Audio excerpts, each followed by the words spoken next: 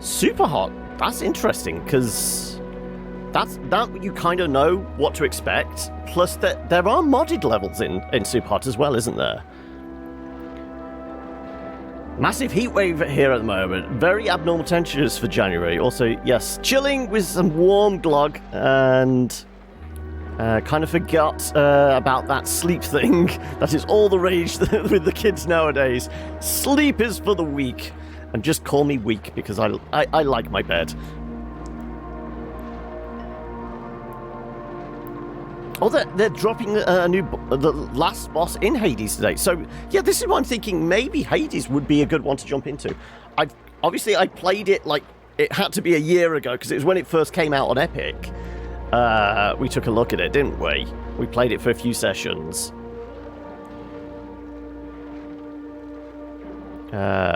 Right, okay, anyway, that's all prepped. So, yeah, we're at 1,076.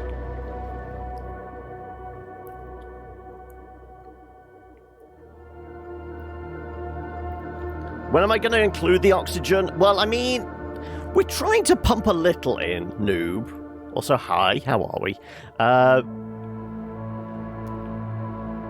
Did I say hi, Silver? I don't know. I've said hi to individual people, but then again, I just went off on the rant. So if I haven't said individually hello to you, hi.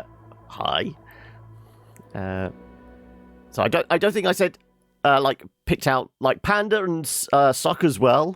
I think we just went straight into the rant. Well, not so much rant, but just say hi to everyone. Yeah, it covers all bases, doesn't it? Hello, everyone. But everyone needs to feel special, don't they? Okay. So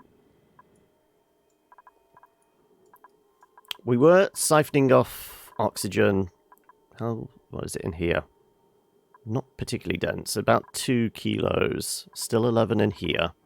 So, I mean, if we want to do anything, we've got to get this back up and running. I want to get some more water in. I did try Noita, yes. I think we only did like a first impressions one on it. Noita's still fairly popular. Because this is also the advantage with like roguelikes, isn't it? Even if we like fuck up a run, it's all afresh and anew for the next session, isn't it, really? I did see your kitty pics, noob. So you say they don't normally play very well together? Or was it they were just particularly calm today, so you managed to get them both in the same shot? Is it one of those, you normally try and take a picture of them both together and one will be just wandering off, and when you scoot that one back in, the other one's off? It's been updated a lot since October. We had fun with it, I sucked at it, but then again, I suck at most games. So, what else is new there? Okay.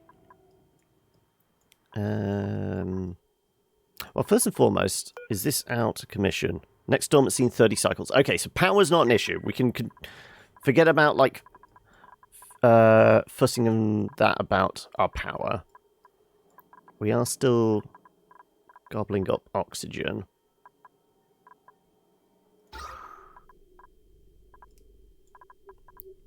I mean, it's not overly dense around here. Yeah, because we were building our weird airlock thing last time, weren't we?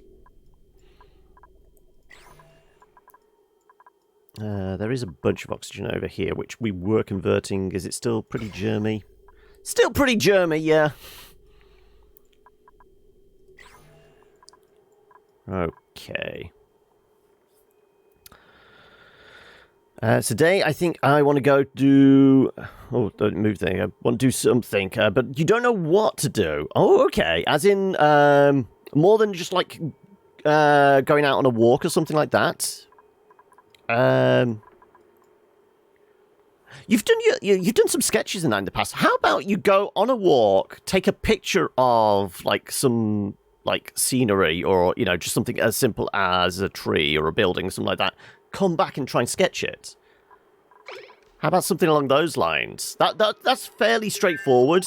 It's not like forcing you to do anything too strenuous, but it gives you like a 2-part achievement goal for the day, doesn't it? Go out, take a picture, come back, do a quick sketch of it. And then we can all come together for ideas for new names for, like, cactuses and mountains for you. Sure, we'll say blossom seeds. Also, Grond, the hardest balls, was that Noita? Yeah, because I mean, yeah, we had trouble with it. Not trouble, but yeah. I could see where I was having to go. It was just like the skill barrier was what was holding me back.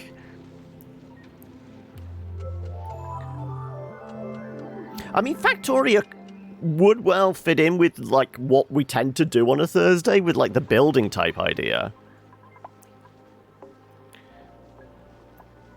You fell back in Starbound with Athalius recently and I'm already kind of bored with it again. Oh no. After how much time? Because obviously we'd be approaching it. Also, did somebody piss on the floor here? Or is this melted ice? Okay. Once again, as long as... I mean, the toilet should be fully in service, so that shouldn't be a problem. I've got a feeling that was like a melted ice or something that they brought back and melted all over the floor. Right.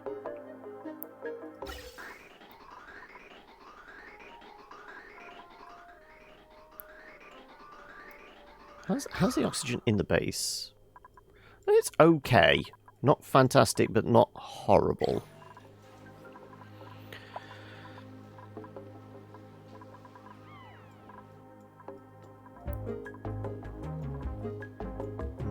Okay. So, like I said, by the end of the episode today, we are going to destroy the base. Now, we have to decide, is it going to be hot or cold this time? Because we've, like, drowned it in supercoolant before. We've drowned it in molten... Was it molten gold we did once before? I mean, is there any other ways we could possibly destroy everything? Other than, like, just spawning a rocket in the middle of the base and then blasting it off. Which is possible. We could just use, like, the, cheat mode to, like, spawn stuff in. I don't know. You know the kind of games I like playing by now, Sock. What kind of mood am I in? I kind of feel like we want something that's kind of tonally similar to this, that kind of laid-back chill type thing. I don't want like another Dark Souls kind of high-stress situation type game, maybe on a Thursday. Maybe something a little more chill than, like, because I mean, we've got a fair amount of action on the schedule, haven't we? We've got Souls, we've got Witcher. I guess Outer Worlds is technically first-person shooter action type thing. City Skylines was another one I was considering, because I mean, again, it's a building type one. We can take our own pace with it.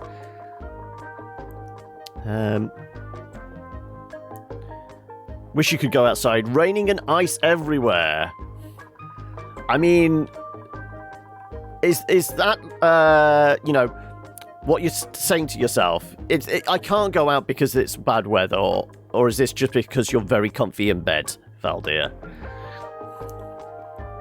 How about filling it with too much oxygen and nitrogen? That's the problem. That's the one thing. And I wonder whether there has been a mod or anything for it, where, you know, oxygen is highly flammable, whether there would be a way of sparking oxygen. But unfortunately, in the base game, and certainly with the mods we have, there's nothing that would allow us to blow up the base.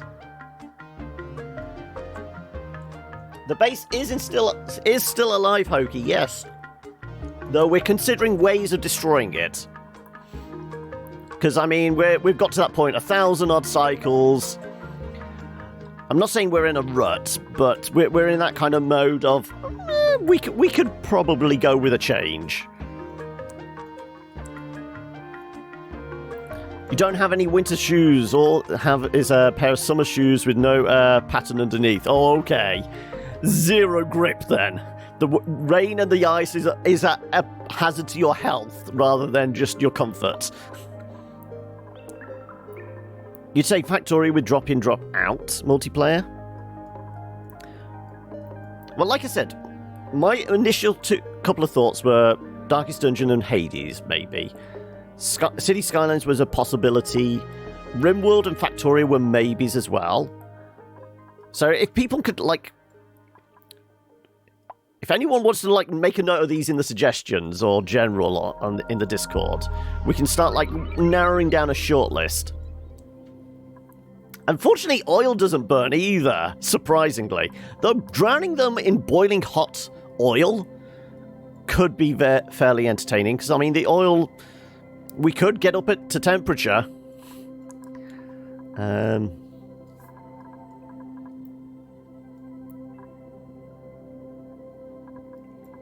Okay. Did we not connect that up?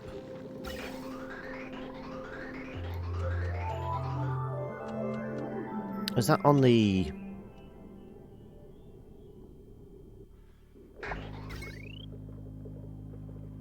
Why is that not pumping then? Is it not powered? It is powered. Why is this not running? Being disabled. Okay. That would explain it. Okay, let's get some more O2 in the base by turning that back on. Is that actually shifting any oxygen? Not a lot.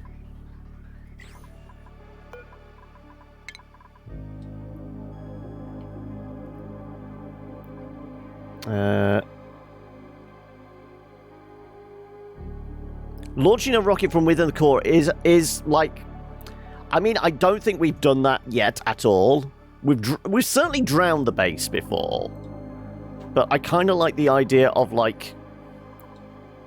Rather than the usual thing of, you know, having a rocket somewhere near the top. We just, like, convert this into a rocket bay and just have, like... Then break open the roof and just let jet exhaust burn everything.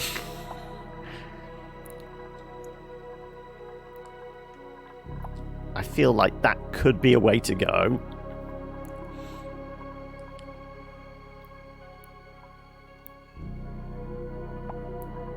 I think the reason Factoria is still watched quite a bit is due to the active modding community. Yeah, because I mean, this is the thing. Older games, as long as they've got like strong mod community, that's where the longevity in them is, isn't it?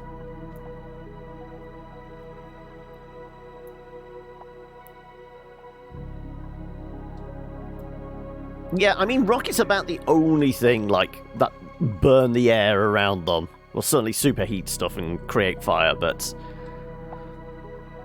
So yeah, I'm thinking we're possibly building a rocket here.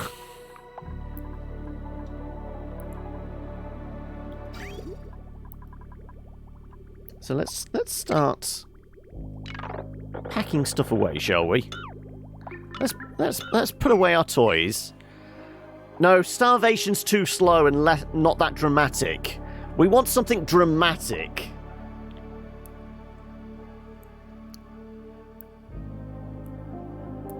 You can open the doors, open a block into the outside and see how long it takes for the gases to vent. It's actually relatively slow. You know, venting into space is not particularly quick. Poison them. Take away their sanitation. Also, thank you for the host there, Duzrev.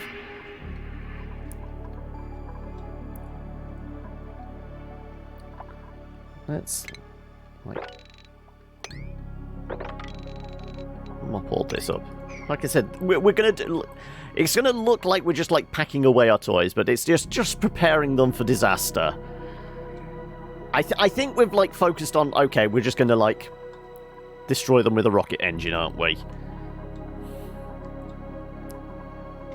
Death by snoo snoo. Spawn a couple of Meeps and let all hell break loose. I mean, as I've said, if anything goes wrong, it is Meep's fault.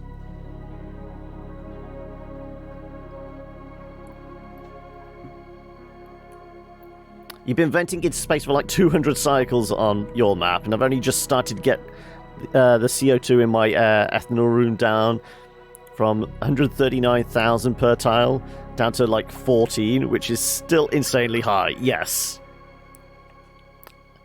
You know, what is it, like in a a high-pressure room with high-pressure vents and that? Maximum tends to be about 20. So, yeah. That's a lot of gas to get rid of. So, yeah, the like, venting into space is reasonably effective, but it's not particularly quick, is it? Also, if you come in at like an odd spot, DOS, is it DOS or DOS?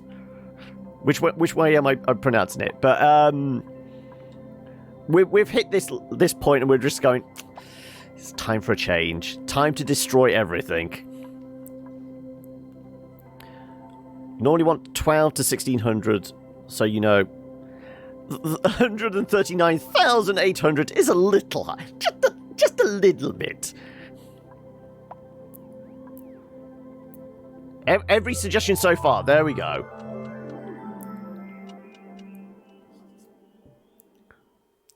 DOS as in disk operating system, okay. Just a little. Right. So we're going to manually build the rocket bay at least? I guess we should, shouldn't we? So it gives us something to do for the next few hours. I will also say we are on a slightly shorter session today, so we're going to wrap up at about 5:30, because I actually have a D&D game tonight, surprisingly. It's not been cancelled with like 3 hours to go or anything. Well, at least not yet anyway. So we're going to have a slightly shorter session today. So, yeah. I can't remember how wide are rockets. That should be wide enough. So if we just basically say the edge of the water fountain there, the saltwater geyser, and like where that ladder is, should be enough width. Happy 2020, yeah. We've already said this. I think Law was responsible for saying, surely this year should be the luckiest for anybody playing tabletop games, because it is double natural 20s. This is the critical success year.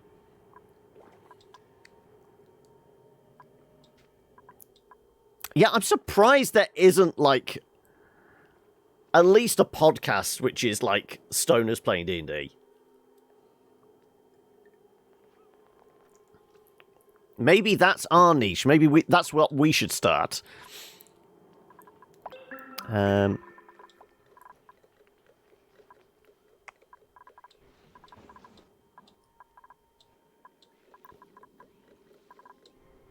Right, that did get shut down, so we should be pumping O2 from on this side, yeah. And they don't seem to be in a particular hurry to go and turn that on. I want to get some more O2 into the base. You started playing in 1984, which is why my emotes are all... That makes a lot of sense. Not all, but you get it. I do get it, yeah.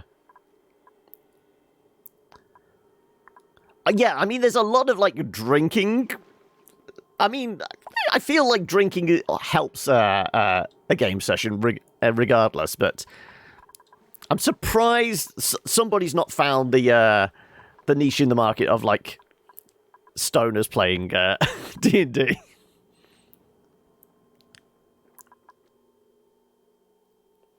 There we go, another one for the Cleric Squad Law. Yeah, so I've played about, this will be my 7th or 8th session of D&D. And I'm currently a Forge Domain Cleric, Lizard Folk. So I'm all about making things.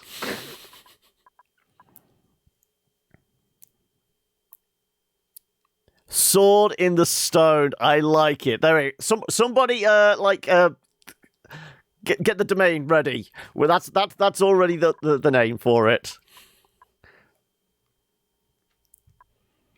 You're a goddamn conduit for the mother hecking gods.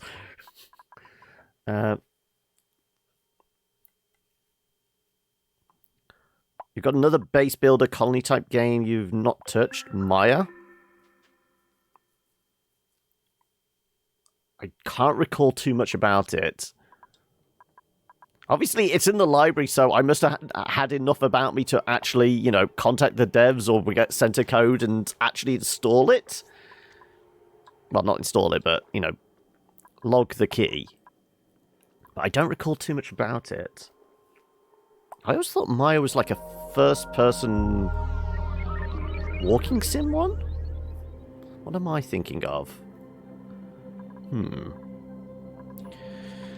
Anyway, right.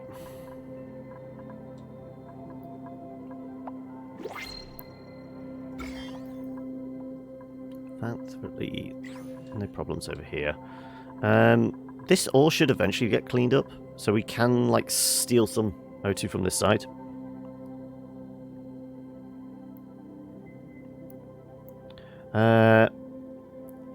Don't comment with that weak-ass planet paladin nonsense.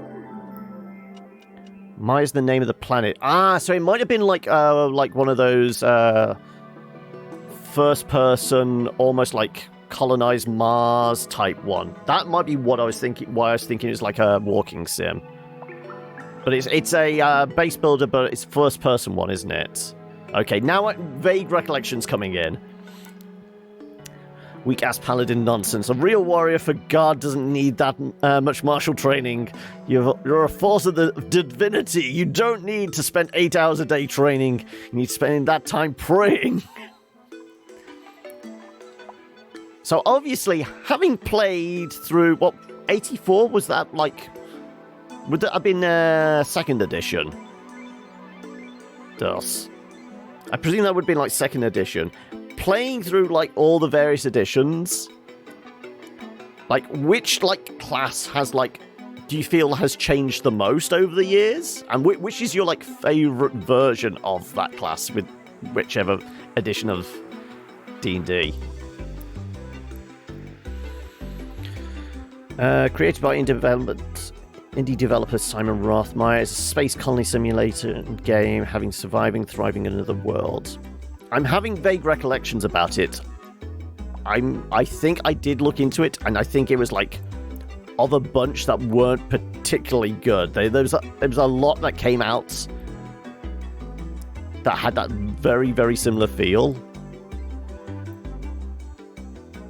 You say I've got 0 hours in it. I might have like 20 minutes though, and that might have been enough for me. When you actually started playing with the coloured box sets, okay.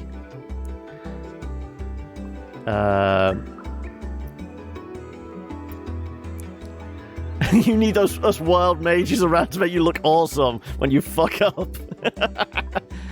when you say that, as in like the wild mages like cause disaster, so the fuck up looks less detrimental by comparison? Is that it? Could say, I want to play a paladin, but DM would say, okay, roll your stats, and if you weren't high enough, you weren't playing a paladin. The end. Oh, okay. I missed that bit. Paladin is the one that's changed the most. In original D&D, you had to roll insane stats at that character creation. Yeah, I from what I've heard, like, in the early days of D&D, it was like characters were very much disposable because you would never get lucky with rolls, so you had to basically play the hand you were dealt.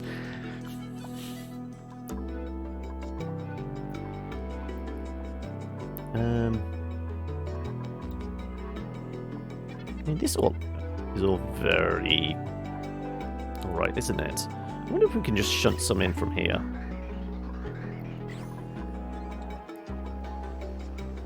How about we do that? Okay. Like I said, we're not going immediately for the destruction.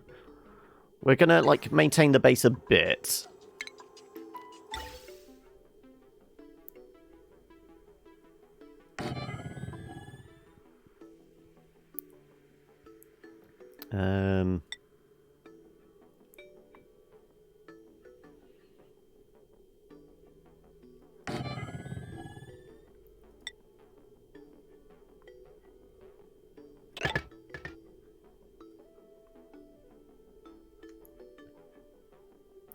I'm not going to be able to bridge across that, am I?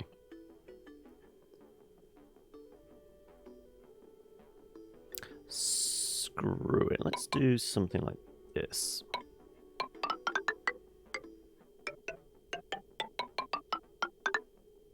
May seem a bit odd. At least I know this way it's being fed in properly.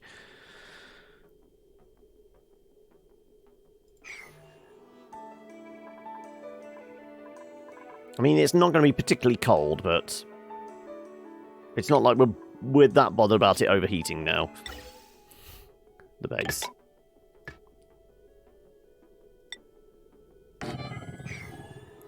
We're going to need some power as well, aren't we?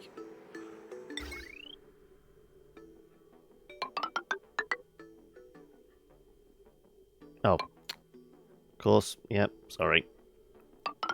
That works better. Right.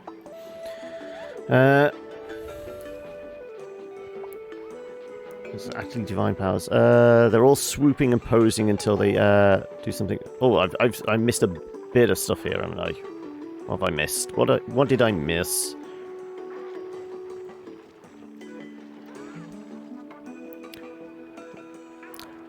Oh, this is about the wild mages. They're all like swooping and posing until something a bit off-piste, and then they get all smug and by gods at all, flexing their way to victory.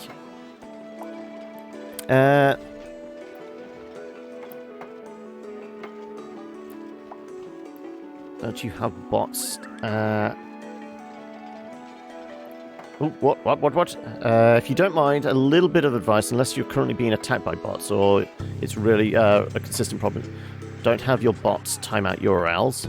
No, I've got it basically. Any subscriber can do URLs. Any VIP can as well. But other than that, I've always said, if you want to post something, I would prefer you posting it, either sending it via tweet or doing it on the Discord. That's the only reason. I've always done that from the, pretty much from the start, once we got the chatbot all set up. So that's been a consistent thing.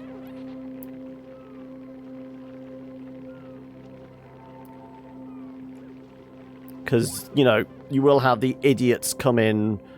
Like, the bots come in and do it, and also idiots coming in and, you know, posting dubious stuff, so...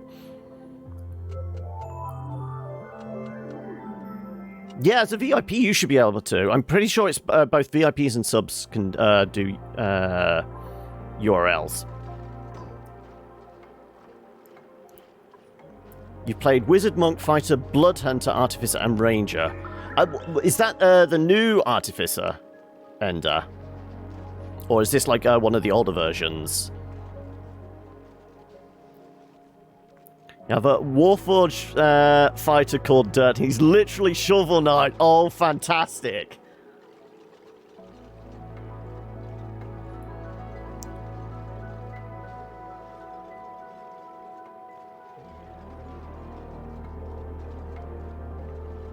So, which version of the new Artificer? Like I said, I've got an idea for, like a Plague Doctor type one using, was it the Alchemist build for the Artificer? What's that, DOS? Do they what? Did I miss something there?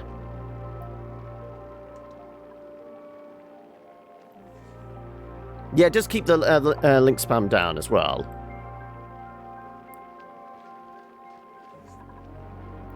I mean, because we also have obviously mods in chat as well. If it is something specific that somebody does want to post and they're new here or something like that, they can ask permission and say, okay, I've got this like link to a brand new game that you might want to check out, or there's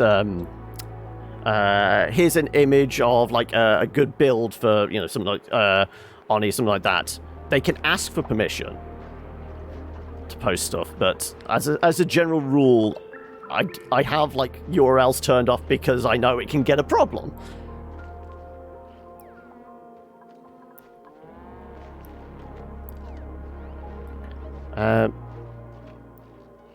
Couple of one-shots we've run. You've played a Warforged Artificer Plague Doctor homebrew subclass. Cool. I'm fairly sure my Plague Doctor would essentially be the Plague Doctor out of Darkest Dungeon. I would want to see if I could get the DM to allow me to have, like,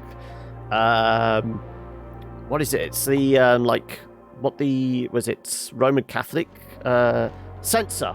Like one of those orbs that, like, can, like, diffuse gas into the atmosphere. I want her to have, like, a sensor which she can use to, like, spread noxious fumes around.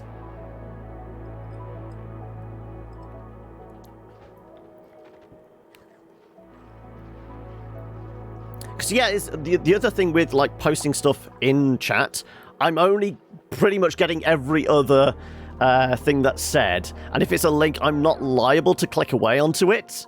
But if somebody posts it in Discord, once the stream's done, I will be able to actually read stuff then and, like, click on important stuff.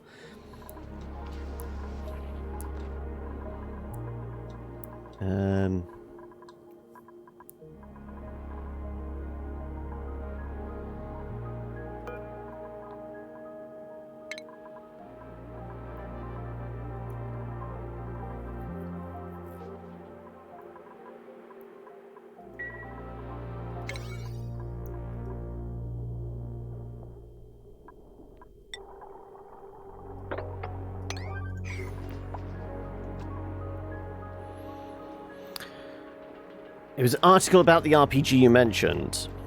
What was the name of it? Now I'm actually reading what you're saying, DOS. It might be a name that's familiar to me. Miasma would be a crazy good name for that character. I like it. Battle Lords of the 23rd Century. Okay, no, the name doesn't ring a bell, but I will endeavor to look it up.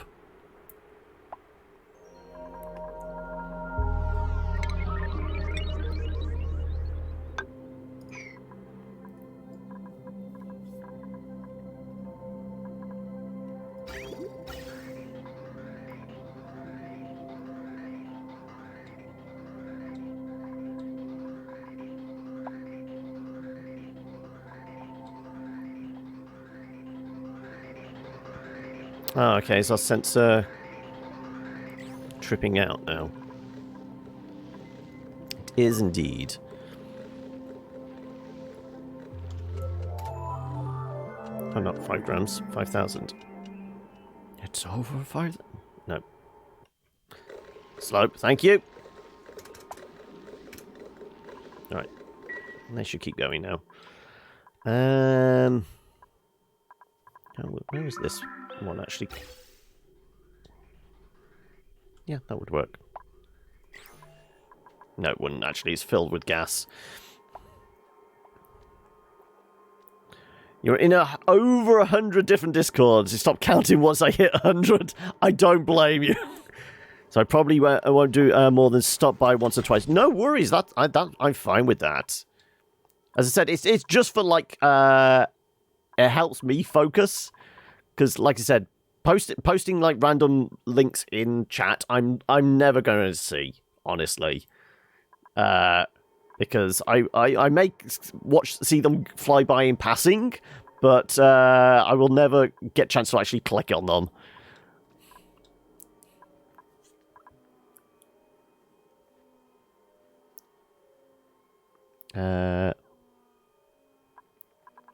You're the same way, yeah. Right. Okay, so we've got plenty of O2 going into the base. As I said, this isn't going to conk out for another 25 cycles, so power's fine. Let's go back to building a rocket bay, because that's going to be a thing now. And we did say we're going to cut it off there, so...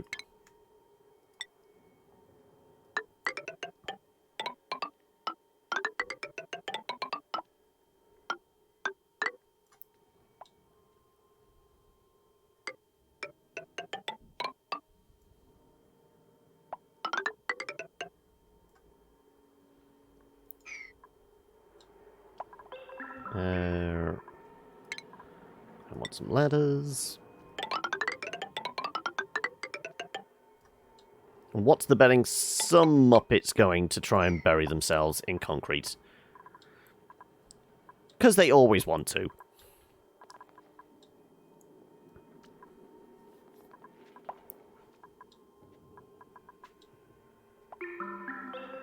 I mean, I would say we'd just make it this wide, because we've already got pre-built walls anyway. But it will mean eventually knocking extra bits of the tubing out and the transit system. But I guess we can get to that point when we do.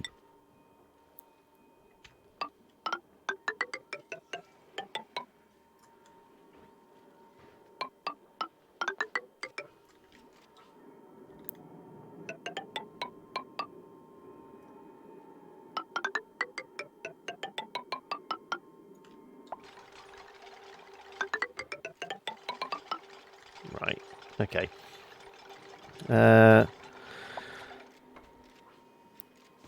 1 out to 10, what's our rating for this base? I mean, it's been fairly solid. I mean, like, as I said before, we've been on kind of easy mode because it's the like, starter biome and that.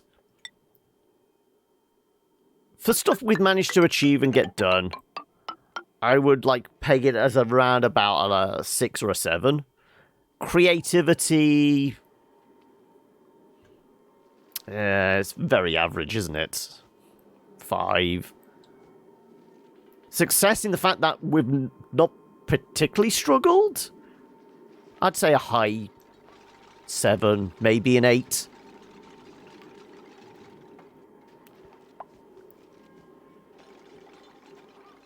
Oh, no, I'm just realizing we can't do that just yet. Yeah. We want to keep those submerged because they've got a bunch of slime and that in there, so... Yeah, it's not been disastrous. Surprisingly.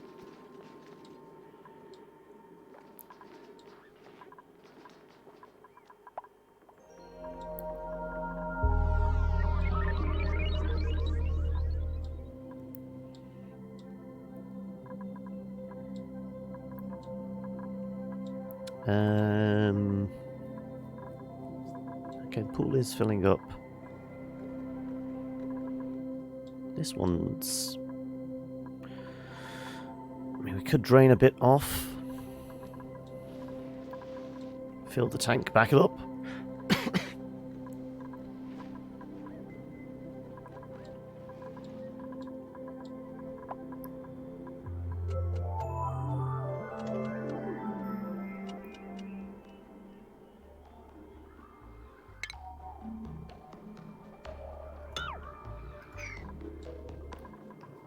Let's do that.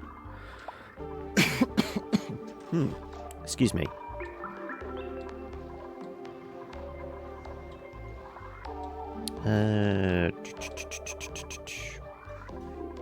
Right, so yeah. They're going to work on the early stages of whatever this is going to be. I guess we can just block it all out.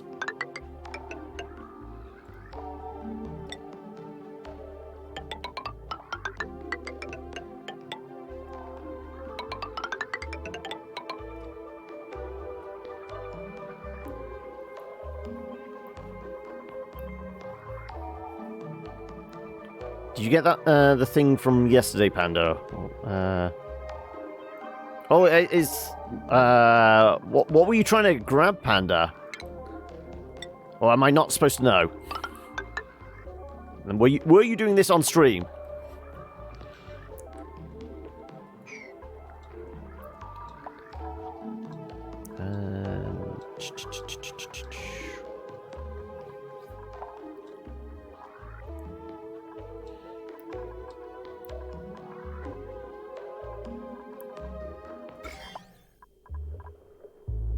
Yeah, it's all pretty germ-free at the moment.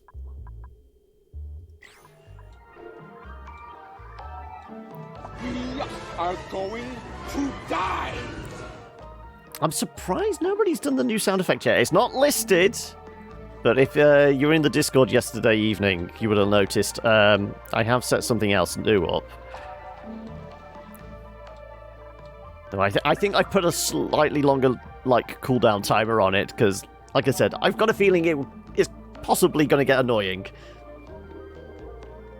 Fuck this Kono here! That would be the one.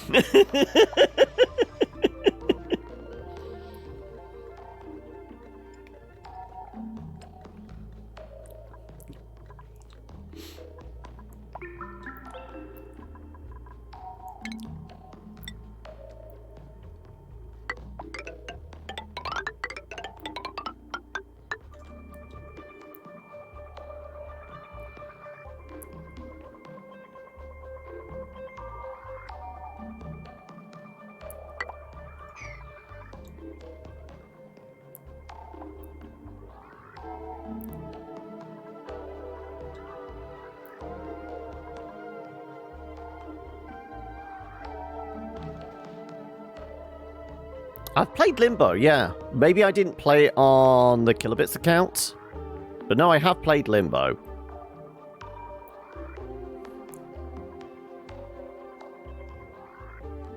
Oh, you got a festive key. What was this in? Rocket League or something like that?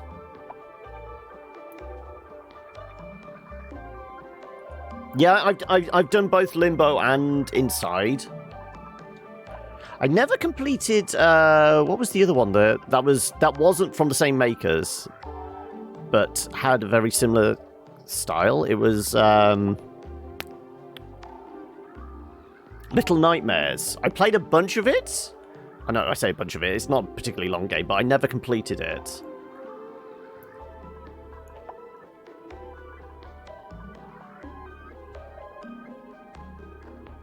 Oh, just the Steam badge. Oh, okay. Is this one for the the winter sale? You're gonna get stuck there. Yeah. Wow. They got out just in time. Yeah. I mean, it's probably because there's only so many suits available. That's why there's a few idle. And there's not a lot to do inside the base. We'll take the hatched eggs. You did all the Steam sale missions, okay. So has anybody picked up any really good bargains in the Steam sale? I mean, I did peruse it, but honestly, nothing really jumped out and go, right, yeah, you have to buy me. Because I mean, in previous years, I think it was even what was it? Probably not the summer one. I think it was last winter one. There was Shadow of Mordor was £3 or something like that, which was one of those, okay, even at this price, everyone should own it type idea.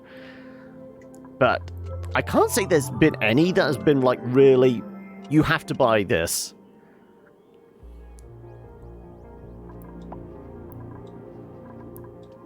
The one game that I have definitely got on my wish list that never gets discounted, or if when it does, it's only a 20% discount or something like that, is Nier Automata.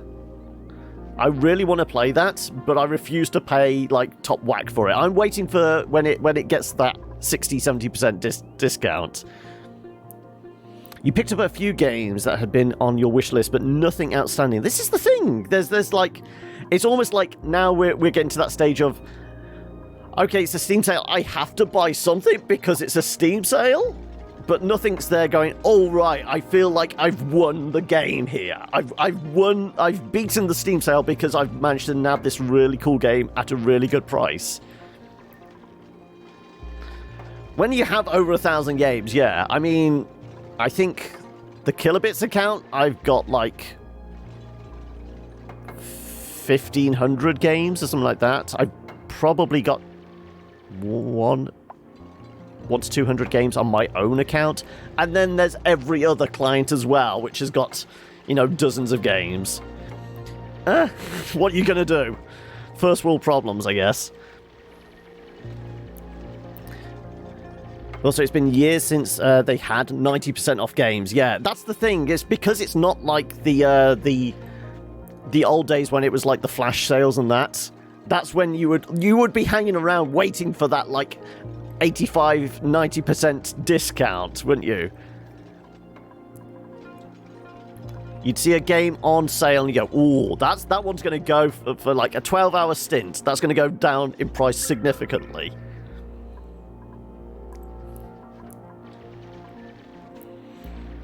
You're stalking my Steam page at the moment.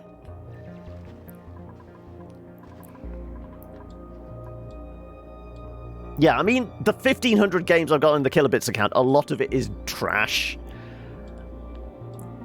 I mean, there is some really cool indie stuff in there, but there's also, okay, this looked good when I first looked at it. Got in touch, got a review code for it.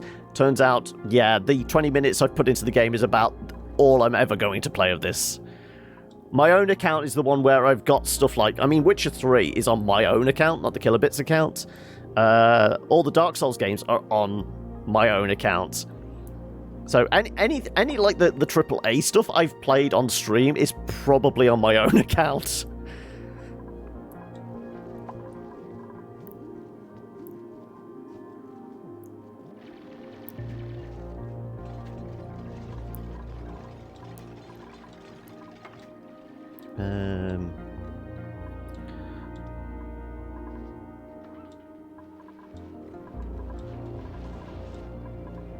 Okay, the water has topped up. Good.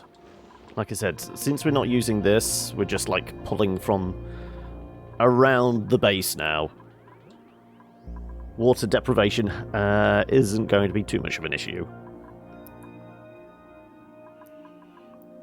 Embarrassed to admit that what percentage of my games I have less than 5 minutes in. Install it, set it up, don't play it, eventually uninstall. Yep. I mean, admittedly, I don't know what the percentage of the ones are, but if I've installed it, I've probably played a minimum like 20 to 30 minutes, because it's whether I've done like a first impressions on the YouTube channel or played it here. If it was on the YouTube channel years ago, it's probably that 20 to 30 minute mark. If it's here, it's had at least maybe an hour in it. But that spread over 1,500 games. This is why no game in my library has like more than like I think Oni's about the only one that's got like 300 to 400 hours in. Everything else, the average is about maybe 2 hours. Speaking of games on your account, John, if you ever get back into playing GTA or even start playing Red Dead 2, you'll need to download Rockstar's own client, since any and all installations of GTA and Red Dead will force you to use the Rockstar client. Yeah, it's a bit like if you own a Ubisoft game on on Steam, you still need to like log in with Uplay, don't you, as well? You played one of those sale games you brought last night for 4 hours. It was fun, but now I'll probably never touch it again. Yep. First world problems, definitely.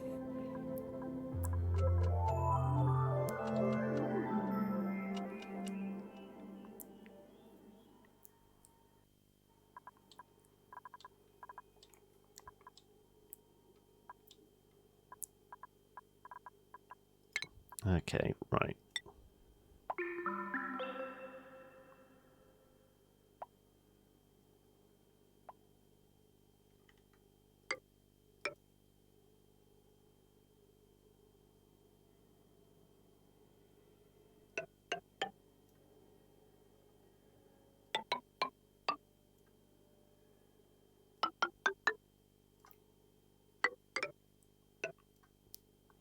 I'm keeping sections of this open so they can run past if they need to. But we're just trying to figure out roughly how wide this is going to be. Oh, okay. Didn't take into account that there'd be a gas vent here.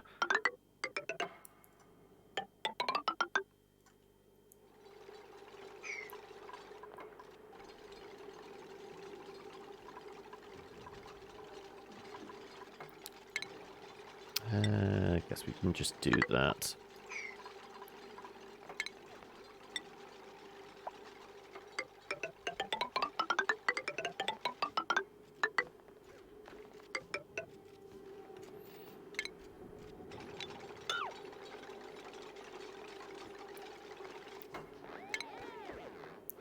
Found this year is going to be a big game for you. Yeah, though. Diablo, Fable, some other thing I don't remember. Lots of good stuff to look forward to E3. I mean, there's high-profile stuff certainly coming out this year. But again, I feel like it's going to be one of those years, like, it might actually be very front-loaded with, like, big games, because stuff like Cyberpunk is March? Is it March or April? Final Fantasy VII Remake is around about the same time. There's going to be a lot of stuff that's front-loaded. There's going to be 2 or 3 tail end of the year, but because we're looking at a new console generation by the end of the year, like, the big AAA stuff, I think is going to be missing. There's going to be a few, like, reasonably big-sized titles for the launch of PS5 and the Xbox, isn't it? That's what they're calling it. Whatever Scarlet is. But it's going to take a year for, like, the developers to get their head around what the new consoles are going to be. And that always tends to govern. You're going to get stuck. Come on, chipset.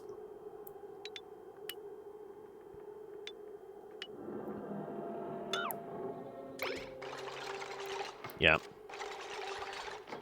Somebody who's about to bury themselves in concrete.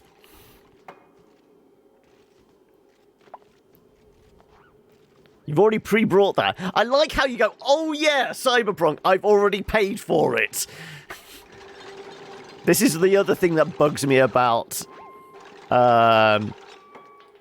big AAAs. They get you to, like, pre-order and pre-buy, and then you forget about it.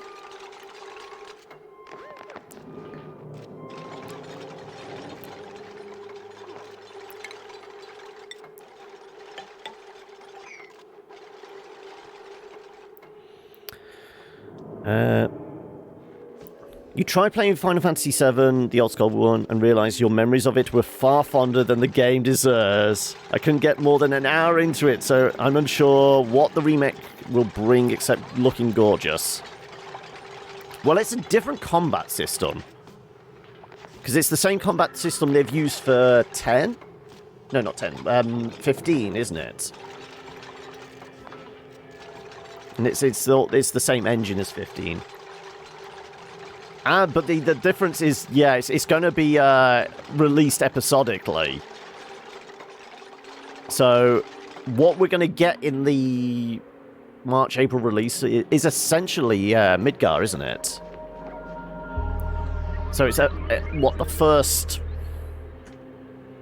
3 hours of the game?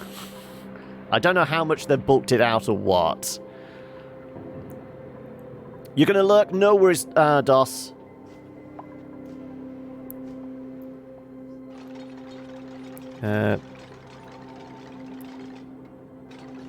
Your expectations are, please be good.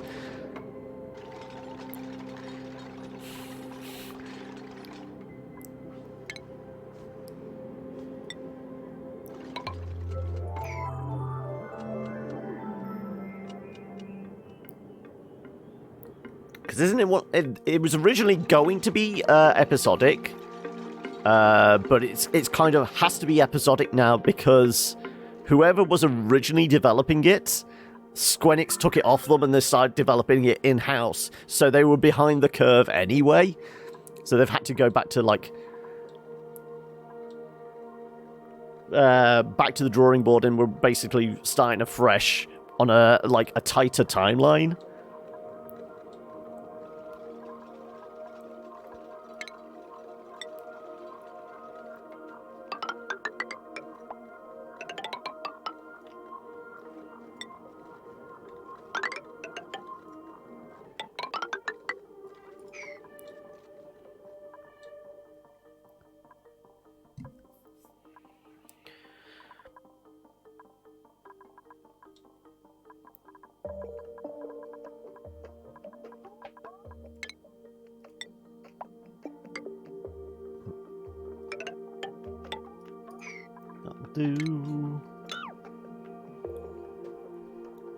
They had to cut a lot of shit out of the original game, so the reason the episodic release is so they can don't cut anything. There's potentially new stuff in there. I think like certain like scenes and that are going to be extended. I don't know how much like new stuff there's going to be, but there's certainly going to be extended like stays in certain areas and things like that. And you probably will get some like not so much new lore or anything like that, but it's going to like increase the immersion, possibly.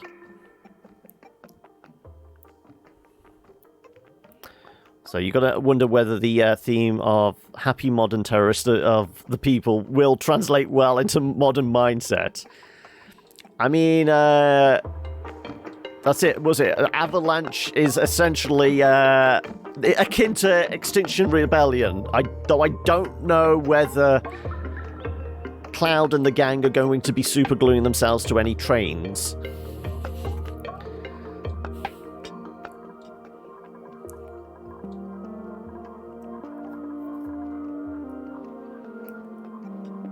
They need to start remaking some of the older games. They remade 3, it was good, but then they remade 4 and it was amazing. I do feel like we are going to get a revival of a bunch of like classic titles. Well, I mean, we've been having it over the last few years, haven't we? Because, I mean, not only Final Fantasy VII, but we've got Resident Evil 3 next year as well. Next year. This year, wow. 2 days in, I'm already... Next year? This year? Wow. Okay, well, that's the first one. I haven't written down the date wrong yet, but then again, I've not had to, like, sign any paperwork or write any checks or anything like that, which is normally where... 2019. Shit. Scratch that out. 2020.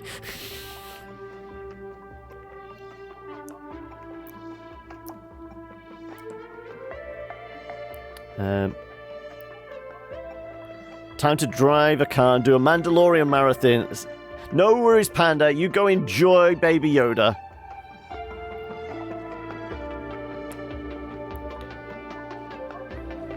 You renamed all the characters, did you?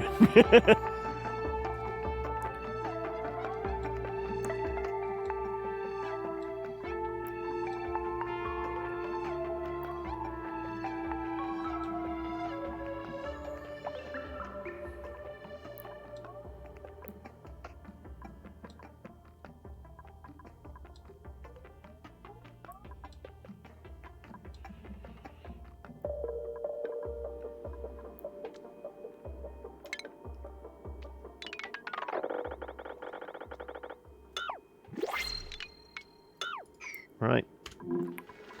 What do we get this time? I believe it's a fish dinner for everybody.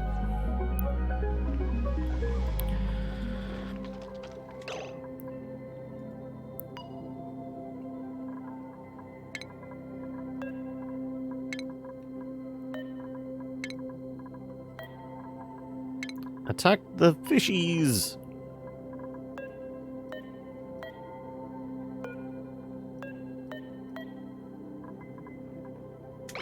I'm going to have them flop about a bit so I can actually find the buggers.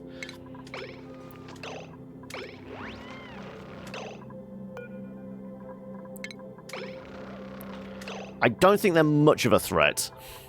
I don't think they're going to fight back that hard. Fish in a barrel is a phrase.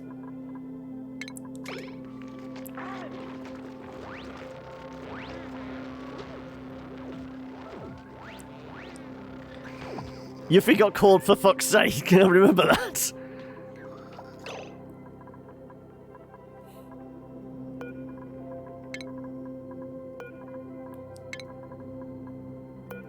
Also, I'm presuming the FFS is what that stood for.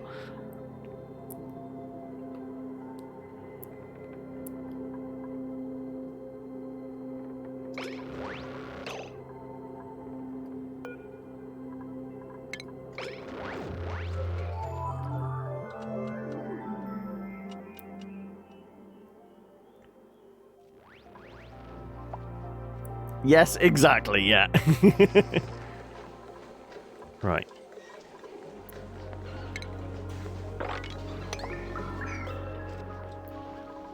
I'm sure barbecued fish. Yeah, barbecued fish is on the...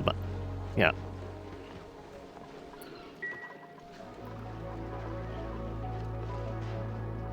Barrett was Big Mama. Neris was Cryface. I see you really had an emotional connection with all the characters there, Sock.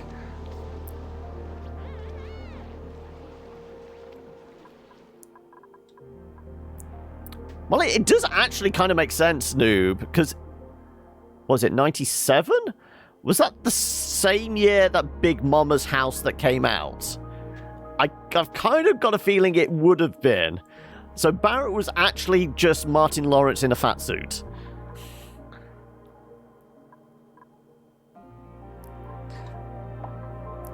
I need somebody to check now. Did Big Mama's House come out in 1997? Otherwise, that is actually like just convenient timing. Also, where did that water come from?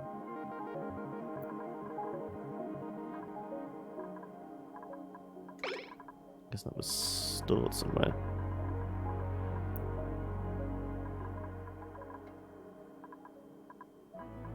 I guess that could be some ice there. It was 2000, was it? Okay.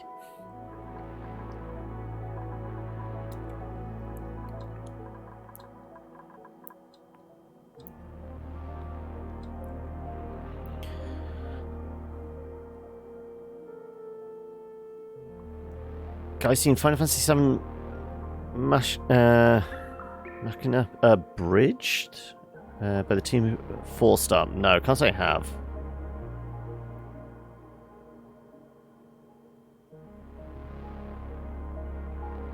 You named the gun, not the man.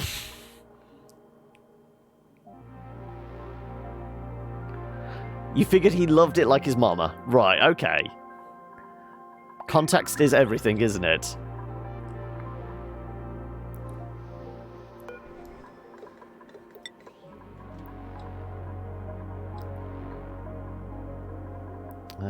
Let's close that up.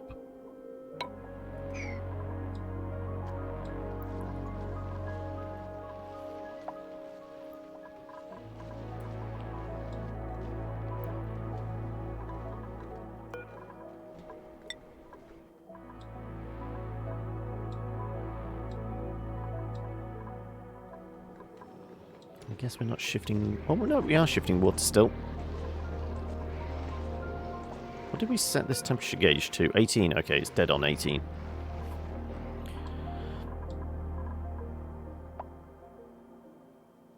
Okay, the water's rather warm. The base is going to get a little warmer, I guess. As long as we don't kill any plants.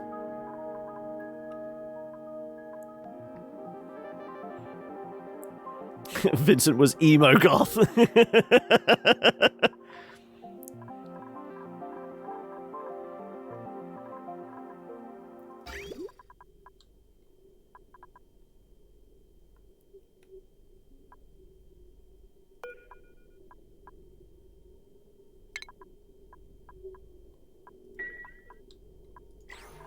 Let's see if we can get some ice in here.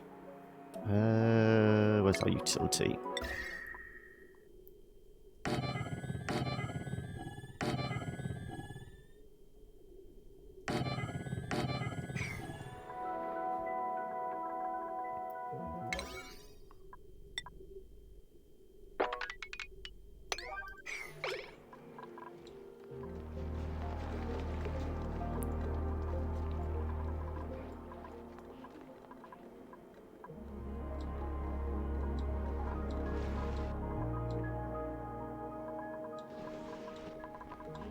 Preferably somebody come do this before we let anything in that we're not meant to. They're good.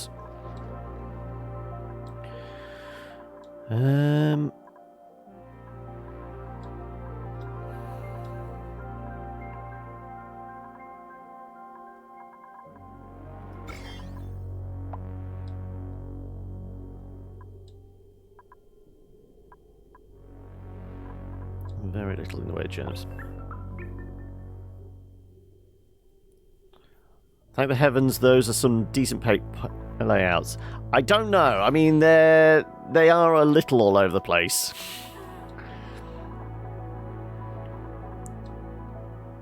I mean, we've basically been cobbling it together as we went. Torma?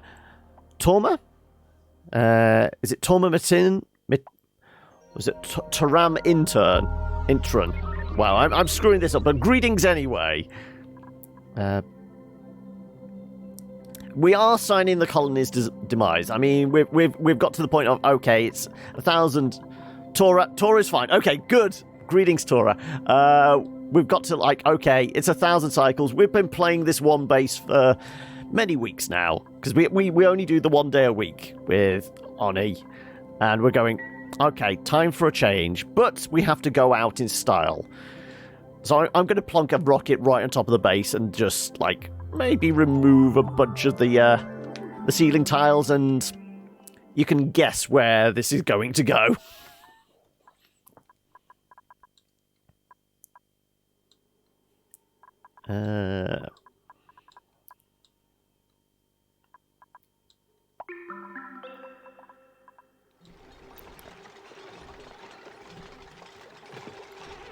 Death is merciful compared to what I just witnessed.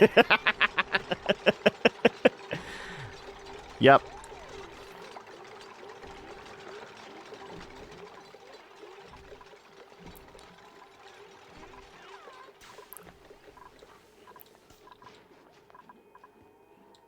So, as always, I feel like it should be Meep that destroys the base. Hey, Foxin! How are we?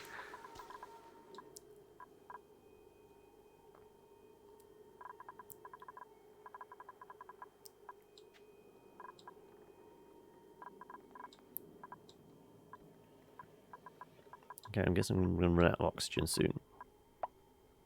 Oh, wow. We really dropped down pressure-wise.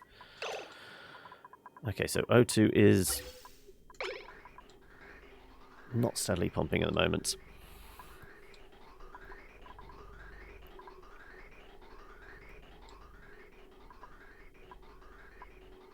Thankfully, we are pulling in the extra from here. So, we're not in too bad a shape, I guess. Was majorly hungover yesterday, but feeling a lot better today. Was it just all the champagne to bring in the new year, or what was drunk? Go on then. Like I said, I've not actually had a drink since Monday. So I feel like with the D&D game tonight, I think I might be breaking out what's left of the Christmas booze. I do still have some rum in the cupboard.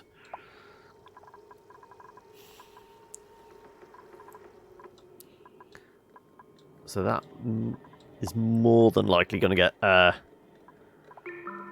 was about to say used up, but I mean, I'm only playing for 3 or 4 hours.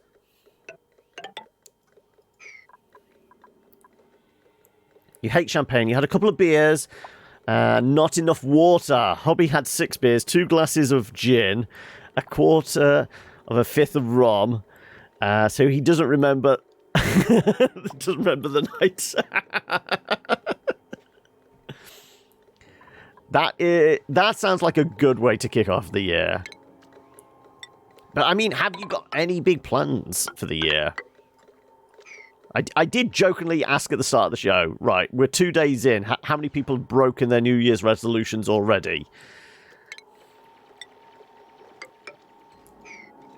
You know, anybody, you know, promise to, you know, quit smoking, or, you know, they're going to go vegetarian or vegan for January, and, you know, 2 days in, okay, gonna have a fag, gonna have, like, a bacon sandwich. I'm done.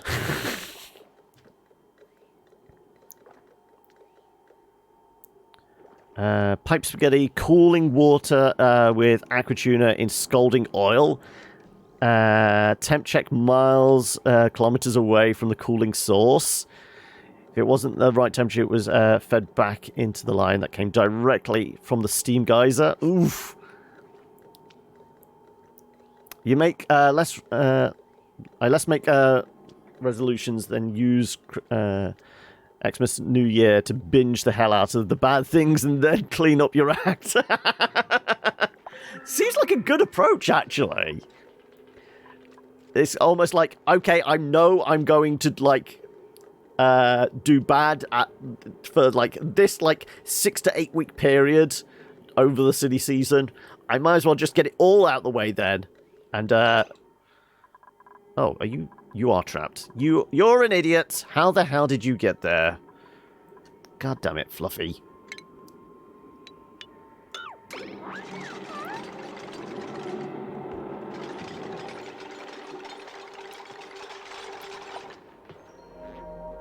And you fell asleep. God damn it. Your resolution for New Year is to quit sugar cold turkey. Both sweets and foods with added sugar. Down to ingredient level. Wow. That's going to be a tough one. Because the amount of stuff that's got like a little bit of like sugar in as a sweetener. Kind of sneakily. That's going to be tough. Also, how much intake do you already have? Because basically we know sugar is a drug. You're going to... It's going to be like... You're going to be climbing the walls. The skin's going to get itchy. It's going to be like coming off heroin, isn't it? I'm going to misbehave and then say sorry later. Yeah, it's better to apologize than ask permission, isn't it? Don't really do resolutions anymore. We're doubling down on saving for vacations in Japan and Dominican Republic. That sounds like a good plan. So I guess you could say, right, I'm going to cut this thing out, not as a New Year's resolution, just as a cost-saving method, so we can afford to go and do this.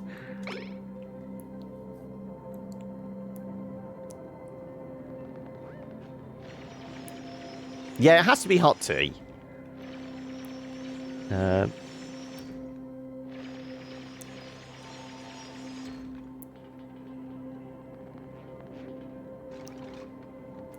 Anything I want to change? I started months ago. Down 15 pounds since October. That's impressive. Congratulations.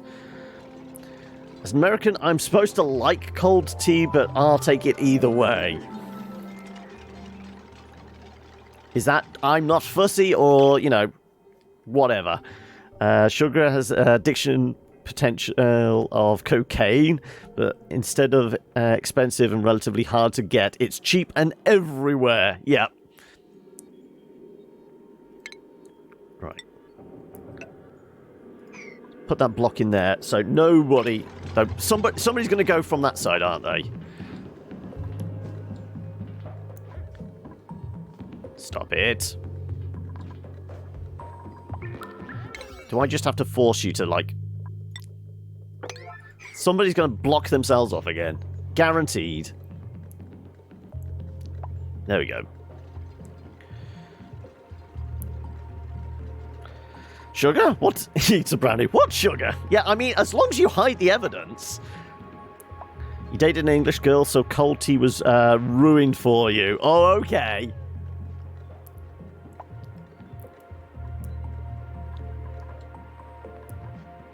I think...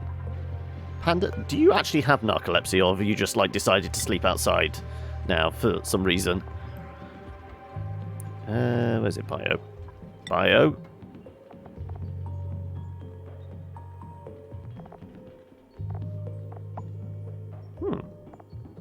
Gastrophobe, not twinkle. Yeah. So, doesn't have narcolepsy, he's just deciding to sleep outside for some reason. Okay. Well, I guess that's the thing.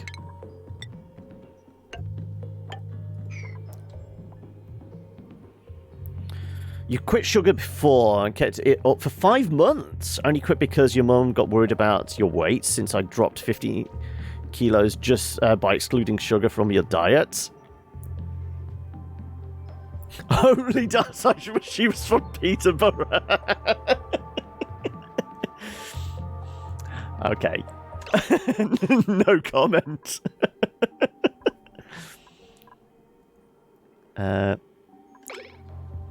Last year, NHS recommended daily amount of sugar increased by 5%. This was explained by 51% of dietary advisory boards being made up of buying and sugar carb producers. Go figure, yeah. This is when, like, the advisory boards are made up by the people that are pumping the stuff into your system. You know, it's yeah. There's going to be some backhanders in the way, isn't there?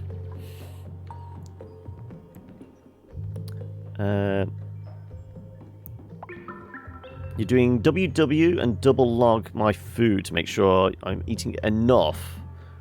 Oh, Weight Watchers, I guess. WW, yeah? I'm trying to think. What's WW? Is that like a very abbreviated website? No.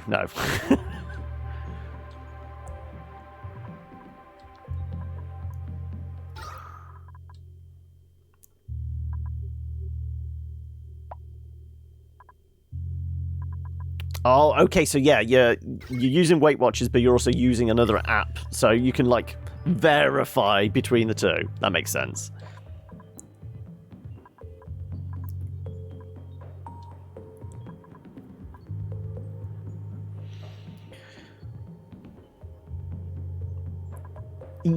Pretty much, yeah. We're basically building a rocket bay right on top of it. And we're going to cheat and not use the basic rockets that we can make. We're going to use the cheat tools and bring in, what would it be? It'd be the hydrogen-celled rockets?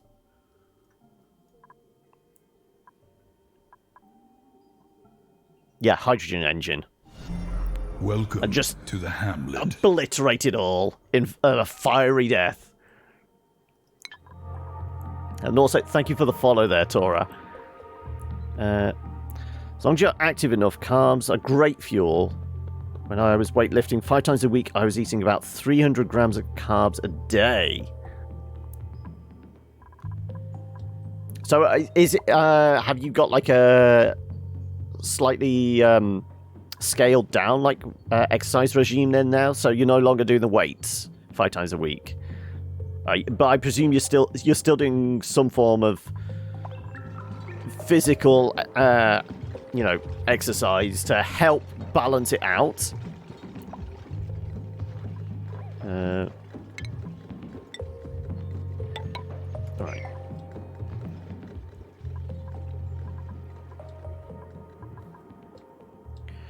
I guess this can get gone as well.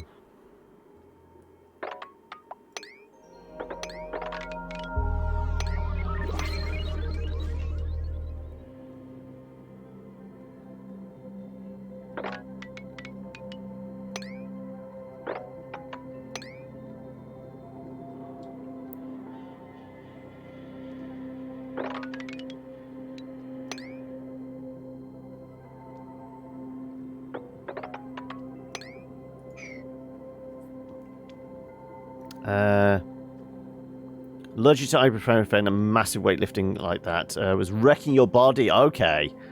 Gonna be right back. Make my eyes bleed seeing what progress Pipe's spaghetti has made. No worries. Don't eat nearly as much anymore, but I'm staying active. Treadmill 3 times a week, yoga twice a week, weight training once or twice a week. That sounds like a healthy balance. So you've got like the you got flexibility in there with yoga, like cardio with the treadmill, and then you got the weight training as well. So that sounds like a good balance. Not that I know anything about any physical activity, but that, I mean, at least to a layman like me, that sounds like a healthy balance. Also, this should actually be slightly higher.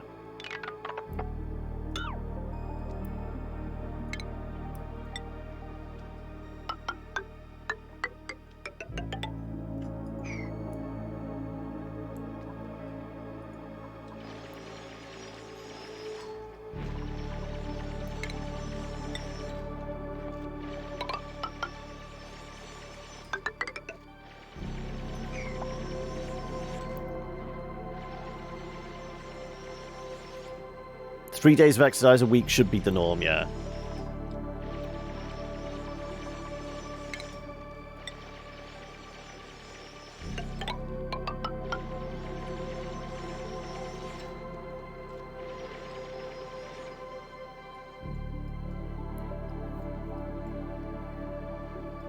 Okay. Well, we should have another, what, 15 cycles of this, if it wants to click. 17 cycles, yeah. Nope, nope, nope, staying here.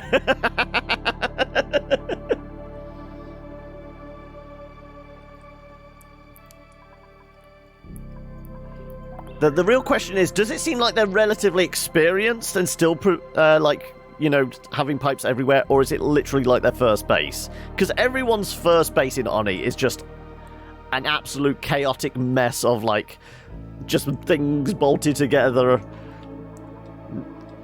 Because at that point, you are just learning and go, right, what do I need? Oh shit, I'm going to need some of this. Let's bolt it onto the side. Essentially.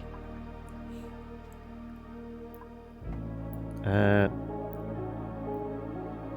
you are lying in bed eating Linda's like there's no tomorrow. I mean, you've stepped it up, because what wasn't it like last week? It was like the equivalent, like the Easter bunnies, but it was like a Christmas Santa, wasn't it?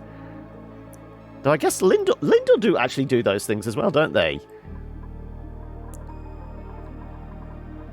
I thought you were just hanging out there, Chipset.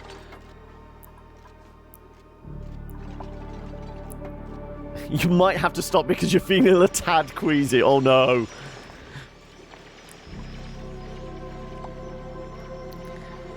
He's on his third base and can barely follow tips, but doesn't want to be outright told what to do. I mean, I would say, yeah, a lot of this is learning yourself.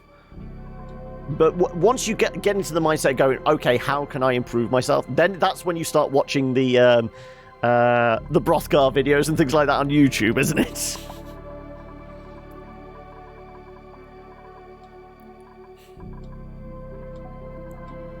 I mean, there's optimum ways to play this game, but then there's also...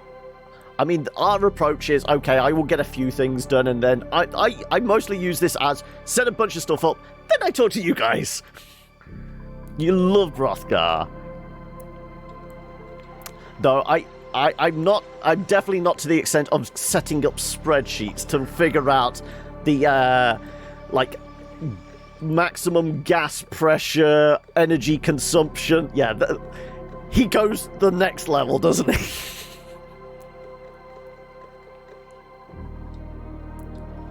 Right. Well, that's just going to be pumping unwanted gas now. Yeah, for the most part.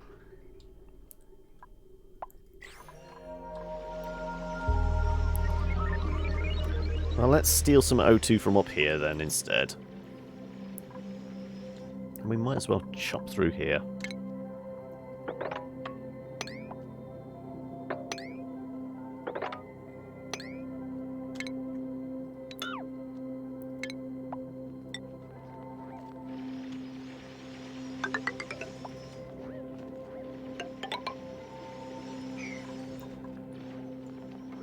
Yeah, if we put one around here.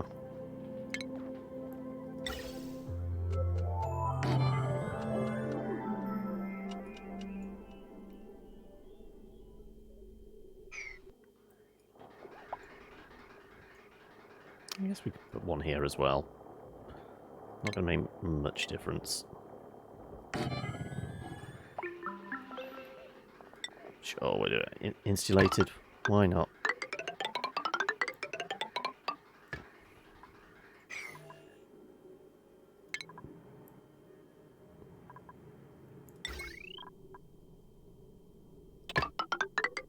Nope. Oh, no. God damn it.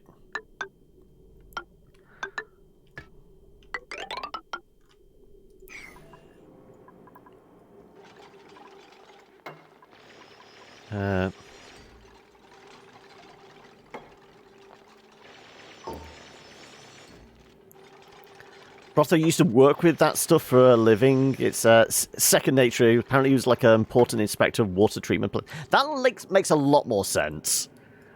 Basically, the engineering factor coming into play, it makes a hell of a lot more sense now. Yeah.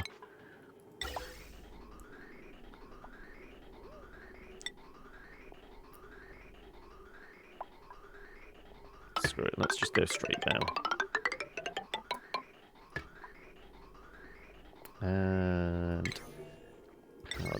that up.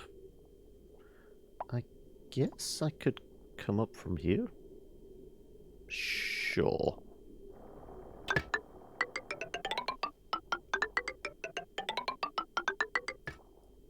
We'll just run a ladder.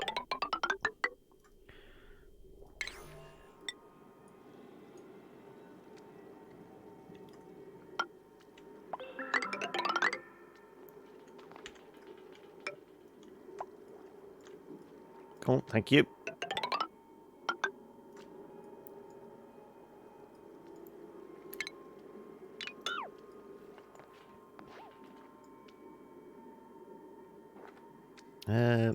This is probably out of commission because of the water, isn't it? I don't know whether anyone is actually going to scoot into that.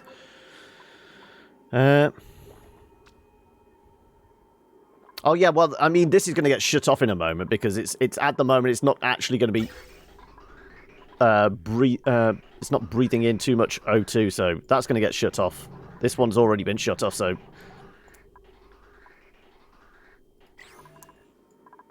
And remember, all of this area here is going to get demolished eventually anyway to clear out space. So, yeah, I would use bridges if it's important, but it's not. This is just like squeezing a little extra O2 out of the surrounding area so I don't have to turn on our hydro plant, you know, electrolyzer anymore.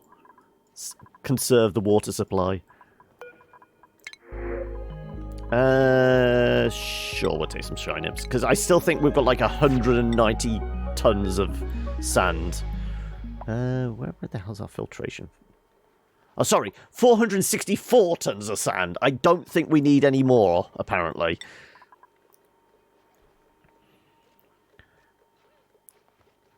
Getting PlayStation ads whilst using the Xbox ad is kind of cheeky.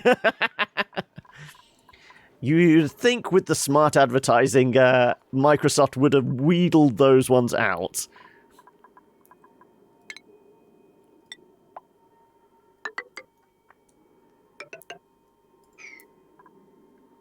Yeah, I presumed it was the Xbox Twitch app, yeah.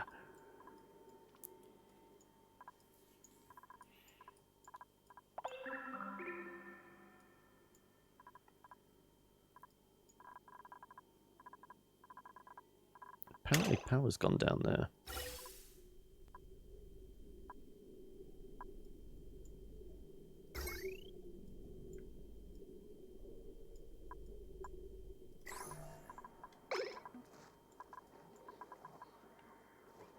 That seems odd.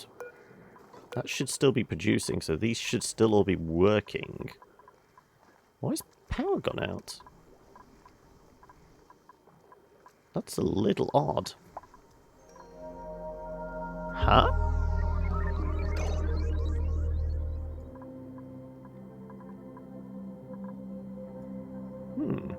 Okay. Maybe it's Microsoft being like, Sony might need the help. Ooh. So, I mean, does this mean... Obviously, you're already on Xbox. Are you planning on getting the Xbox? Because that is what they're calling Scarlet, isn't it? Come holiday this year. Are you going to stick with your Xbox One for a while? Yeah, power's back on. I don't know why it suddenly conked out there for a moment. Because, I mean, we've got a steady supply of natural gas for another 15 cycles. We know we're not, like... really got a drain on supply, so we should be fine.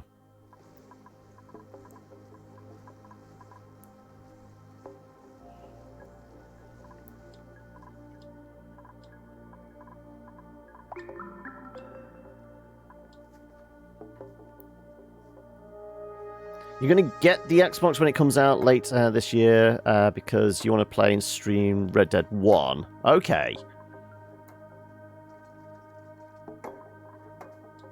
So have they actually said whether Microsoft's probably not said itself, but I dare say people have speculated what the launch first-party titles are going to be with the Xbox.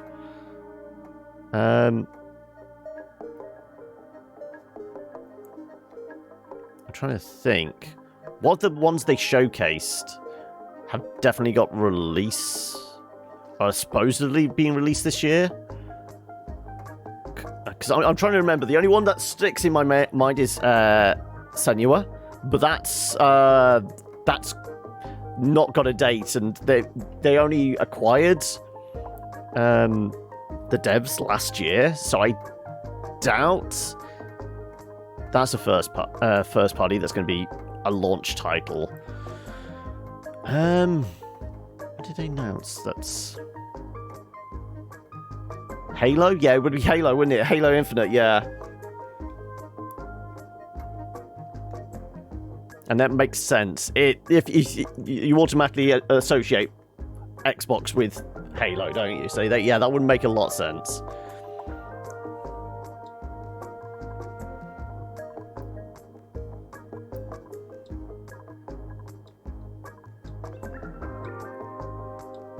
I'm trying to think of what other ones. Because they had that whole showcase thing, but I've completely blanked on it, other than just having Senua scream in your face for about a minute. That's the only thing from the Xbox event I recall.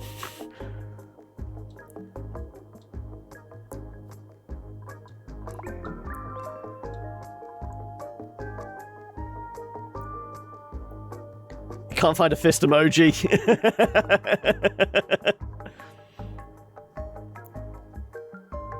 Infinite's coming to Xbox PC, so they really need to get it on the Xbox. Yeah, because it's that whole day and date release, isn't it, with Game Pass?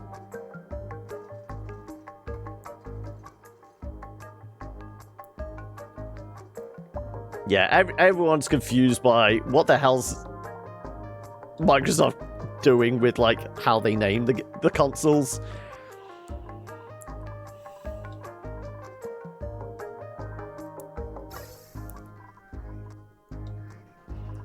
Yeah, but a few 100 grams. Might as well just turn this thing off now.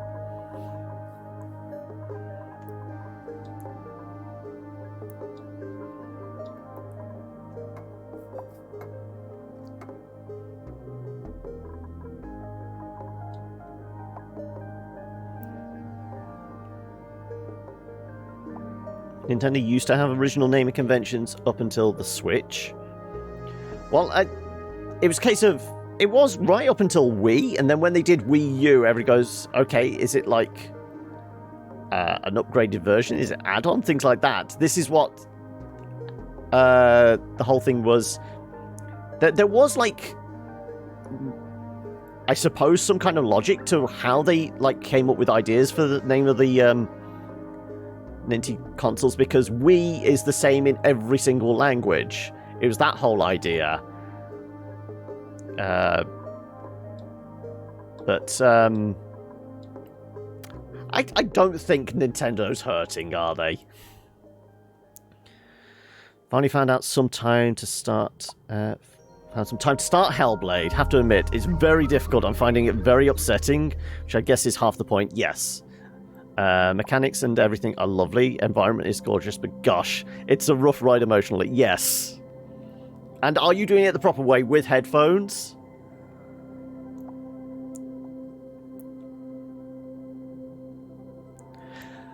Yeah, I would imagine that would be, even as a passive observer, it would be a rough ride for you, Law.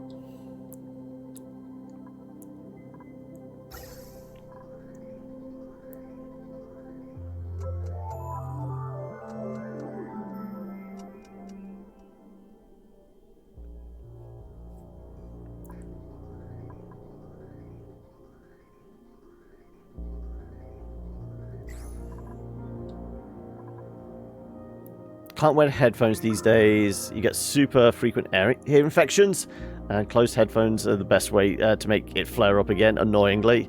Okay, so even without like the 3D surround voices, so are you actually able to get that, or are you on like stereo speakers? Because we played it on stream, I was obviously on headphones. I don't know what it would be like on like almost like just stereo pounding into your face.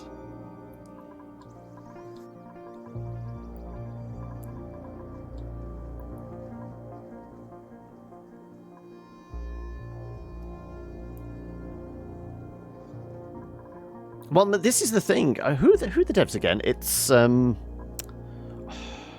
once again, brains blanking. But no, the fact is they actually from day one employed and consulted with Ninja Theory, thank you, a psychiatrist to help with the development, and actually spoke with like representatives of a schizophrenia charity. So from day one, they built it with, okay, we're going to tackle this properly, like sensitively, but not like glossing over it and just like doing the typical video game thing of, oh, it's a crazy person, we'll set it in an asylum kind of idea.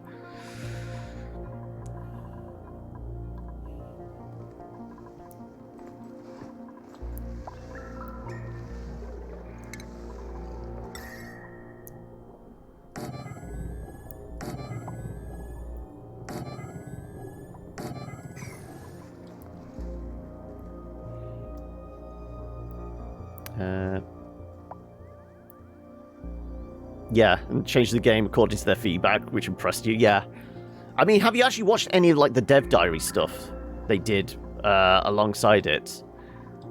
Because that was really insightful and really interesting, especially considering like the actress who ended up playing Senua essentially was their like documentarian videographer, and she was only there to like be a stand-in initially until like, okay, she's in the mocap suit, she's actually emoting. Oh no, right, she is Senua now. But yeah, if you get a chance, watch the documentary stuff of the making of it. Is really insightful. Now that's some high quality H2O. Really, we're quoting Waterboy now.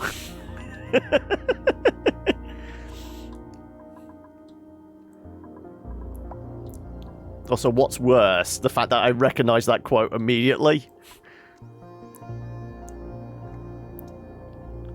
All the Senua stuff was described by someone from those groups, from the Hanging Dead People and the High Bright Color Moments.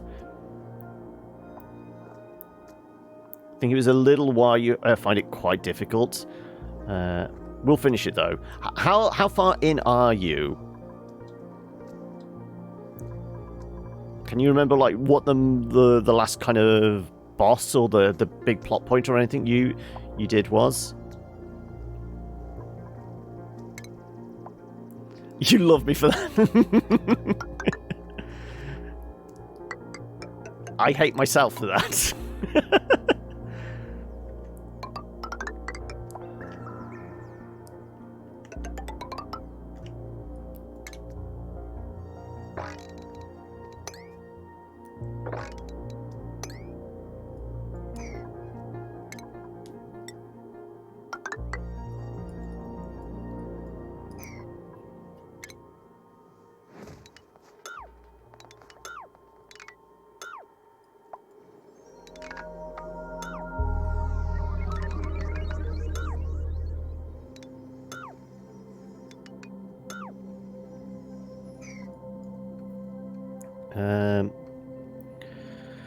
Kitty just came into my room and scared the shit out of me. She came in so quietly.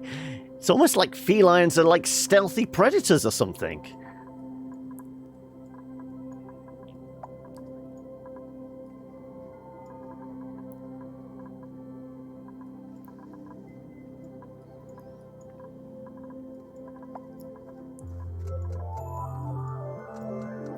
Yeah, the one thing I haven't done in preparation for this evening D&D game is I haven't rolled up a new character yet, because I'm anticipating we could be looking at a party wipe, because we are fighting a fucking dragon. So, maybe I should do that while I'm having my dinner. Though I don't know, wouldn't know where to start. What do I want to play next?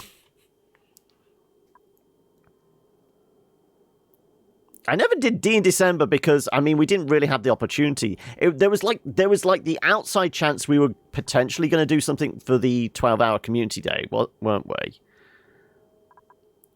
But I think Valdir vaguely volunteered and then like probably rapidly came to his senses about doing a battle royale kind of one shot. But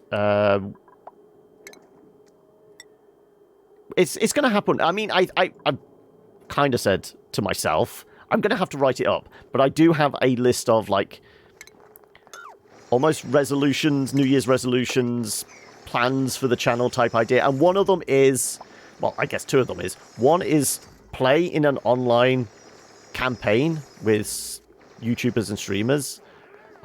The other is run a one-shot. So it's going to happen at some point during this year.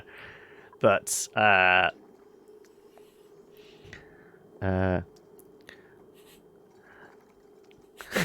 know, I was going to say, if my cleric dies, it's going to have to be something different, but something vaguely similar.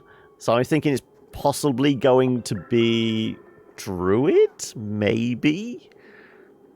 Can't do sexy bard sock. There's already a bard in the party, and then there would just be too much sexual tension. You can't go too sexy. Let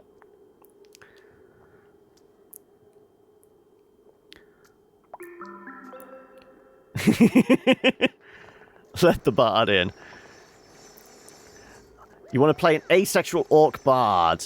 Well, this is the other thing. As I said, kind of thinking maybe druid, because, well, there's not, like, high magic use represented in the party, so I still feel like if we had a party where I think everybody would go to more or less what they've had before, you know, like, possible, like, paladin might go fighter and that kind of idea. They're not going to change too much. So I still feel like there's going to be the need for potentially more of a dedicated magic user.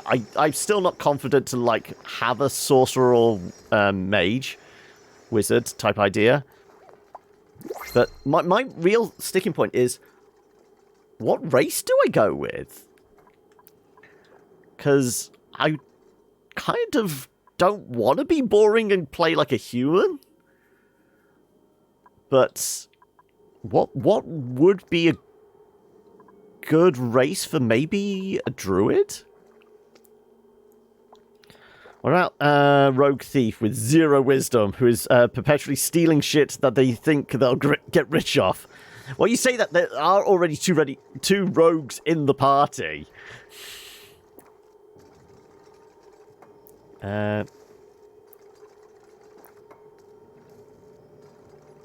Yeah, well, I mean, you gotta think, every kind of major, like, fantasy property in the world plays off, like, D&D and Tolkien. So, yeah, I wouldn't be surprised there's a lot of links with Final Fantasy does, like, crib a bunch of stuff from D&D. Make orc work! Because what are the major orc stats? It's strength and constitution, isn't it? Something like that.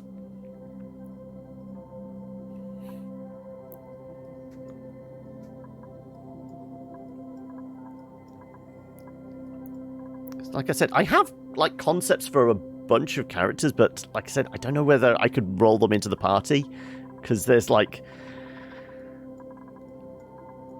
it'd be stealing roles from other people. So I want to be a good party member. I want to complement the entire party. So you can't have, like, too many rogues or too many fighters and things like that. Because I have an orc character in mind, Tora. I want to play an orc barbarian chef.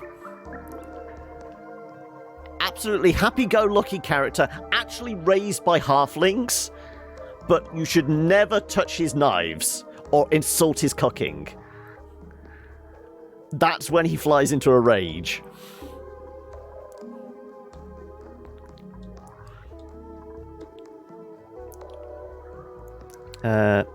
You always use half orc. So, what kind of classes have you played then with your orc?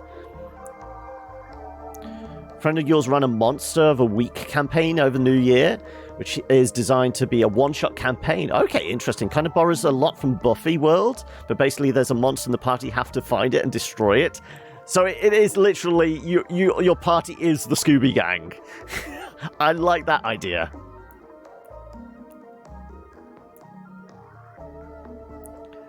You want to play D&D, but be restricted as fucking have no freedom? Try Neverwinter. I mean, Law, you're actually playing Neverwinter Nights at the moment, aren't you?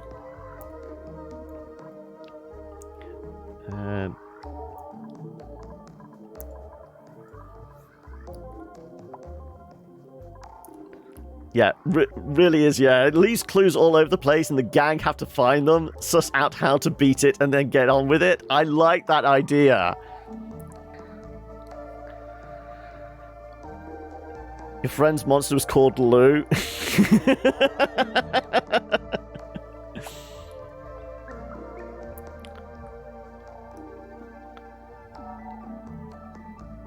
Supposed to kill the witch, shoots my brother's character in the head, teams up with the witch instead. I mean, that is a very D&D thing to do.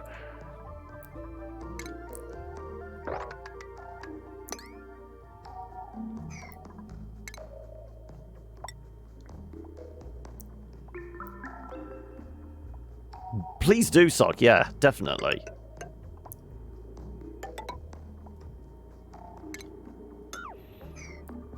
I've only ever played a half-orc fighter with a mace and an elf ranger with a bow focus. Okay. But that was 3.5. So you've not dipped your hand into 5e then? Let's see what we've got. We will take the eggs because then that's omelets for us, isn't it?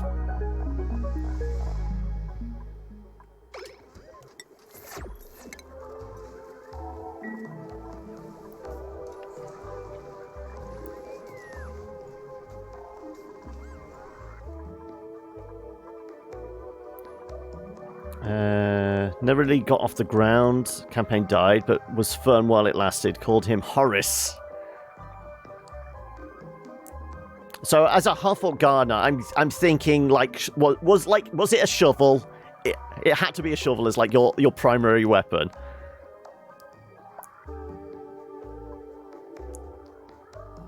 Only ever rolled up characters in 5e, not played it yet. Oh, okay. So the ones you've rolled up it for 5e, what's the one you really want to play? Oh, shears. Ah, okay. And I'm thinking like not like standard like garden shears. We're talking like huge, oversized, kind of opening a shopping center size scissors type shears. You know, with enough heft behind them, they could cleave somebody in half. It wasn't D&D. It was Monster of the Week. Brother wasn't particularly happy, but sure did take the Keeper DM, the rest of the party, by surprise. So Keeper, that's Keeper is the designation for Call of Cthulhu, isn't it? So was it actually like based on Call of Cthulhu then, as a rule set?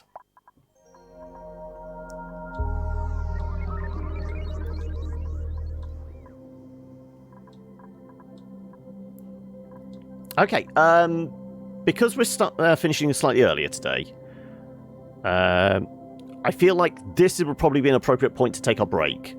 Because if I'm finishing about 5:30, this is indeed the halfway point. So, everybody want to go grab a cup of tea or coffee or whatever now?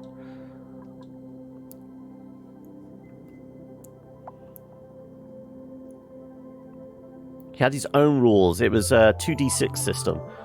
Yeah, because Call of Cthulhu is like... It is based on d6, isn't it? But it's like starting off with like 4d6? I don't know. Call of Cthulhu is like one of the games I do want to try. I want to try Call of Cthulhu. I want to try Vampire the Masquerade, because they're like the other major like tabletop dice rolling games, aren't they? Really. Hark Orc defense fighter with better skills, or a range fighter human. Right. Well, we will carry on the discussion of like cool characters to play after the break. I'm going to go top up on coffee, so we'll like. No, why was I doing F5? That doesn't work in this. We will throw a save in, just in case. Though, you know, after every day break, we get a save anyway. But, you know, just paranoia. We will, actually, no, we'll keep it locked down and saved. We'll take 5 here. So, let me chuck a mark in. Okay, right. Back. And I guess whilst we're on this screen, I think it's this one? Enable sandbox tools. There we go. Well, we have just saved a backup first, so we should be fine. Yeah, sandbox is enabled, so we can cheat now if we want to. Shadowrun's your fave, is it, Sark? Okay. I feel like... Isn't, like, Shadowrun fairly complex to, like, run and actually play? I've got a feeling if I was to do Shadowrun, I might actually play the video game versions of it first. At least then, like, the computer can handle the rule set. I just need to, like, play the characters and that. I mean, that might even be a suggestion for what we could do. But then that's another CRPG, essentially. We are still doing Disco Elysium. But that's a possibility, isn't it? I do have the Shadowrun games. Have players who don't want to go madly OP and keep it all within reason. It's a lot of fun and not too tricky. Okay, I'd always heard it's like... Because there's not only like the standard like... Well, it's not sword and sorcery. It's like futuristic cyberpunk. But the equivalent of that kind of combat rule set married with like... the hacking stuff as well, it just adds an extra layer, so it makes... That's where the complexity comes into it. It's when you have players who constantly push for more, which isn't necessary. A DM endlessly says no, and then it gets tedious. Ah, okay.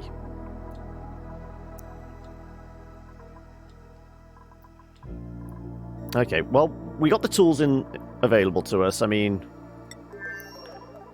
We can make the big rockets now if we want to, but, yeah, I mean, actually, out of curiosity, how much space do we actually need for...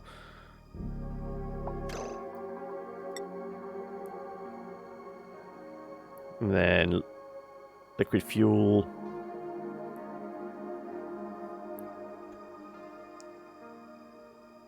We don't actually need too much space, unless we want to set off several.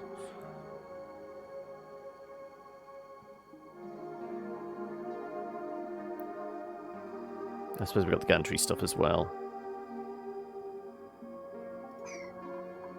Right.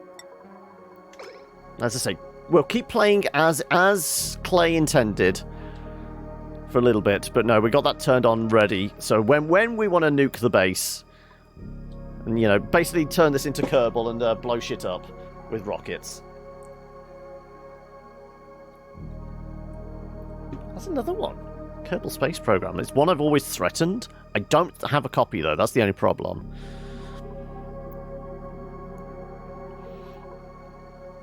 Kerbal could be a fun one, though, couldn't it?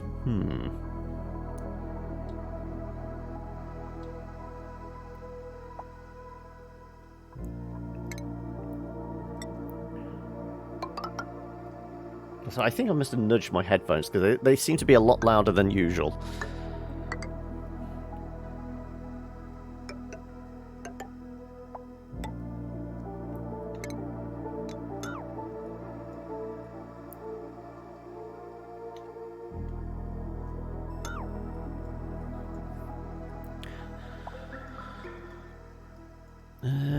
Okay.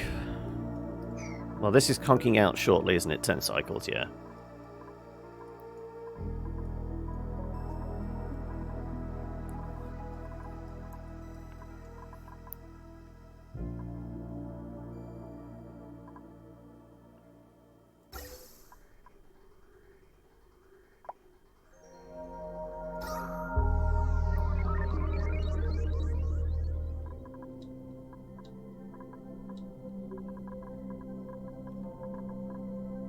Oh, looks like we're finally... I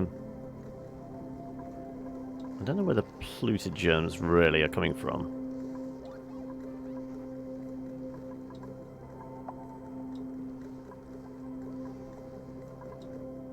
Might need to extend that a little further away. Yeah, I guess we could do that.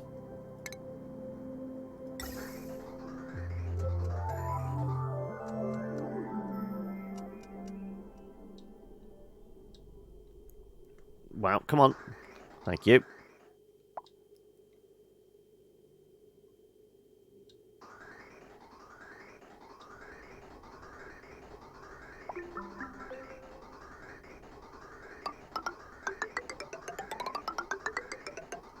Nope.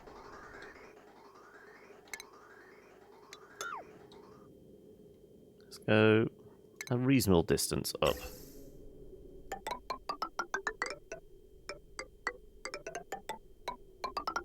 Yeah, to about there.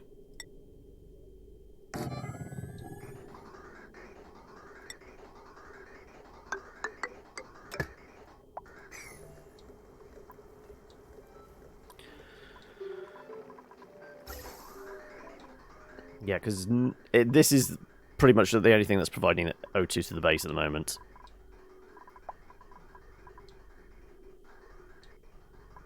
Well, that, and we do still have our emergency oxygen diffusers, yeah. So O2 in the base is fine.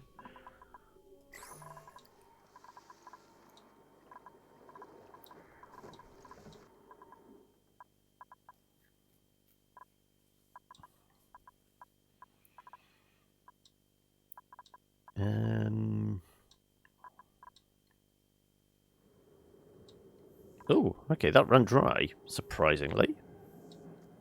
So we'll nudge some of this oil further along. I know it's not important to us, but... Use an app to make D&D characters, and all you pay is $2.99 leveling assistant. Is the app, was it D&D Beyond? Because, I mean, that's the most popular go-to. I've done most of mine actually using, like, autofillable kind of PDFs. I managed to download a bunch. And one actually has a lot of... It's like...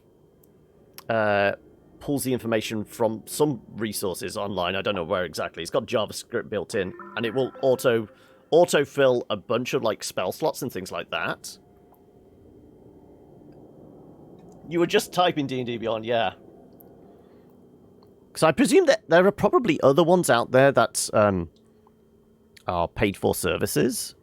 But D&D Beyond is the one that's, like, in everyone's mindset, isn't it?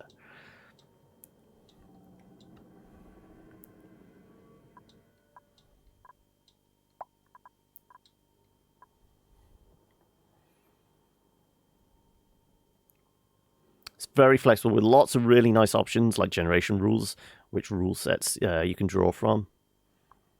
And isn't it stuff like there's like one button pushes for, you know, basically tick the thing and you automatically regain all your health after a full rest and all that kind of stuff, rather than like refilling stuff in.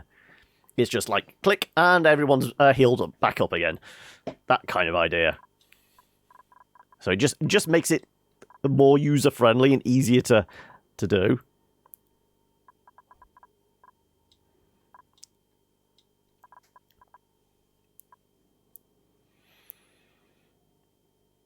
You can play it online or export it and print it. I didn't really like. I guess it makes sense that there's like you can run it as an offline and basically print off the PDFs and that. This one's a 5th edition character sheet. Don't like D&D because I have to buy the books and use certain races. All right, so you're coming up with your own races. So there's a lot of like homebrew type stuff to it. So far, the only kind of homebrew I've like tinkered with is like, because the luxury of my character is that they can use like their channel channel divinity to like essentially just make anything with like 100 maximum of like 100 gold cost out of metal. So I'm using it to make like, okay, can I like craft some like weird arrows for our ranger? You know, like some like trick arrow type stuff. And I like I said, this dragon fight, I've come up with an idea. I've kind of sent a message to the DM and go, could I make this? Question mark. So we're going to see if that pays off or not.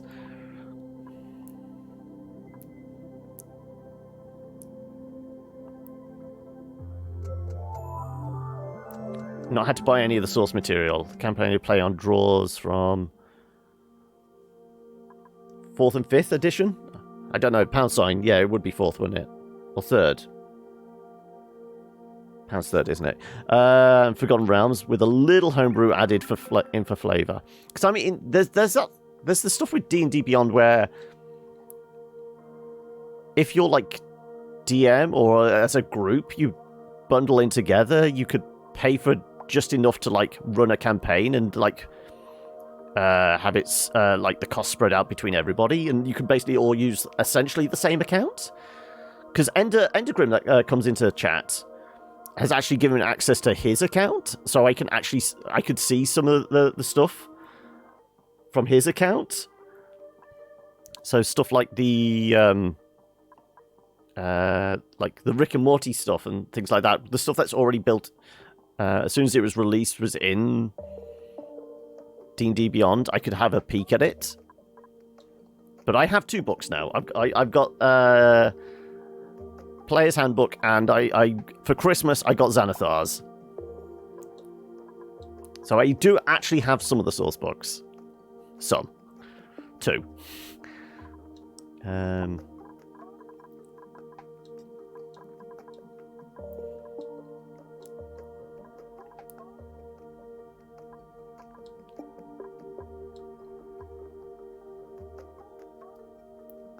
I'd be planning mischief. Of course. I aim to misbehave. Oh, you don't mean planning mischief in that way. Right. We're going to start closing this down.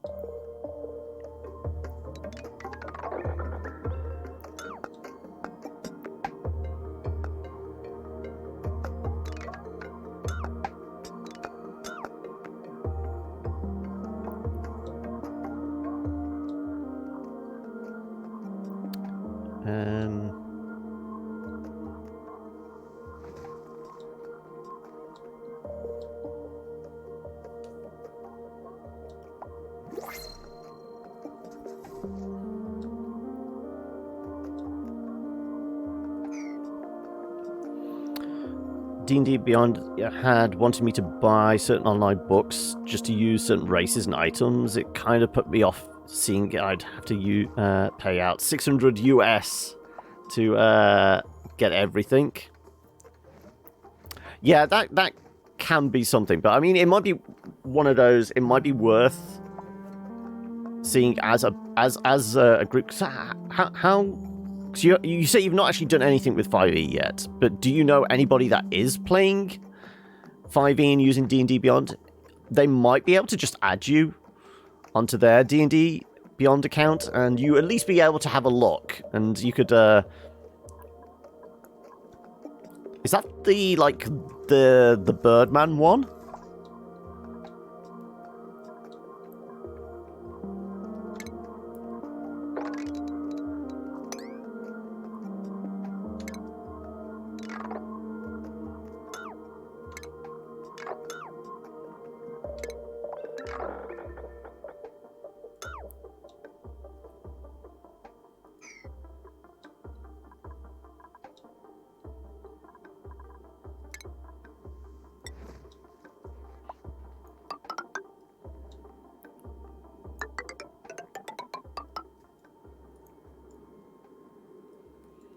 Let's seal up this side now.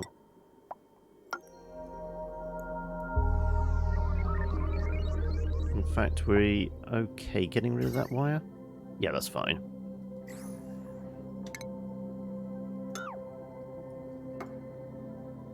In fact, everything here we're okay getting rid of.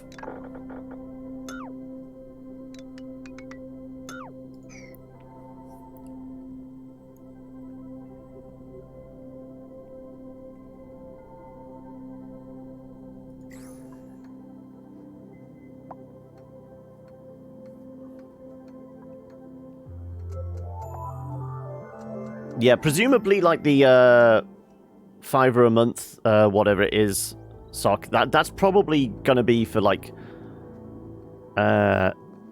standard races in like basic rules or something like that, isn't it? He's trying to now get twitchy, but is also trying not to say anything and jinx it. But pressure is building. Oh no.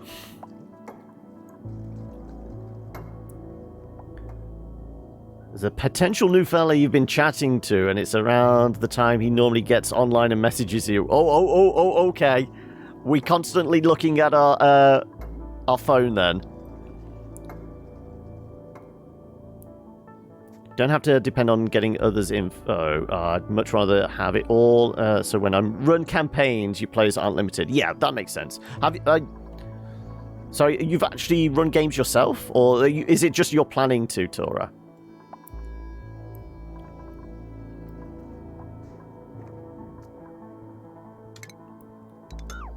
Yes, that can also get bulldozed.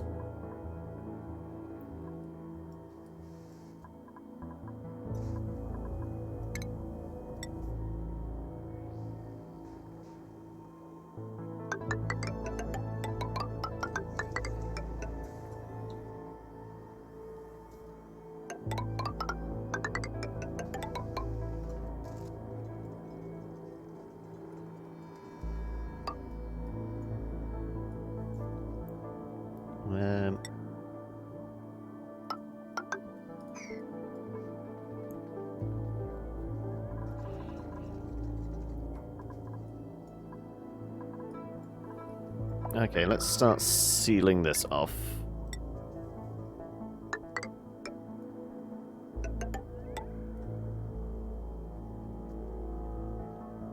We'll keep that gap there.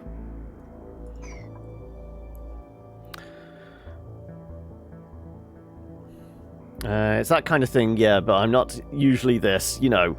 But I kind of like this one. Oh, okay.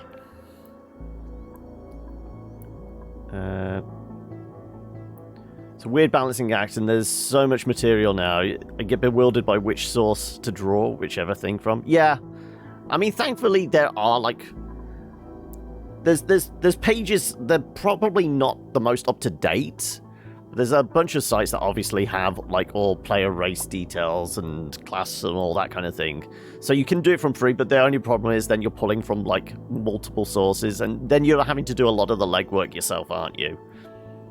Run a few one-shots, getting your friends into it. They like it, but they need the source materials just as much as you do, yeah. There's a lot of this, is there? There's a lot of... oh, me, oh, my.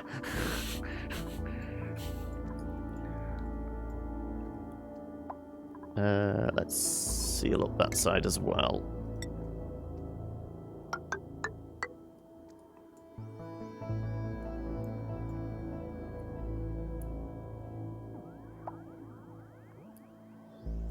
Thing is that constantly bothers me is having to buy this sort of thing twice, having it owned in real life hard copy for years. I've got to shell out again to get it digitally. Same with CDs and movies. Yeah.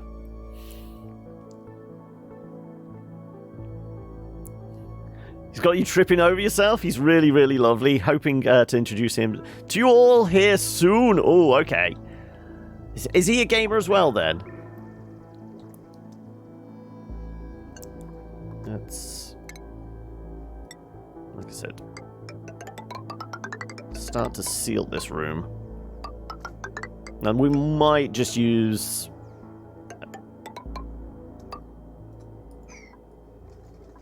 I guess we can't seal it completely because that wire's in the way, but...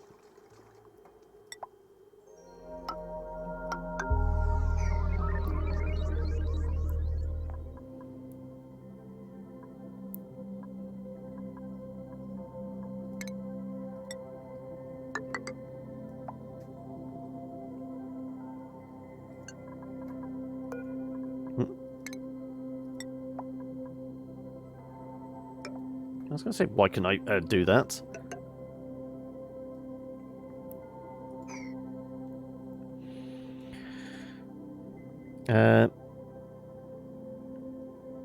Don't think so, but he's open-minded enough to give it a go. Every time D&D gets an easier platform, it becomes a pay-to-play win item. Yeah, I mean, but that's just the inevitability of life, I guess. I mean, at the end of the day, it's run by a company that's sole goal is to make money. Because, I mean, Wizards of the Coast come off as like, oh no, they're your friends, and, you know, you can see them on the internet, all the people, but is it Wizards are owned by... It's some big board game manufacturer. It's not like Mattel or something. It's one of the, like, the bigger names in, like, the game space. Oh, shit. I'm drawing a blank again. My brain really isn't in gear.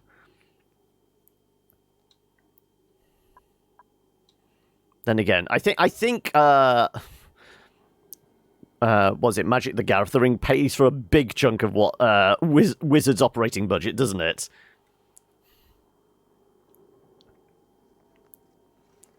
So he's just lovely. You're breaking the rules with him, though. He lives very close to you. Oh no! There's not an ocean between you and him. That's your golden rule, though, isn't it?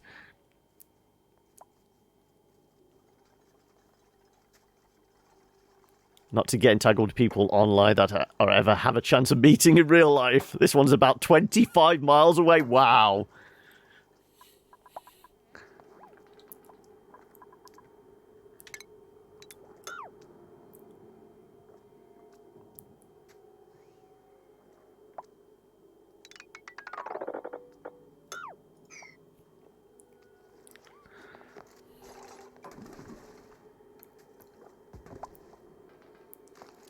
Idiots rule. Right.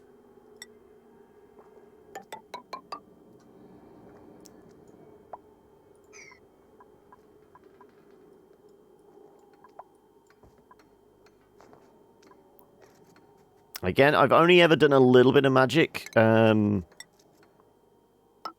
it was what? My birthday stream last year. We played Magic the Gathering. So I guess I've only done like one session of it.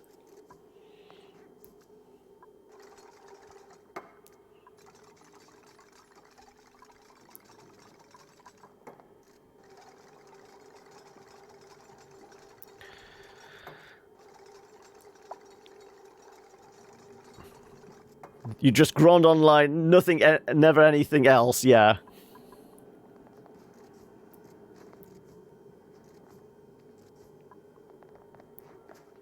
But that's just, like, inevitable with any, like, card game, isn't it? I mean, online stuff like Hearthstone and that, the moment they release a new, expansion and that, they dump a load of the old cards, and it basically just becomes pay to win then, because if you haven't got the new cards and part of the new meta, then it's you're out the loop anyway.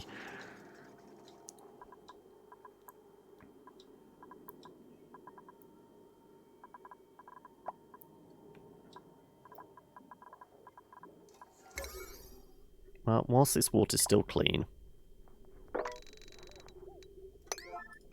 let's see if we can do some mopping up.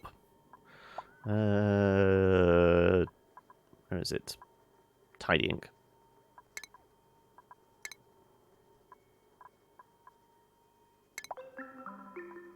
Let's do very high.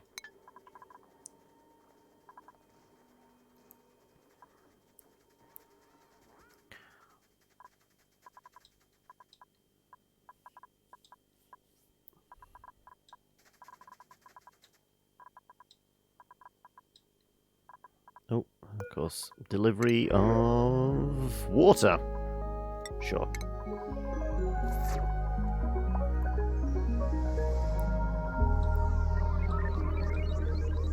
$1,100 cycles.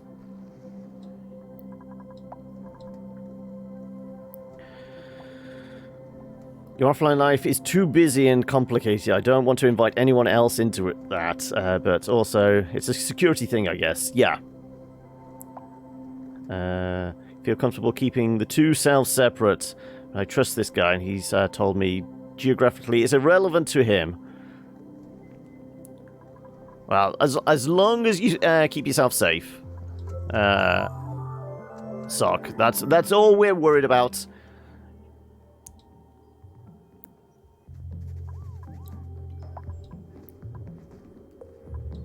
Right. Let's take out the rest of that.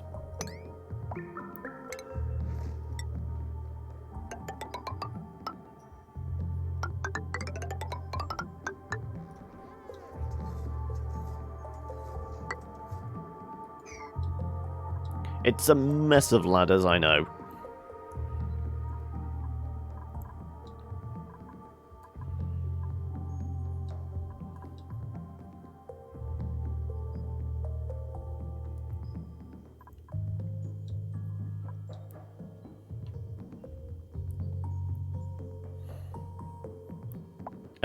Should imagine by then your rational thinking will have almost completely compromised by.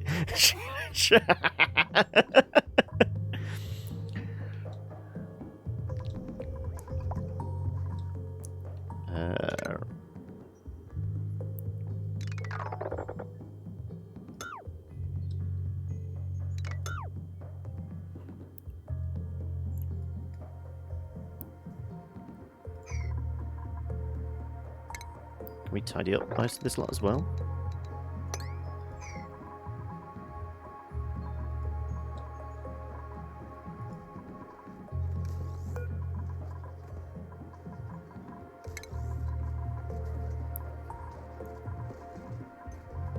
Again, why's the power gone out? This is still operating. Are we that close to our limit? With pumps and things like that, I guess?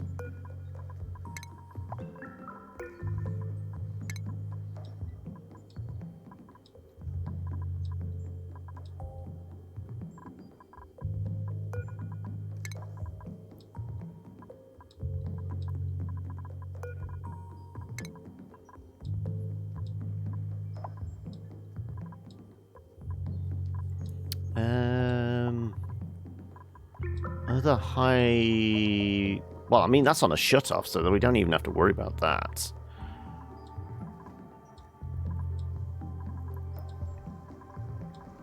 Are we low on coal? Well, most of these are on a shut-off as well.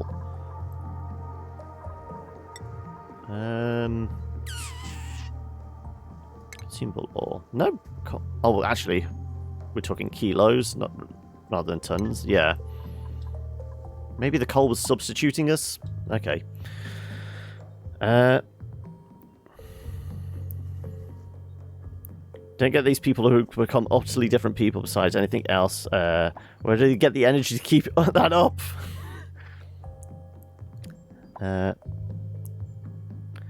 Like, it's comparable to someone customer service mindset, except it's who I wish I was.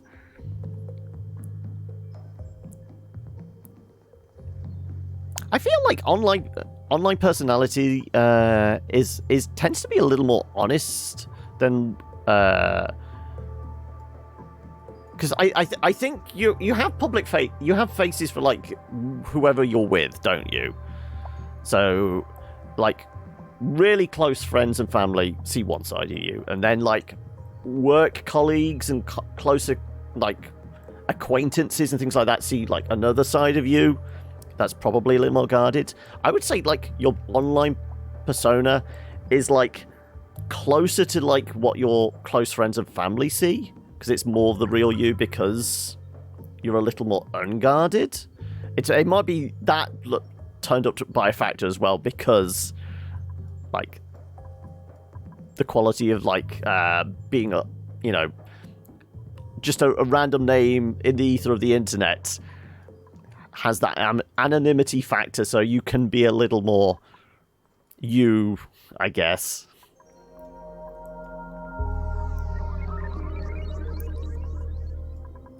I mean, I'll be honest, what you see here of me is probably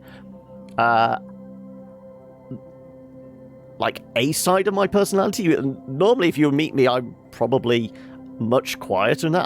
I'm definitely an introvert, but in this environment, I can be a little more comfortable and a little louder, I guess, because I'm in control of everything. So yeah, I guess the internet like shows different faces of people.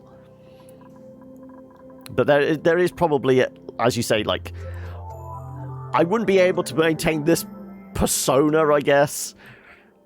It is me, but it's not like the weird put-on personas of like somebody like Dr. Disrespect. That's him playing a character. This isn't a character. This is just like, as I say, maybe just a slightly louder version of me.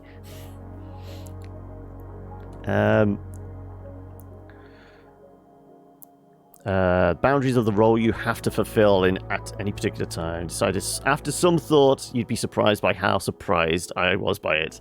That you and others saying I'm not really any different when I'm tipsy, when I'm sober, is a good thing. Well, that's again, I would say like the idea of somebody who like becomes more buoyant and that when they're drunk. It is probably just that is closer to like their real personality. It's just the inhibitions of like what society says is turned down. That's all it is. In case it ends up being a choice, I'm going to put together a Factorio mod list for me. Oh, okay. Yes, well, it's certainly on the list of possibilities, Ender. You used to be shy as shit, uncomfortable about my sexuality and super self-conscious. I can see that. Yeah, I mean there's something freeing about like just being a faceless name on the internet, isn't there? I mean, you shouldn't abuse that ability though. You shouldn't be like assholes that just go out to troll people and things like that. That's the ugly side of it. The good side is like people can be who they want to be. People like you, social anxiety, the online environment makes it easier to interact with less self-conscious and auto-censorship. Yes, exactly. You teleport when you're drunk. I mean, we were doing that yesterday, but it might have been in like our drunk Harry Du Bois doing the teleporting for us. Inhibitions? You? Never. Now you're a confident 22-year-old pan man who has finally realized I'm a solid 7 out of 10. That's all we can ever ask for. 7 is a nice, comfortable number for everyone. But I'm happy for you, Tora. You found a place in the world where you can feel yourself and happy. That's all we can ever ask for.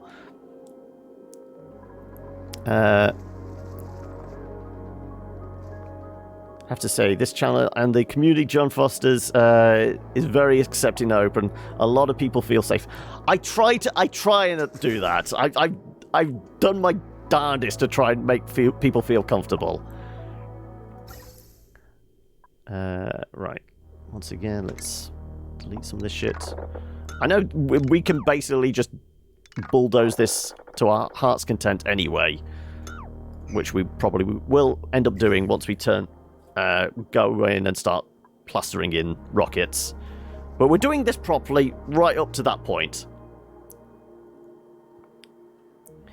You appear in locations with no memory of how I got there. I must have teleported. It might be teleportation, then again it could just be blackout drunk. And you're waking up in somewhere and you weren't quite sure how you got there.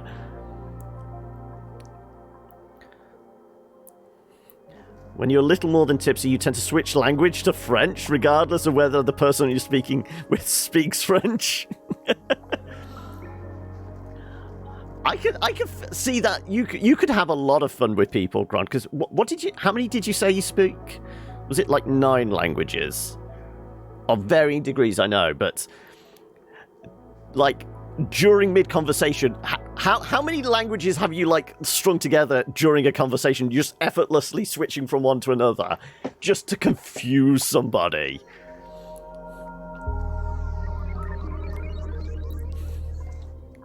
Have you used your,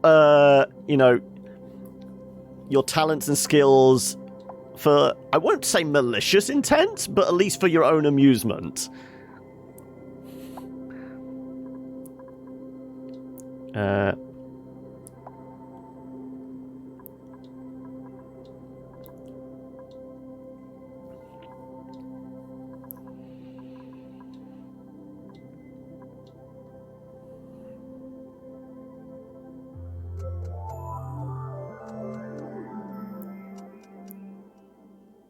But do you just speak French to people mid-argument or when you're drunk, Law?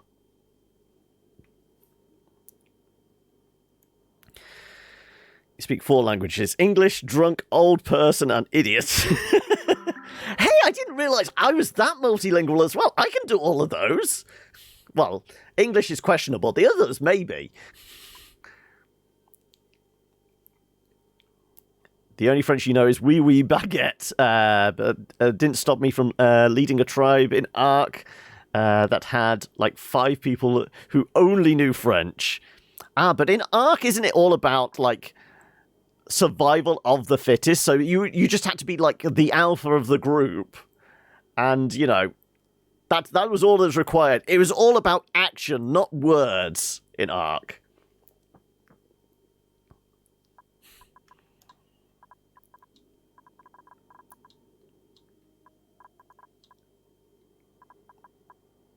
Okay, well, we are getting close to 4. So if we're going to do this, let's lock this down and start clearing out.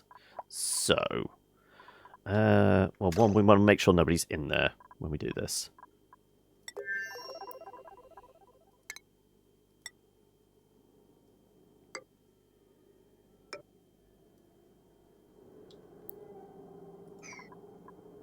Oop.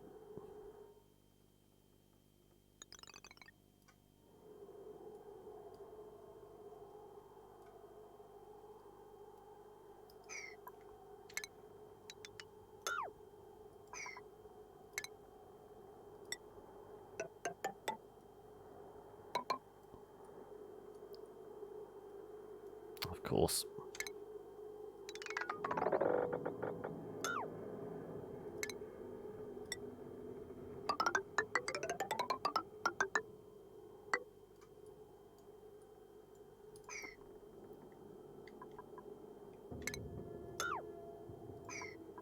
Screw it. Let's just delete.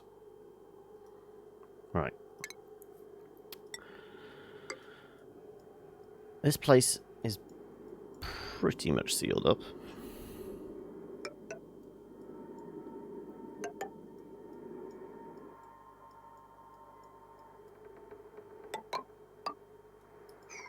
Right. Well, certainly nobody can climb it easily now. We've got a couple of things that need breaking. Oh, there was a cable there, wasn't there? Oh no, the cable's down there. I suppose that's not running at the moment anyway.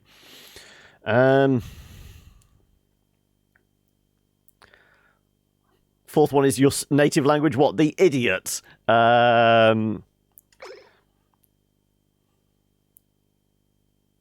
Is that actually running? Yeah, that is.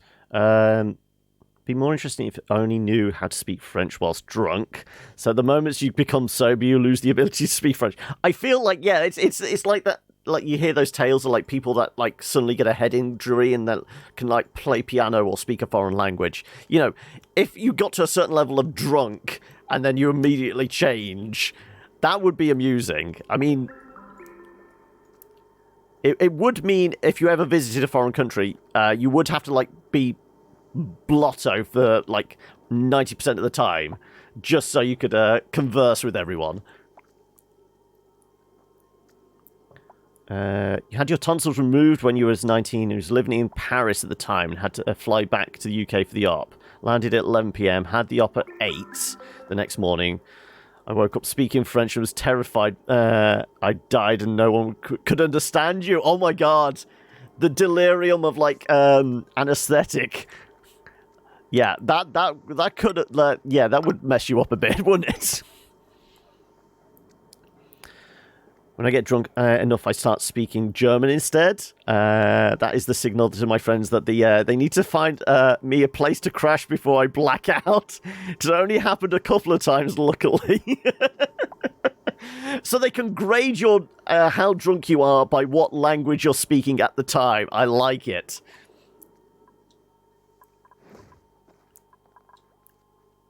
Okay, they keep bouncing back and in now because of this. Okay. Right, well, we need to wait for you to get out, and then we're deleting that. There you go. Nobody's getting in and out now. Right.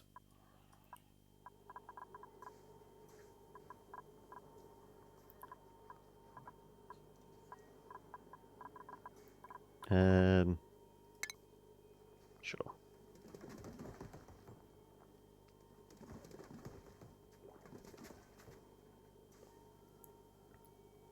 I would say keeping a bit of water down here would be useful if we are going to set the rockets off, but considering we want the exhaust gases from the rockets to, like, incinerate the base,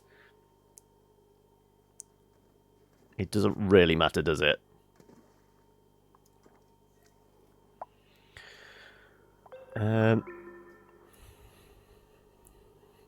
Is this fluent German or drunk German?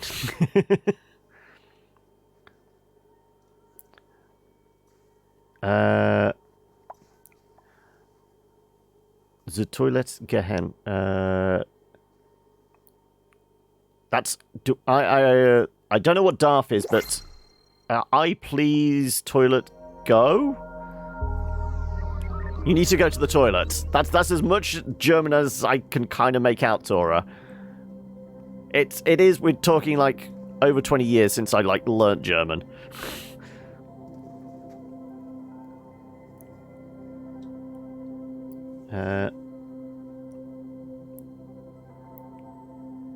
You've been lurking since the start of the stream. Yeah, I know you've been there in the background, Silver. Or is this for the benefit of others?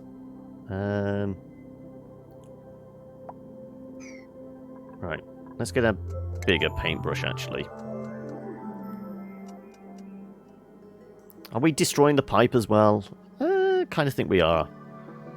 Because it's all going to have to get erased, isn't it? Wow, this is slow.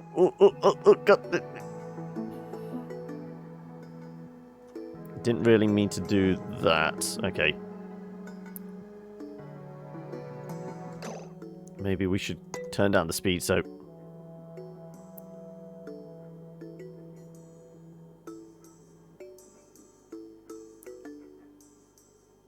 we will keep the ladders down the side because we might need it for, like, some reason. But for the most part, let's get most of this.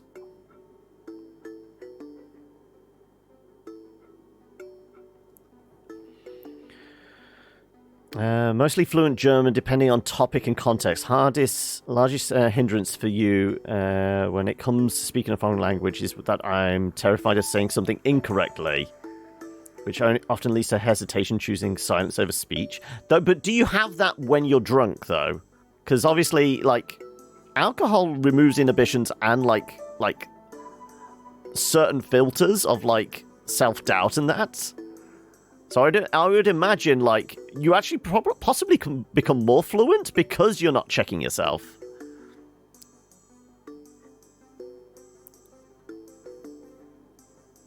You learn bits of both German and Spanish and now have a weirdly mixed vocabulary.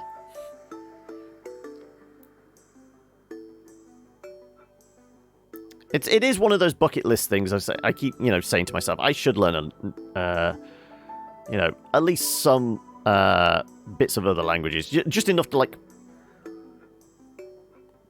carry on a broken conversation with somebody, possibly, maybe. But at the end of the day, I'm a lazy idiot on the internet, so I have all the tools at my disposal, just lacking the, I guess, the motivation?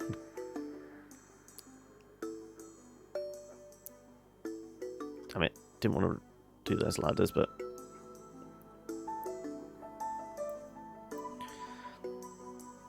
Going from English to Spanish to German, back to English, and then to Spanish. Wow. I'm guessing some stuff gets lost in translation at that point, as it's gone through the filter of, like, 3-4 different languages, or, well, 3-4 translations.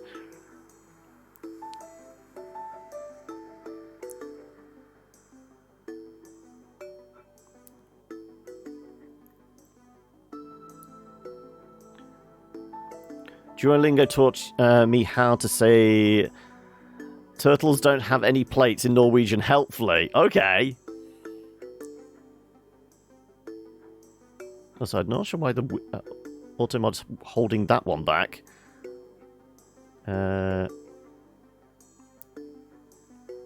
Weird stuff is allowed. I'm not sure why the Automod held that one back for a moment. It was highlighting weird stuff as a questionable... I don't know what that was all about.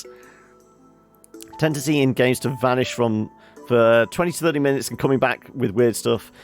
Came back to my tribe with 50 dodos in Ark, chased by a wither that I didn't spawn in my... Okay, yeah. It's almost as if the games have a life of their own.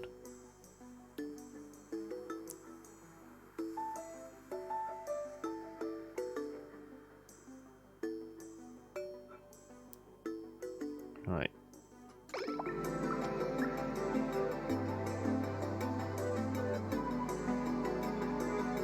Yeah, it's certainly slowing down somewhat.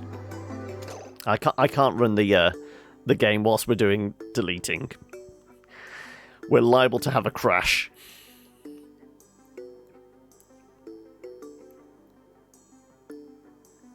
That said, if we suddenly change our mind and decide we do want to just flood the base with, like, superheated petroleum or something like that, this is the opportune time, people. You need to say now, because we've cleared out a nice big space for that kind of thing.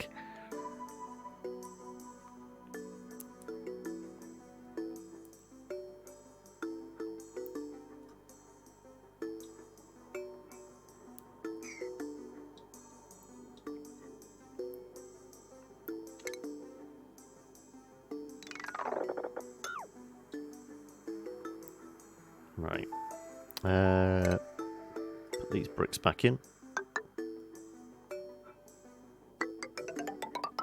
Oh.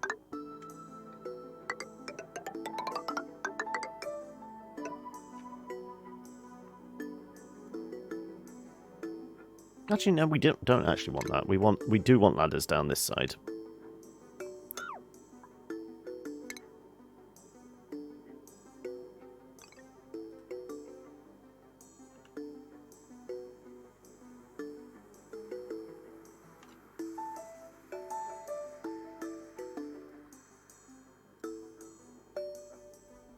Right, more ladders.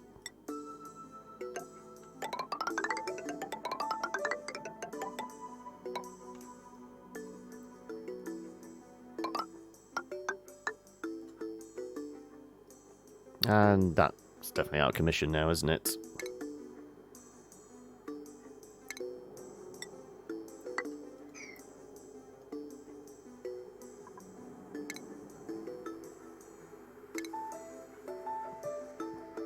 Come on, click. Thank you. Right. We've got a big empty space. We're going to put loads of rockets in it if we can. Right. Also, what else did I miss? 3 different languages in one sentence at random points. Hold out. expectations on myself to already know the things I went to school to learn, because that is how it was during your first years in school. I was so far ahead of the classmates that school was more of a chore than anything else, repetition all day, every day. I was a little like that. Not so much I'd learnt it. It was just came very naturally. Like, not so much later on in like secondary school, but in primary school, I was like way ahead of everybody with mathematics.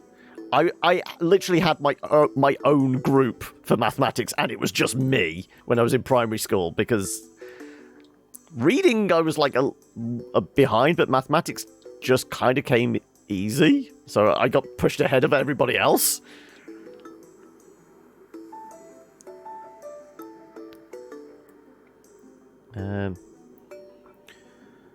You started to learn to read before you turned 2. Writing started a year later. By the time you started elementary school, you had read most of the books in your mum's bookshelf. Wow. Can you please donate your brain to me when you've gone, Grond? Because it feels like you're like right there, as in like we're talking genius level. Being able to like process that kind of information as early as you were.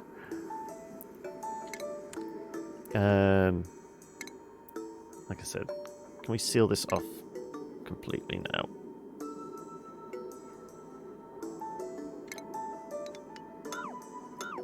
Right.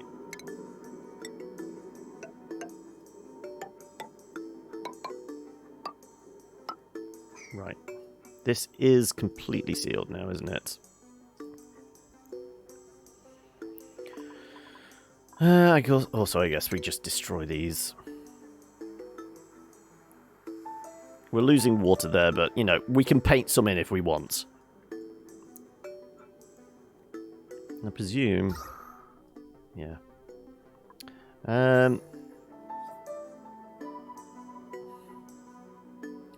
Just for ease, let's do fill of oxygen. Oh, no.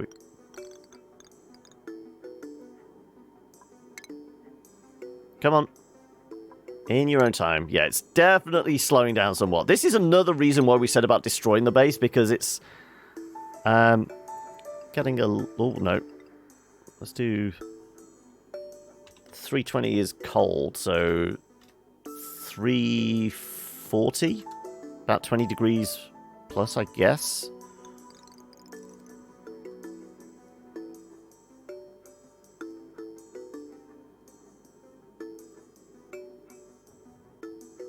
Right. Right, for the most part, this is all oxygen now.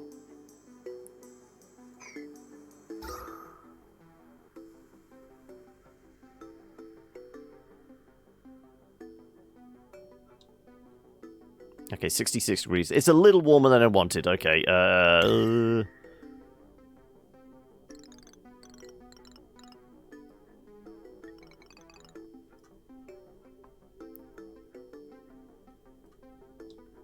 come on, let's make this bigger. We just want, like, temperate, really, don't we?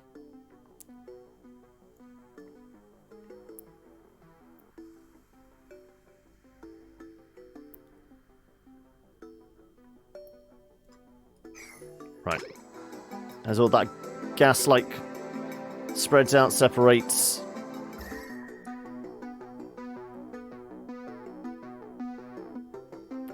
Hopefully that should equalize reasonably well. Okay. I could have literally just done liquid oxygen, couldn't I? That would have probably been the easier thing to do.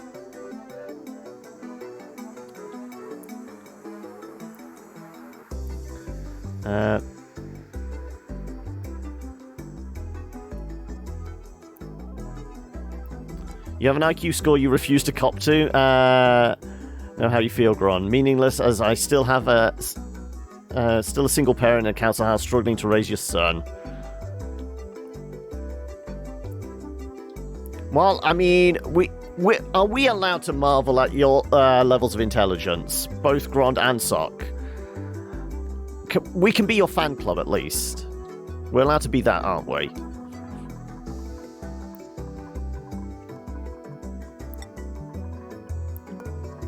What are we printing off? Sure, more eggs.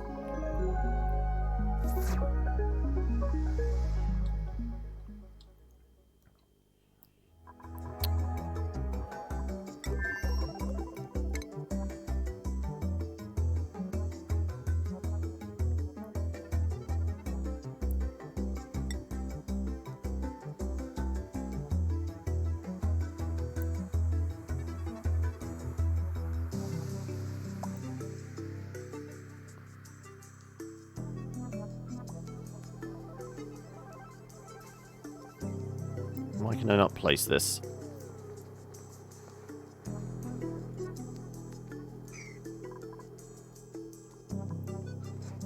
I should be able to just place it, shouldn't I?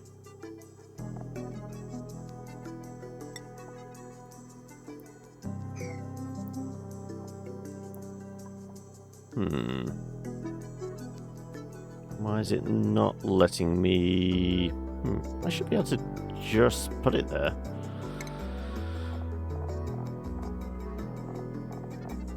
Are we missing anything to, like, platform to sit it on? You can sit on the ground. Do we need the gantry stuff?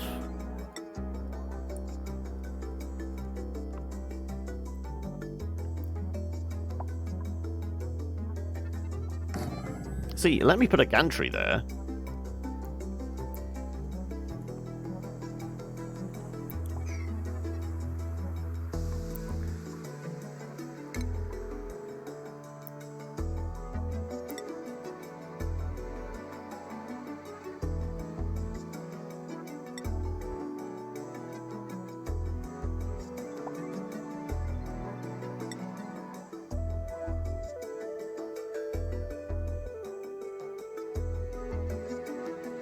Yeah, I can't. I've got to build from the ground upwards. Why is it not letting me?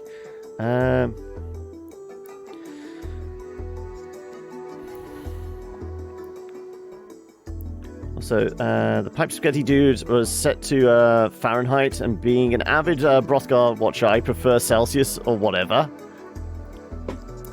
Well, I mean, if you're going to go hardcore, you'd have to do it in Kelvins, but Celsius is the next best thing, because I cannot make head nor tail of Fahrenheit.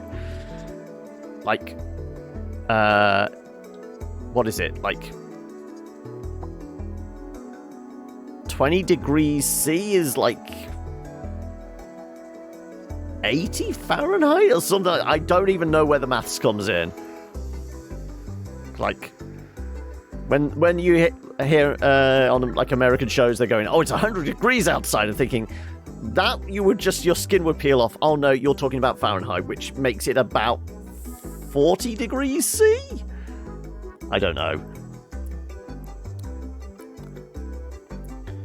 You're open to a lot of stuff, but some level of weirdness, some IQ scores, and all that meaningless Mensa bullshit. IQ, I have no idea, no clue, but I can solve a Rubik's Cube in under 2 minutes as well as solve similar puzzles. I mean, yeah, this is the thing. It's, what is it? It's partly like the division of the brain is the creative and the like analytical sides. Like some IQ tests only focus on analytical rather than creative thinking, and vice versa. So it cannot be a good judge. And clearly, solving a Rubik's Cube is mathematical and like spatial awareness type stuff. And if you can do that in under 2 minutes, then like your brain is programmed to like function that way, whereas somebody more creative would take like 3 hours to do it, or not complete it at all, or whatever.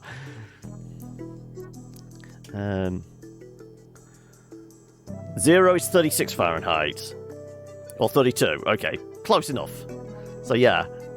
But it's how it scales. Yeah, no, like 100 degrees Fahrenheit is about 40 degrees C, I think.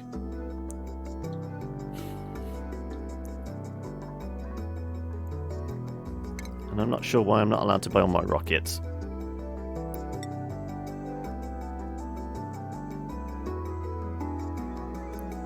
Must be built overlapping a rocket. I know, I'm trying to. So certain things... There you go. The steam engine can be built.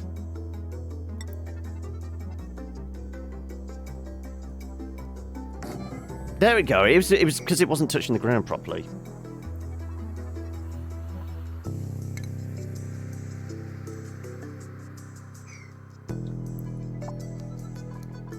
Okay, right.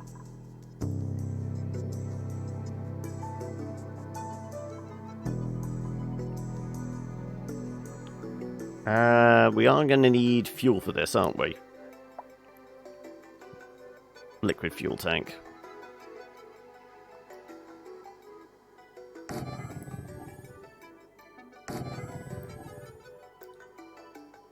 How much fuel are we going to pack into this baby?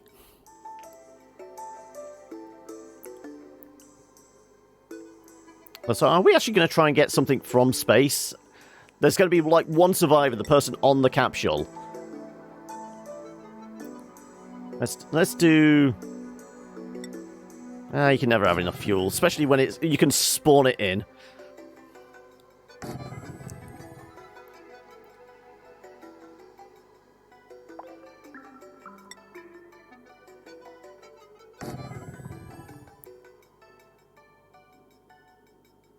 Sure. Let's do biological as well. Why not? We're just going to have a bit of everything.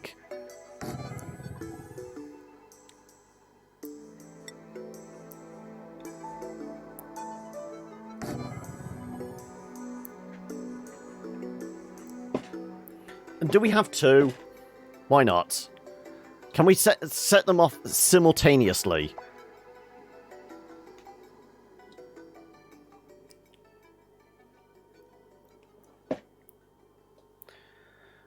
£100 is the temperature of a healthy woman's armpit or something dumb like that.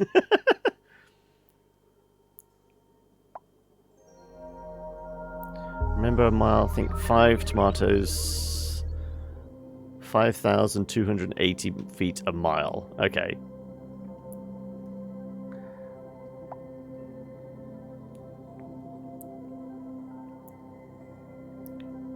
You don't believe in the creative versus mathematical logical? I think it sets a false notion that there's mutually exclusive. They're not mutually exclusive. It's just like some brains are like favor. Like, you know, it's that like there's never like a one is 100% one way, one's 100% the other way. It's like they're more or less 50-50, but like one brain might be more like 60% mathematical, analytical, and 40% creative, whereas somebody else might be like 60-40 the other direction. You know, it's like there's a very minor switch between the two, but obviously some are like marginally close, you know, swing one way to the other.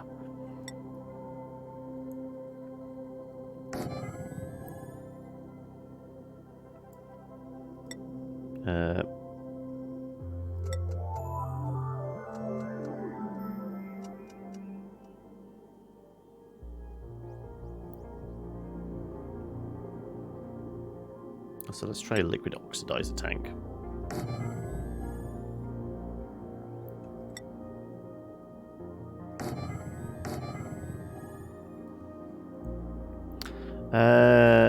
You can take a cargo bay.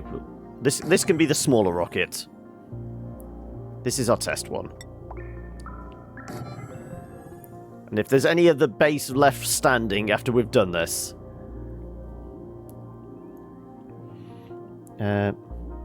metric system for the win. Celsius forever. Right. Admittedly, we haven't given this a door, so they're just going to smash into everything unless we clear out of space.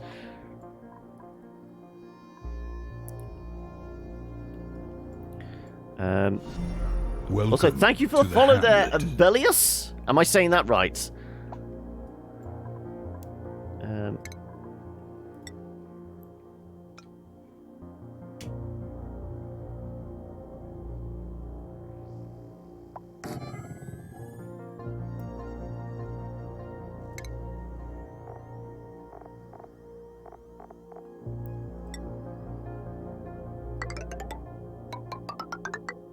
Not quite.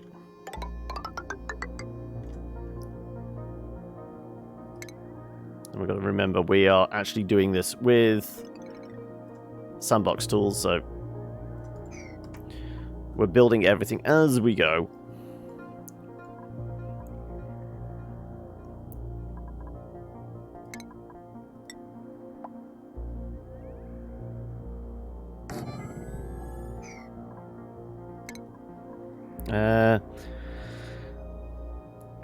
Brits still don't go all in on the metric system. Lightweights. I know, we've still got miles.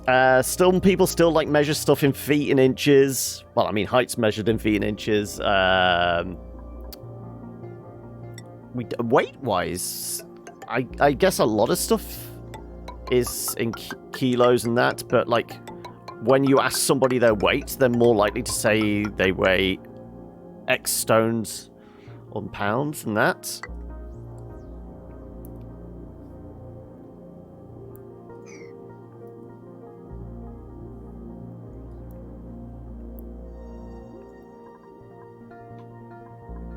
Alright.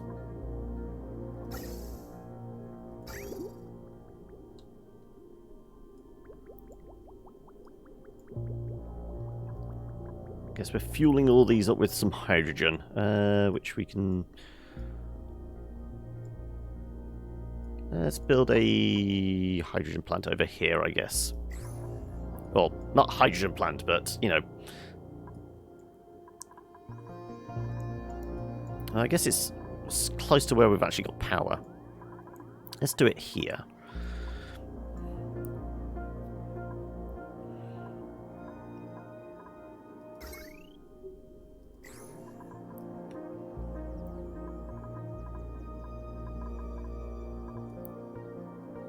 Yeah, let's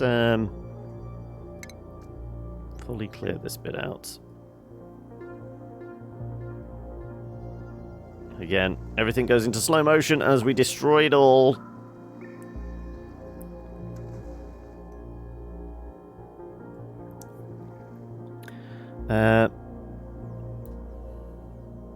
Fuck is a stone? It's a type of rock.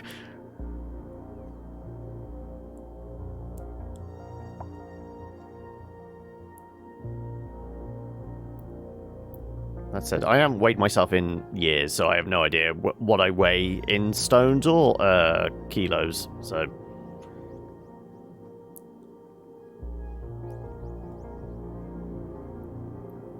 You have your own mile in Scandinavia. Mil is a unit of distance used very often. It's exactly 10 kilometers. Okay.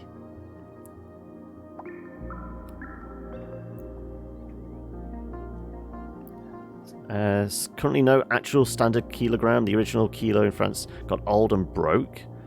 I thought that was the last thing, wasn't it, last year? That did become standardized. There was a whole,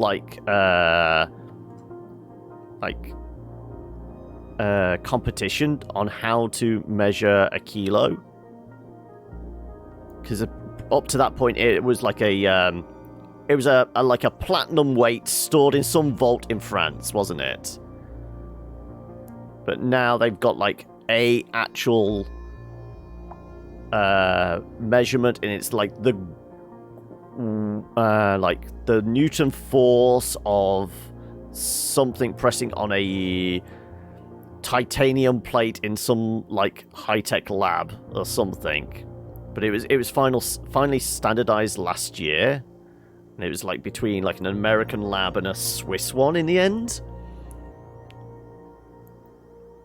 I weigh exactly 1 John, exactly.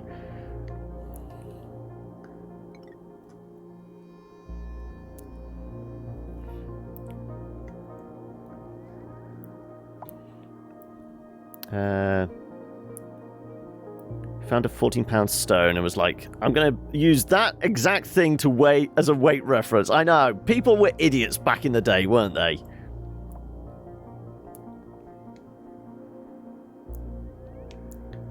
The main reason we still measure in inches is because certain things don't sound as big in centimeters or millimeters. Hint, hint. I have no idea what you're talking about, Ender. It's considered how much a strongman could lift in a single go for trading and stuff. in guild halls and markets. Here we go. Here's a little history lesson.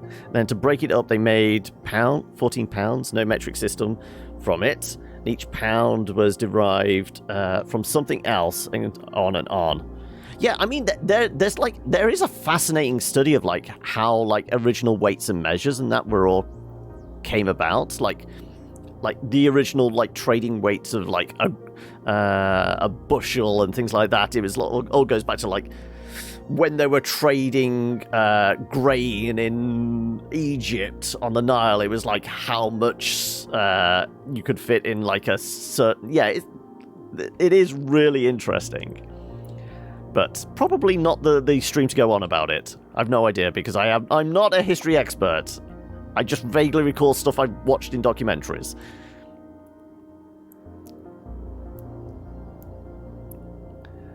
Surely saying mine is 15 long and sounds better than mine is 6.5. Well, 15 millimeters isn't that long. Oh, right, it wasn't millimeters you were talking about.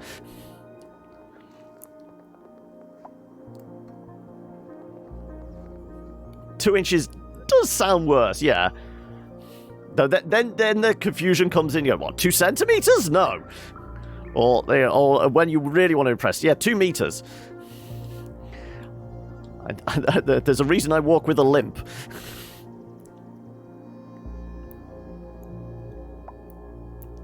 Oh, I'm 0.15 of a meter. Right, what were we doing? We were going to put a box around this and fill it full of liquid hydrogen, which we can slurp up. Well, let's do the piping first.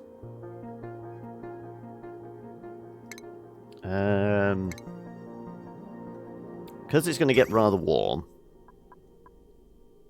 and because, you know, it doesn't matter, we will make this out of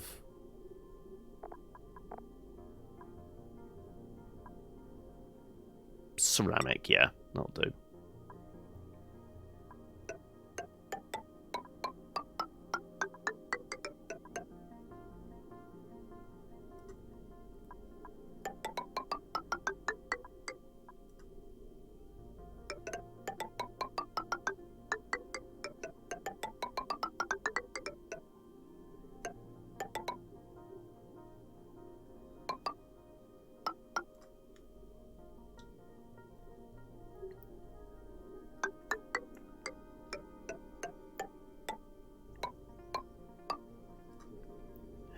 We're going to want a pump in here, again made out of something.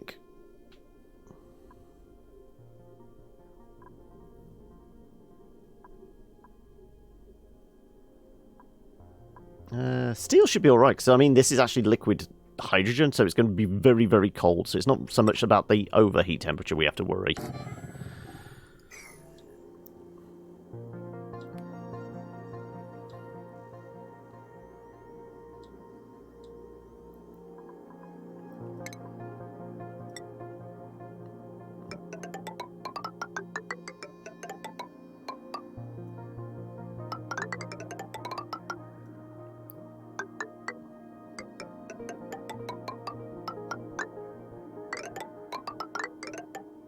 Definitely going to have to be at least double-skinned, because there's going to be a lot of very cold liquid hydrogen in here.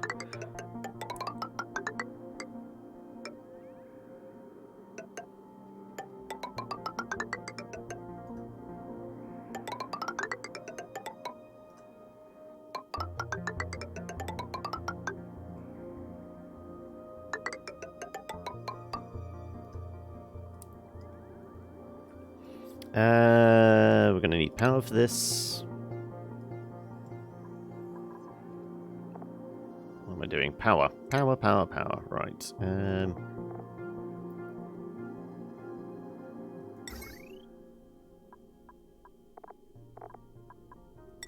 okay, we'll do this out of steel.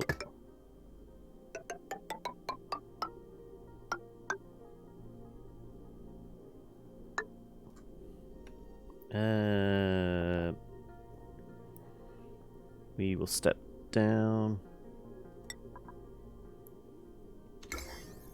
Oh no, wrong thing. Damn it. Come on, where are you there?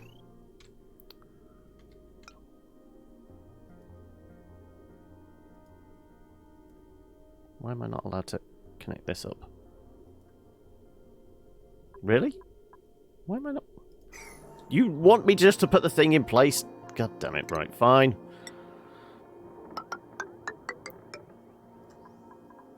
Now you're going to let me plant this. No, I'm not clicking! God damn it.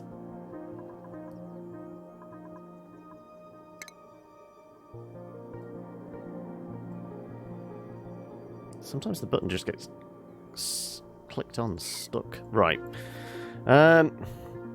Also, I've missed a bunch of stuff whilst I've been preoccupied.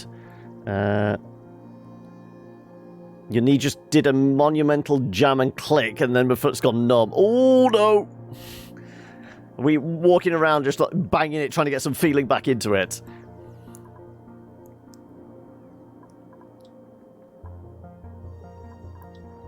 Right. Are you going to allow me plug this damn thing in? There, thank you. That's all I wanted. Right. And now we can connect you up.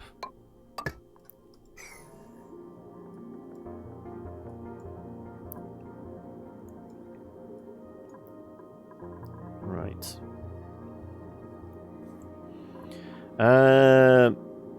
We need a bunch of liquid hydrogen then now, don't we?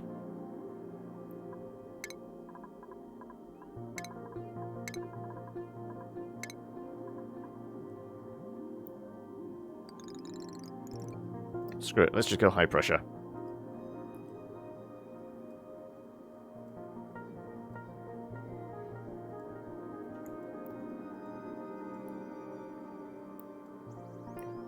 Feel like that should be enough. Hopefully.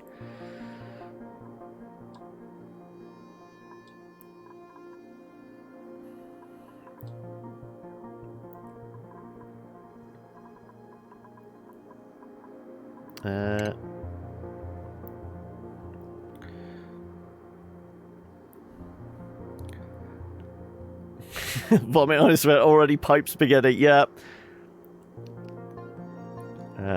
Right.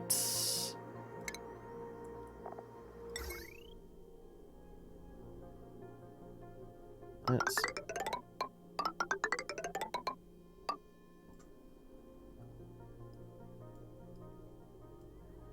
Not that we really care about it, but sure.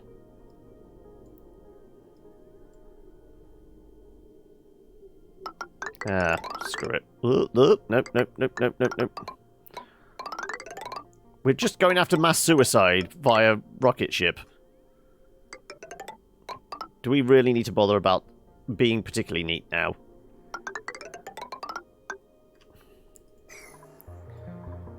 Right. Theoretically, once we do this, these should start fueling up. They should start powering up.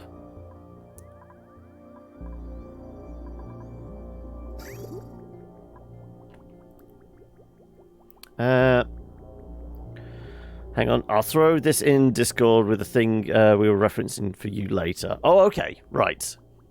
Something else I missed.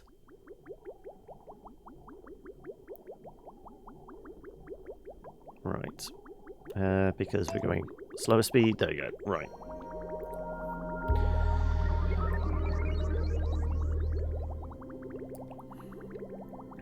I want to see if it got worse. It was like a train wreck, horrible. I can't look. Need sleep. Eyes are heavy. Losing faith. His plumbing already. Pipe spaghetti.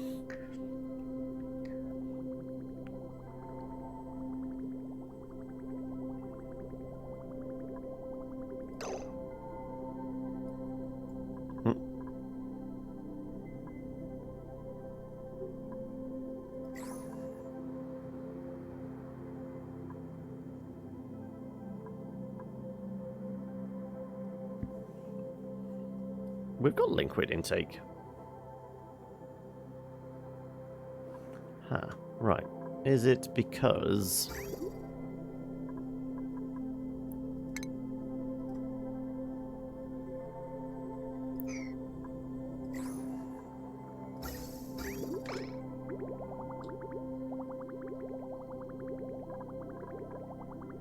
Why is that not passing through? Okay. Modpack wise for Factoria just got super easy because the mods I was going to grab have been compiled into a single mod. Make it things easier. There we go. Ballast Bolognese mod pack. You've got an issue. You're hungry, but it's 4 a.m. and I can't... if I get up, I'm going to wake everyone else up. Oh, no. Yeah, I have no clue how that particular conundrum could be solved.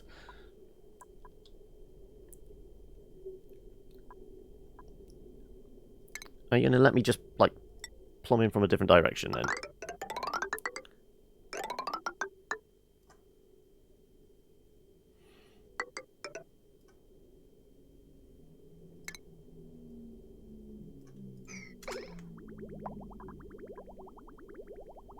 Apparently none of this wants to flow. Auto-cannibalism may be the way to go, yeah. Long pig.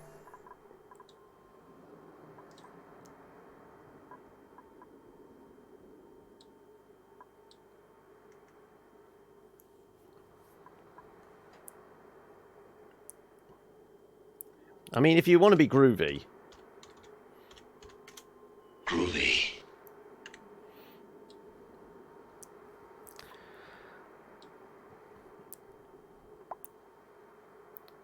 Just okay? 2020 not treating you well yet. I mean, we're only into day 2. Surely it can't have gone downhill that quickly.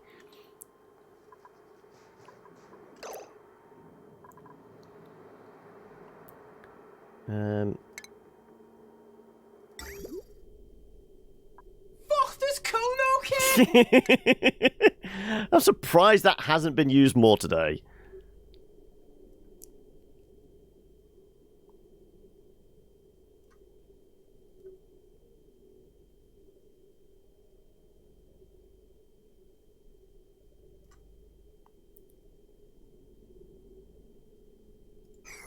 Right.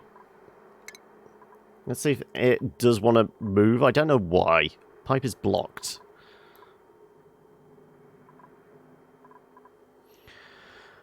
Right, what were we on?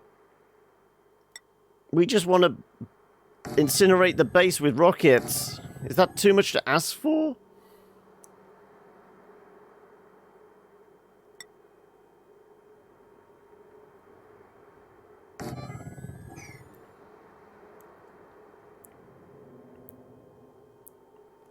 Long pork, yeah, I know. It's long pig. It's the tastiest of meats. That human delicacy.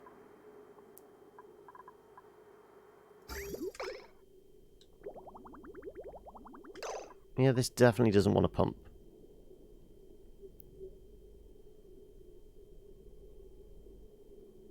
We may have to let humans in here to, like, clear out the pipes and hopefully reset it.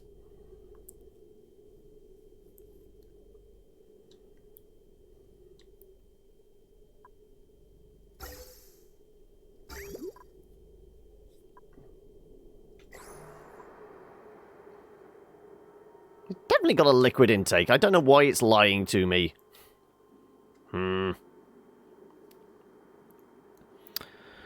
To think I'd shy away from saying cock. Oh, okay.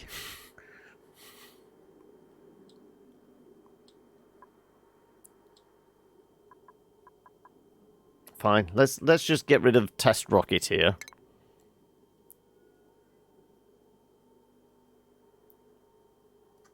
And see if we can get that liquid to pump over there instead.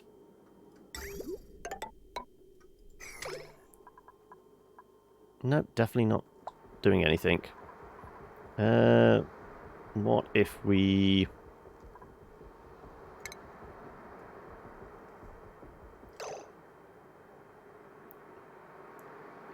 come on.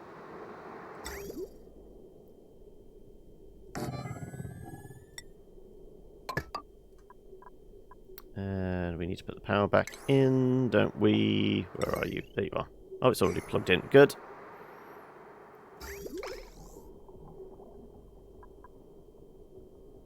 No, it's because of this pipe.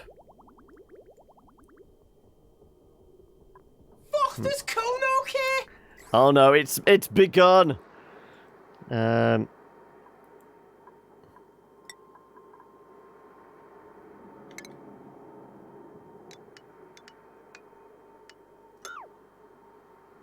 Let's see if we get them Welcome to do that. to the hamlet. Oh, thank you for the follow there, Cockney Venus.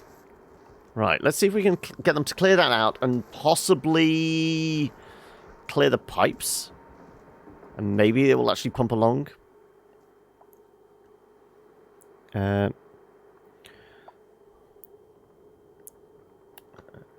We are indeed just hanging out. I mean, it might come to the stage where we're just going to fill this room with... What was our fallback? Oh, it was boiling hot petroleum, wasn't it? Because I do need to finish in like 25 minutes time. So if we want an entertaining way to like destroy the entire base. You really did not hear the name Cockney Venus correctly. Oh, what did... Tora.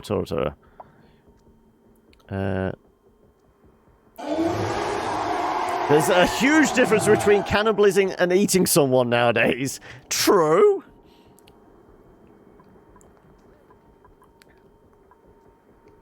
I did say, warn you, Law, it is on a longer cooldown. I can't remember how long it is, but it is on a longer cooldown. Was that the only thing I missed? Yeah, I think so. Tor has found his feet in the group, definitely. Cockney Venus is a book in a character, actually. Okay. Do we have to guess what book? Because I wouldn't even know where to start.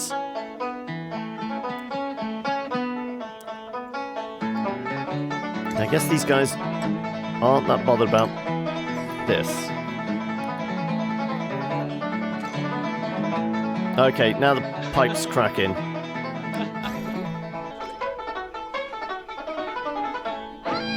Well, I suppose that's one way of clearing the pipe. Huh.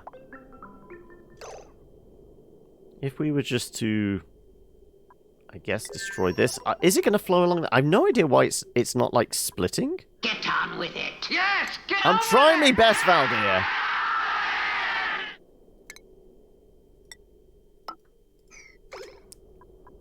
Yeah, for some reason, it doesn't want to flow. Very odd. This stream requires more explosion. I'm trying my best, okay?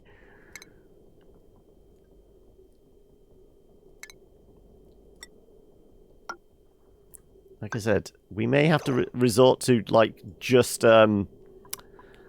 drowning them all in boiling oil.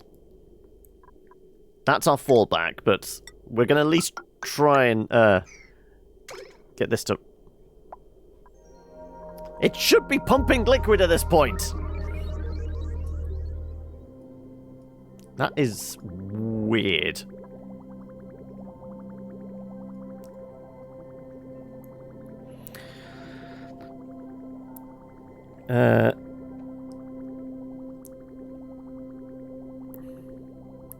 Slicing with mine, I've had a few years.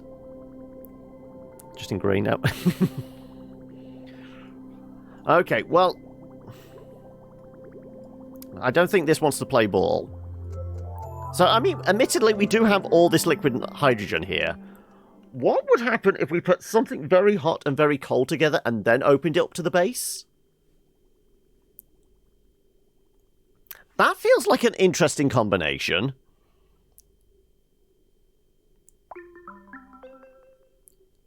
And Noob has tried to get me to say that many, many times, and has failed on all occasions.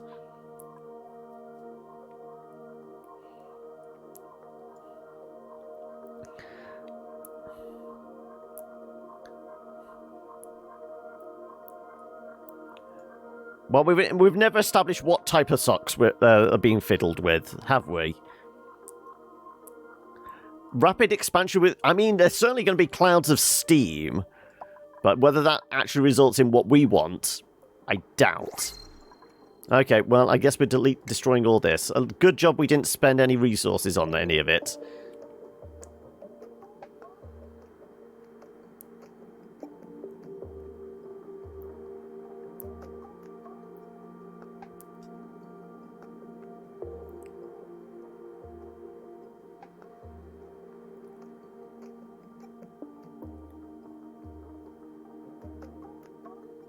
So I do feel like maybe we need to thicken the walls if we are looking to, like, build up some pressure and then open it into the base.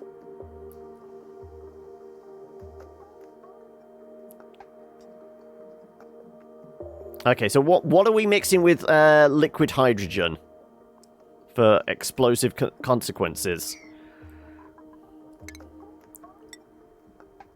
Plus, if that's the case, then we definitely need more liquid hydrogen, don't we?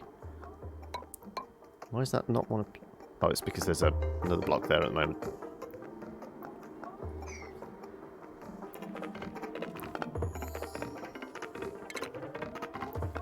Oxygen and fire, if only!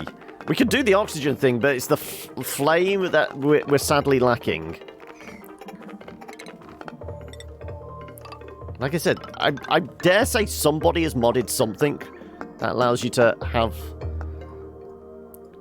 unleash fiery death upon the base. But not yet.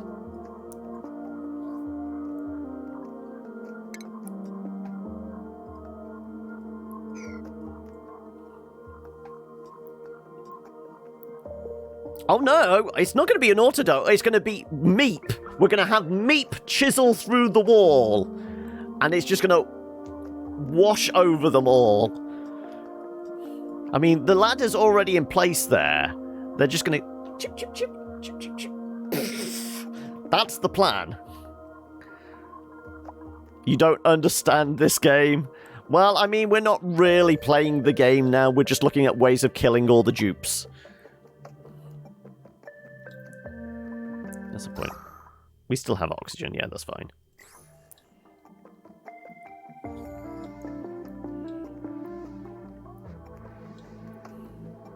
Like I said, there's definitely not enough liquid hydrogen there. Can we actually put any more in that space? Probably not.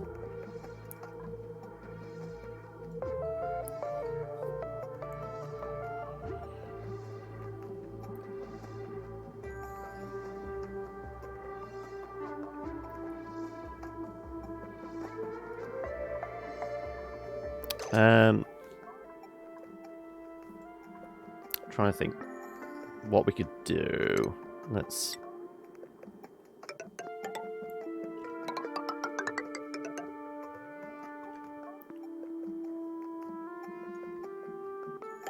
As I say, we've already got a bunch there, so... let's just expand it a little.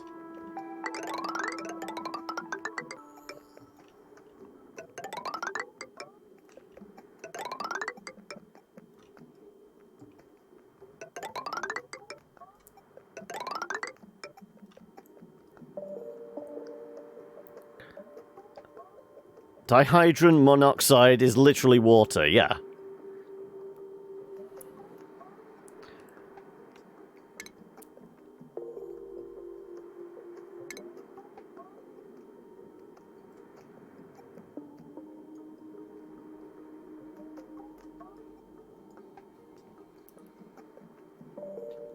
Impending doom, yes. Death and destruction is imminent. Screw it. If we're wiping it out, we're going to do it in style. Let's make all this liquid hydrogen. The plans for our rocket bay are gone. Let's just put a big scoop of liquid hydrogen in there.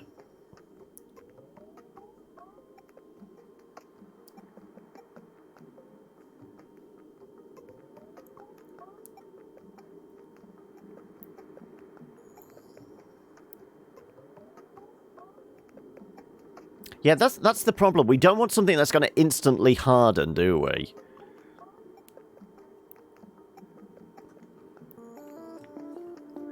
We need something that's, like, going to be impressive when we mix the two, and then it's going to drown the base in something equally destructive. Though I don't know what.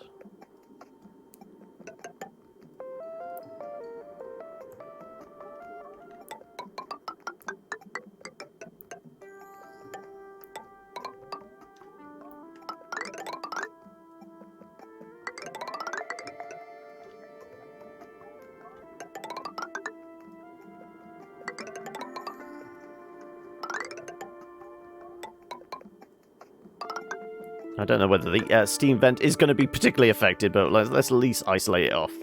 Right.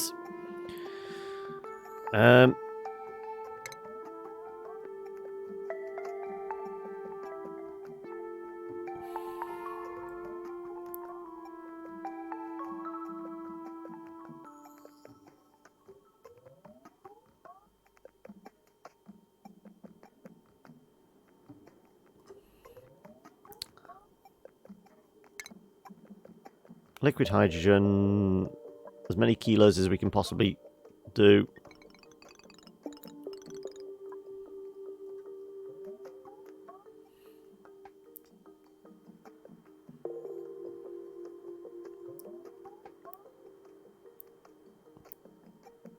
Alright, this should be fun. Right, liquid hydrogen mixed with what? It's got to be another liquid, hasn't it? Something... It's got to be something molten. I mean, we've got magma, molten aluminium. Molten salt. What's the base temperature for that? 450 Kelvin. Nah, it's got to be more impressive than that, hasn't it? What's liquid iron? 2,500. Now we're getting there. It will flash into gas, but we will also have, you know, rapid expansion of gas and a lot of liquid something draining onto them. We've done molten gold before. It needs to be something equally impressive. What's neobium? 3,000 degrees. There we go.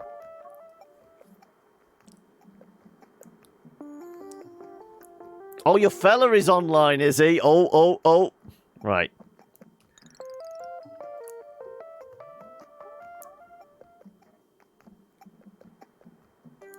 Well, theoretically, this should just melt the ladders as well, shouldn't it?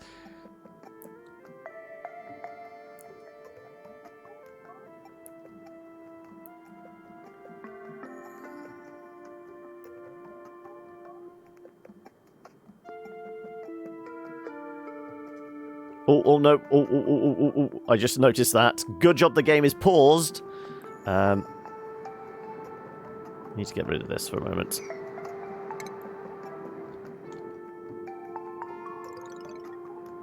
That could have been a big problem there.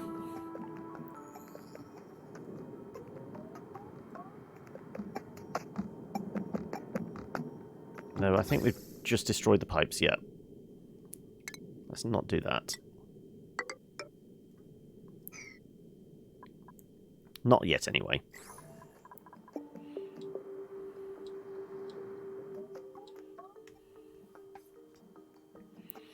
What do we reckon? We're certainly going to need a save in here, because this is liable to break it. Before we destroy it, that is. This music is way too cheap for what's about to happen, yeah. Right.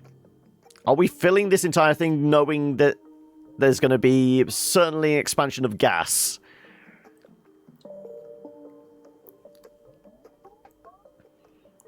Let's destroy them all. I feel like we can brush a little bit more in. There you go. Boop. Get on with it. Yes, get on with it. I mean, it's almost like they're all lusting for destruction and death.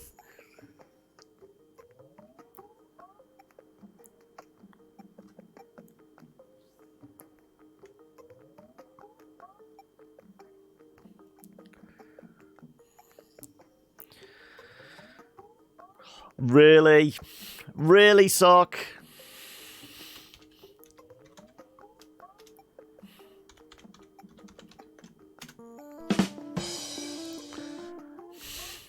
Though, are you basically not claiming responsibility because Ewan said that? What's the green shit? The green shit is liquid niobium, which is currently at 3000 Kelvin, mixed with liquid hydrogen, which is at about minus... I said like 18 Kelvin, isn't it? So it's minus 300 degrees.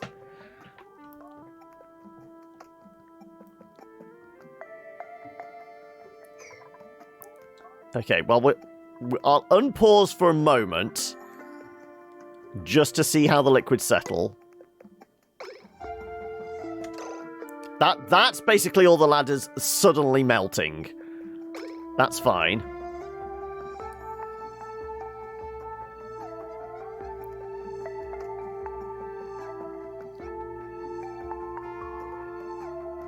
See, this is why I wanted like a little bit of settling, and apparently we've got rock gas.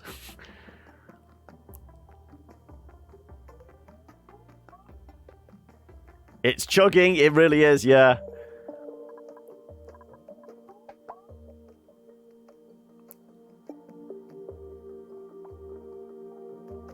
The gas is currently at 2000 degrees C. We melted the ladders, yes. No, I was letting it settle just to see if we should pump a little more liquid green in. I feel like it needs a bit more, doesn't it?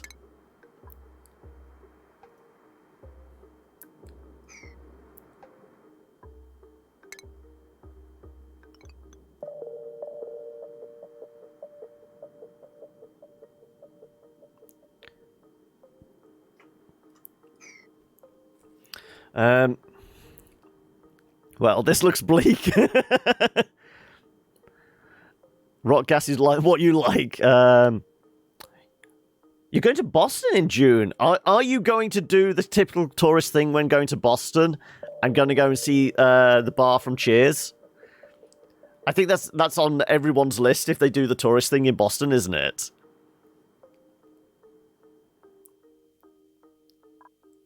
I don't know. I guess we've also got to make sure everyone's locked in the base, don't we? That's another important thing. We're going to have to make sure everyone's inside.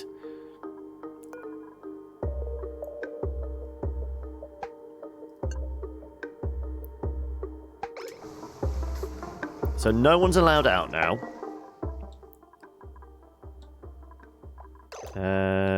Let's just make sure everything keeps running. So let's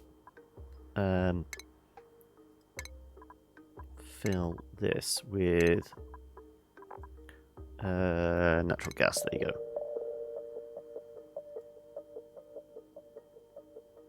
No, as much as we can squeeze in, really, without it all bursting.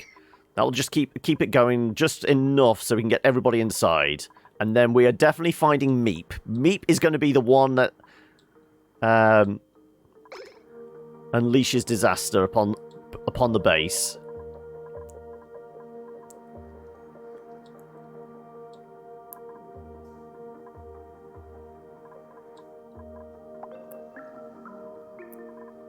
Yeah, I think we got it up to like 550 odd calories at some point. Right. Theoretically, they should only be able to get in, but they're not going to be able to get out. So does it look like anybody's running around outside? Wow, this is really condensed down, hasn't it? Are we going to have to pump some more in?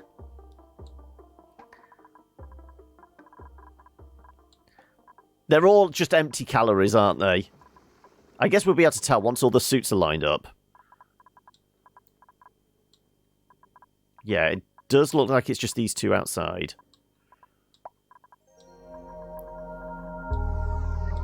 Well, if that's the case, we're going to have to put a bit more in, aren't we? Those are liquids. I mean, we could mix our liquids. I mean, is there anything else that's like really hot? Magma is 2,000 degrees. This was what, 3,000?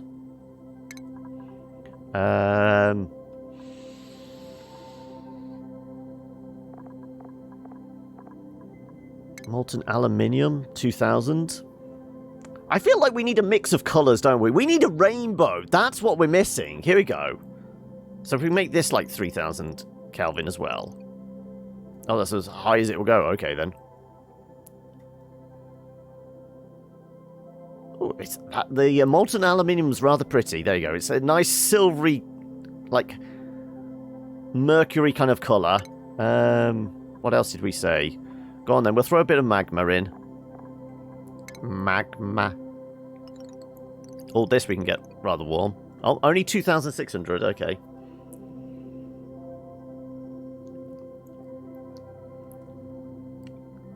Why just go liquid gold when you can have all the colours of the rainbow?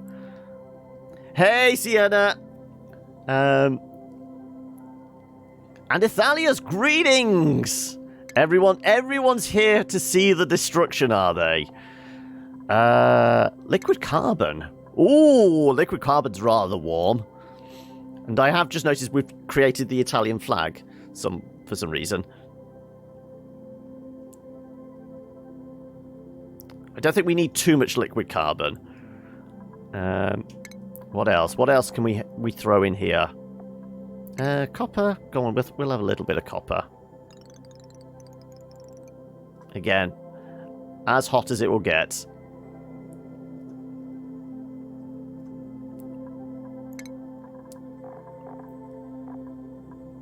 Fine. Though, like I said, we have done liquid gold before.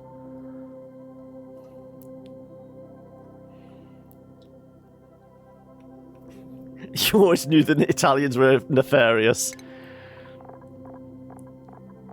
And as I said, I mean, my gut instinct is it's going to be Meep that's going to destroy the base. But I mean, we could have a vote. Who's actually going to like bring about the downfall of this particular colony? And we also have to run bets on who's the last one to die. Liquid gas. You want liquid glass. Okay. Molten lead. Molten... Where's the glass? It is in here somewhere. Brine pluted... Molten glass. There we go. Sorry. Is Kuno okay? Kuno is getting an outing today. Right.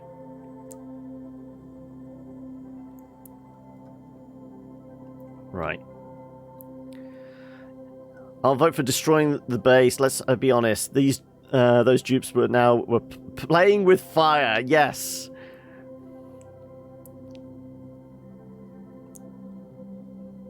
What's the I think it's just purely the weight of it is what's making it sink. What's Kuno? Kuno is like the annoying kid character we've been having to deal with in Disco Elysium.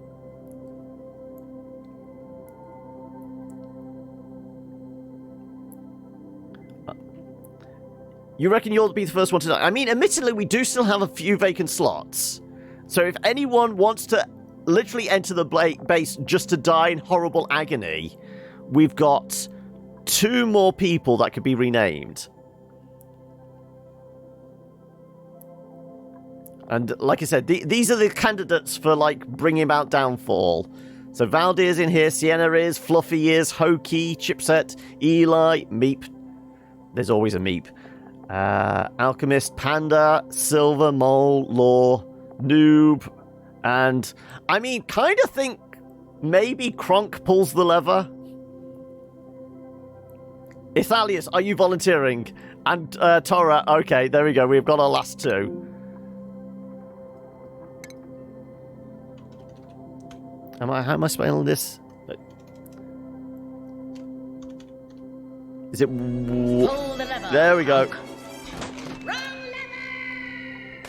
So we have an Ithalius and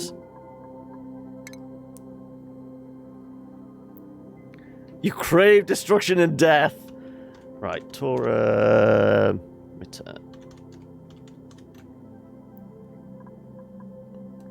Oh, there you go. Good. Right.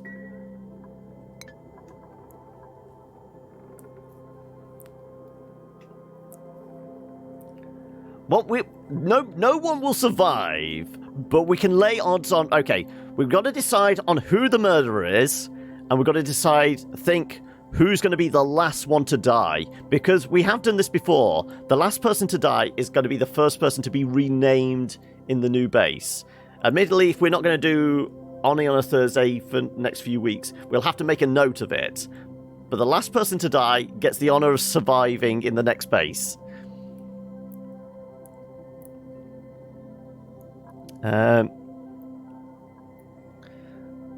Minimum of 2 with incest for future generations. I mean, technically they're all printed off, so we don't know where this particular gene pool is coming from, but still. If one dupe survives, surround them in glass and then begin creation of a human zoo.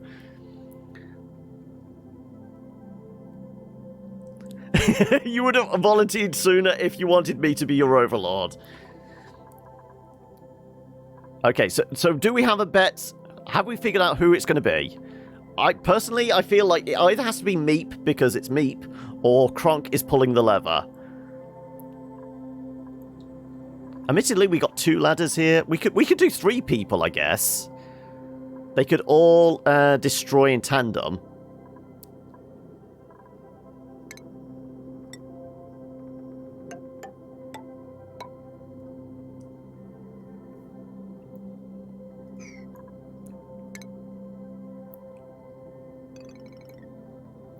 Okay, give me 3 volunteers. I'm going to vote 1 has to be Meep, but you two can pick the others. Meep pulls the lever. Yeah, right. So we've got to find a Meep. How much? I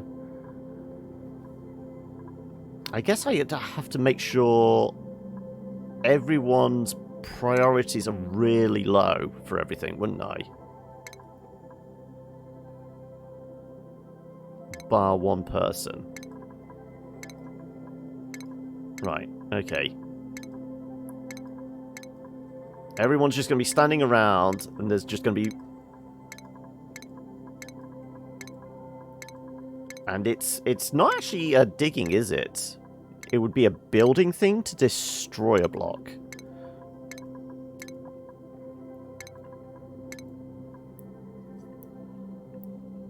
What is Meep? Meep is like, ever since the game came into existence, Meep is one of like the default character names. And every base always spawns a Meep. So like I said, I think it's a building thing.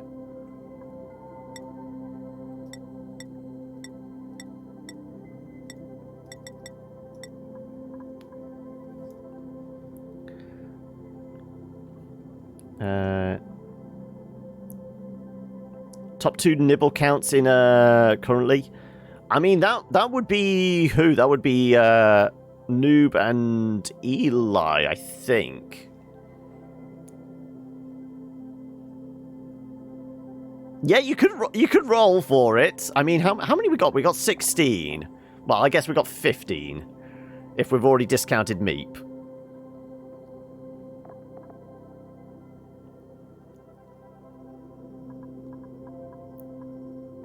Okay, let's make it Eli and Noob.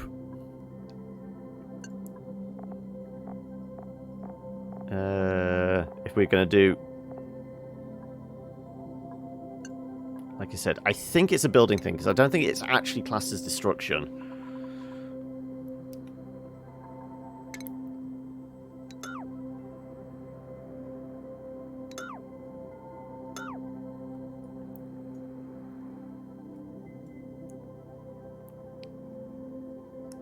Right, and...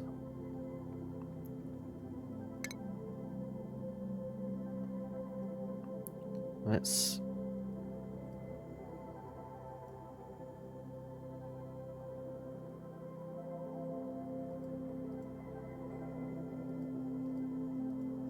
Are we ready for this?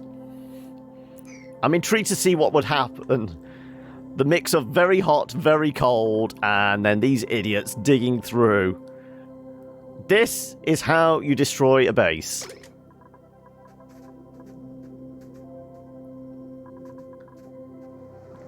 Okay, who's going for it? Nobody is.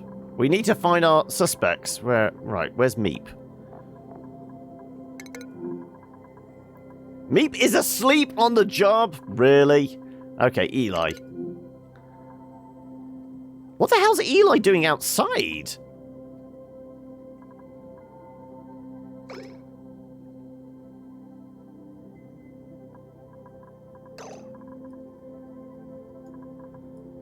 Oh, hello. Who was that then? Noob! Noob was the first one to bring about destruction.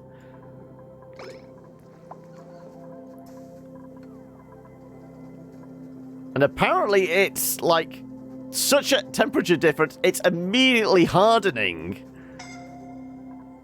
I wouldn't be surprised it's scalding hot.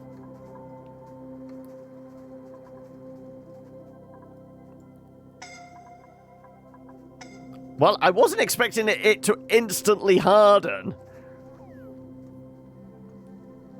Wow, they've sealed off the problem. I wasn't expecting that.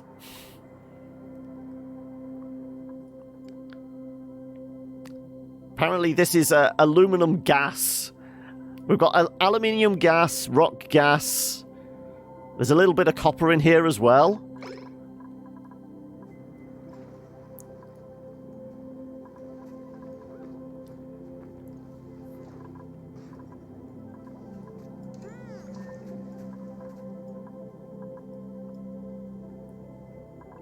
We need more heat, don't we? Is this where we throw in... What's gonna not instantly harden? This is the problem. I wasn't expecting the nemobium to, like, instantly harden. This is disappointing, people.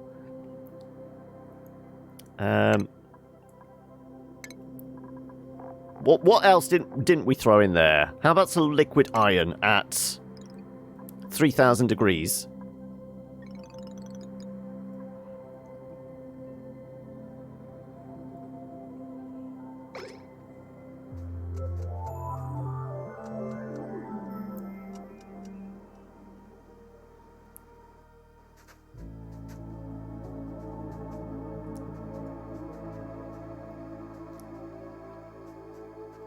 Oh, something's got through. Oh, here we go. This is... What was this? Was this the liquid gold? It certainly looks that way. Yes, the liquid gold got through. I mean, they're still all alive. They're very warm in the bathroom here.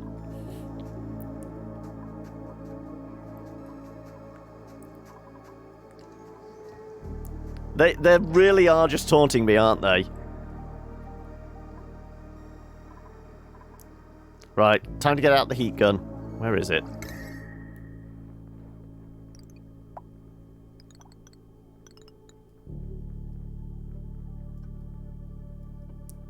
See if we can melt this down a bit.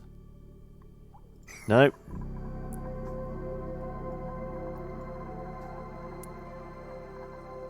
It's no good. We're going to have to do this ourselves, aren't we?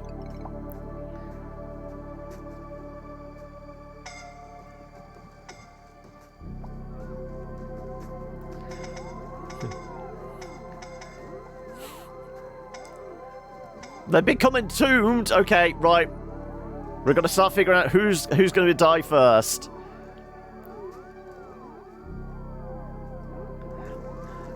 Kronk is somehow surviving in liquid Nobium. How's that even possible? They're still all alive!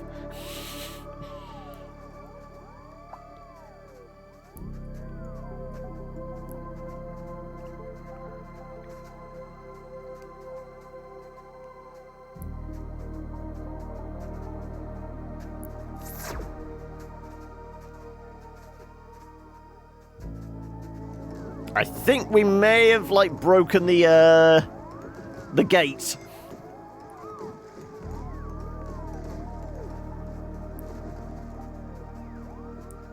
Still all alive! Incapacitated, okay. Kronk may be the first one to go. We've got Fluffy and Silver, though.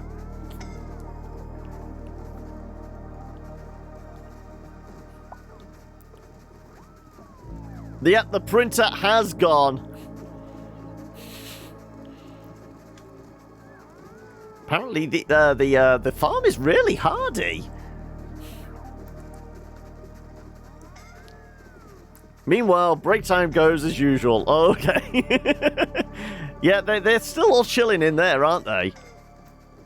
Oh. People are suffocating, scalded, entombed, incapacitated, but still, everyone survives.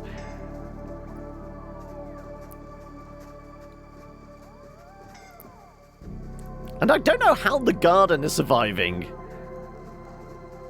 I'm waiting for that dunk. There we go. Who were the first two? 4 have died, apparently. Fluffy has suffocated to death. Noob has suffocated to death. Silver has suffocated to death. Eli has suffocated. This is what happens when you hide in the bathroom at work.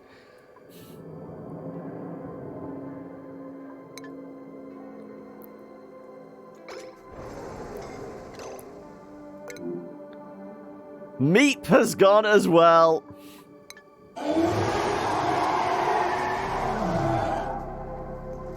Somebody's got heat stroke. Chipset has developed heat stroke. I think the air is literally boiling. How warm is it? Quite warm. It's pretty warm, yeah.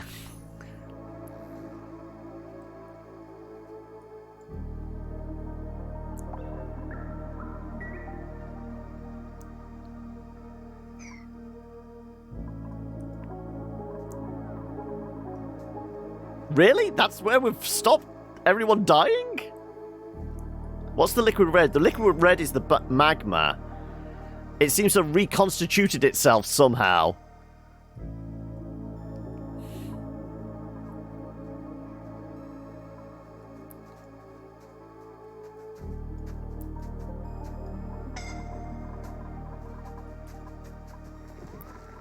Yeah, they're just hanging out in there, aren't they? Nobody's dancing, though. Might be because there's no power, because all the cables have been broken in the place. I'm waiting for, like, something to get into the water reservoir and just, like, plumes of steam.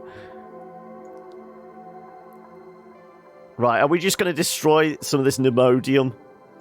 I think liquid magma is going to be our winner here, really, isn't it? I feel like we need to, like, possibly put some more of that in. Magma.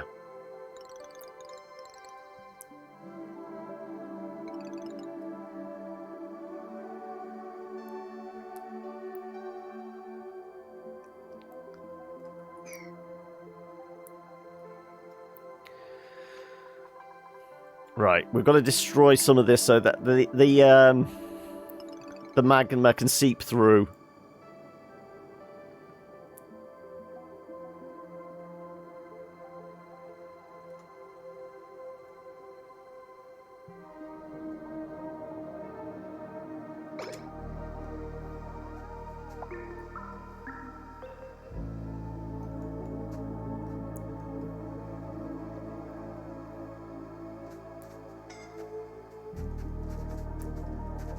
We just need those tiles to break, don't we?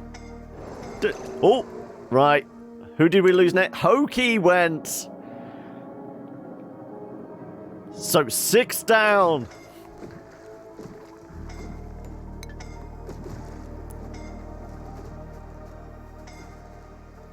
And there's nobody to pick up the corpses to put them in the graveyard.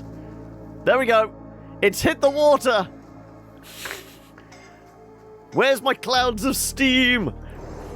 Oh. Chipset's gone now.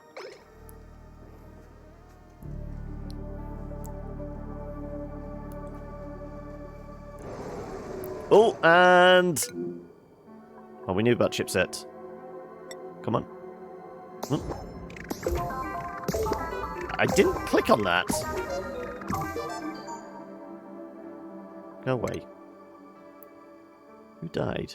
I was just thinking about chipset. Law! Law, you've gone! We've lost Law!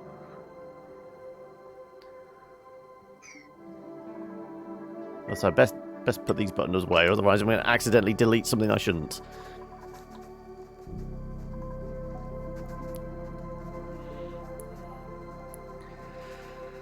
You mentioned shark lasers as a disposable email?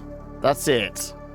I mean, it might have been like two words too close together with a point, and it might have thought it was a web address.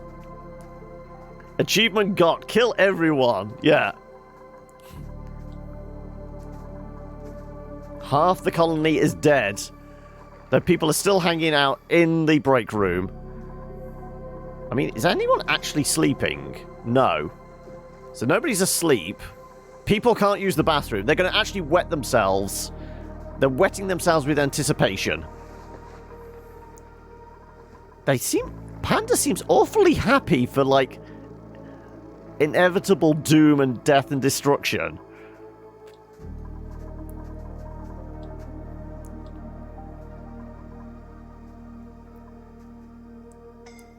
It's very stripy liquid, yeah. I think we're gonna have... Is Kronk still alive in there? I thought we'd lost Kronk. Excuse me? Somebody's complaining it's rather hot. Kronk is dying? Kronk is in there somewhere.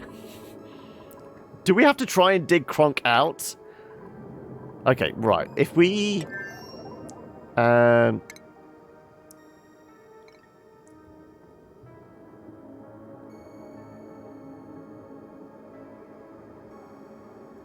dig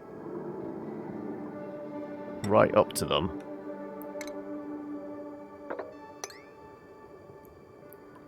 And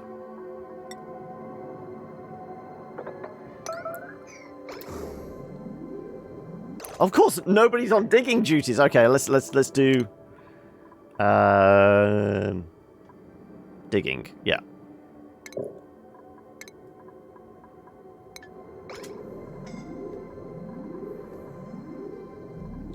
No, nobody wants to dig Kronk out. Kronk's gonna go. Frozen in carbonite, exactly. Yep, well, Panda doesn't want to leave. Panda's smart.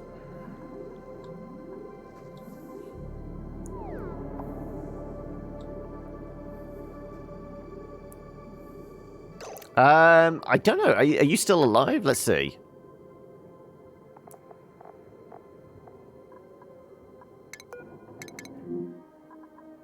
Nope, you're still alive, Sienna. Kronk isn't feeling too healthy at the moment, but then again, nobody wants to dig Kronk out.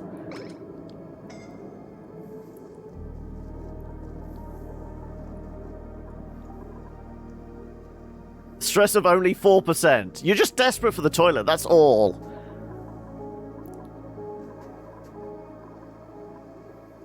Well, I don't think anyone's going to dig Kronk out, I'm afraid. So let's turn off the yellow alert. Yeah, the stress is rather low for the fact that, you know, plants have died. Well, the plants were the next ones to go then, I guess.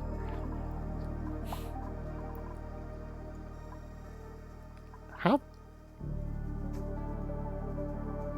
Has a full bladder. Don't think that's the worst of your problems, really.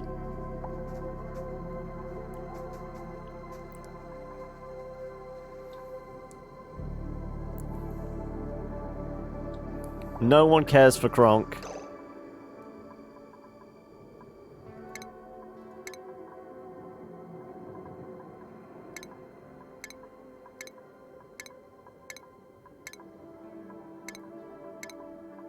It's definitely a digging thing for that. Let's just see if they will do anything.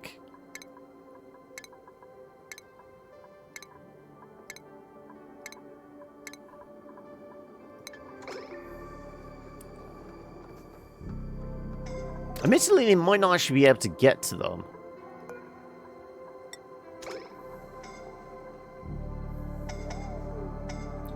Okay, passed out now. Yeah, it might be. Yeah, they just couldn't get to them.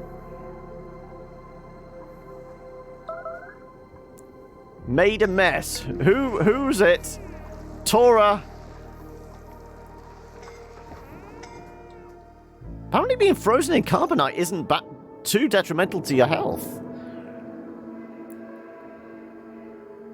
If I was to, like, you know, let's put this back on and just put some ladders here. Would anyone actually go and rescue Kronk?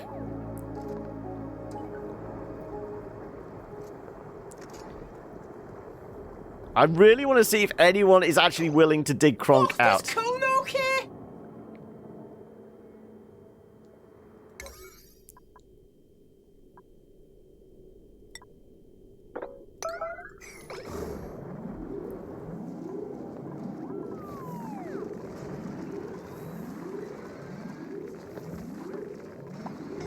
Too busy burying the bodies.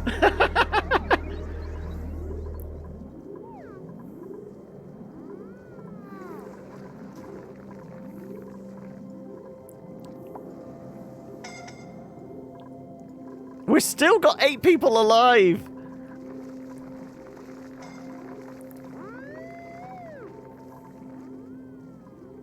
Well, I mean, if Kronk isn't the last one to live, I still feel like they should hold some esteem for, like, surviving this long.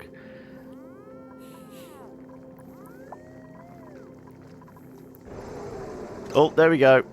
Ithalius has gone.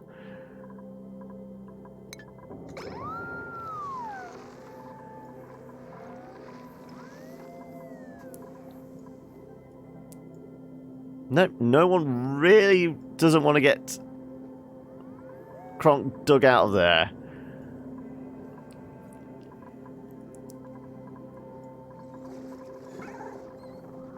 Chipset is definitely passed out. Chipset and Mole. Oh, there we go. Who's next? Modest Alchemist has succumbed.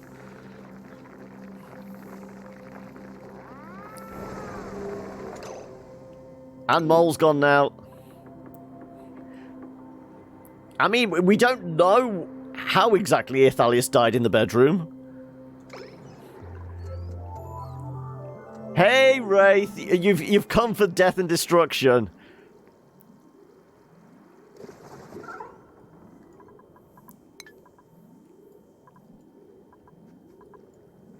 I mean, apparently Kronk is still dying in here.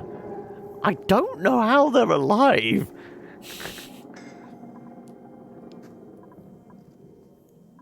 And somebody's still, you know, putting food in the fridges. Oh, here we go. Tora, you've gone. I'm sorry. Your time with us was short, but eventful, clearly. It's down to the last 4. Is it gonna be Kronk that's the last one alive?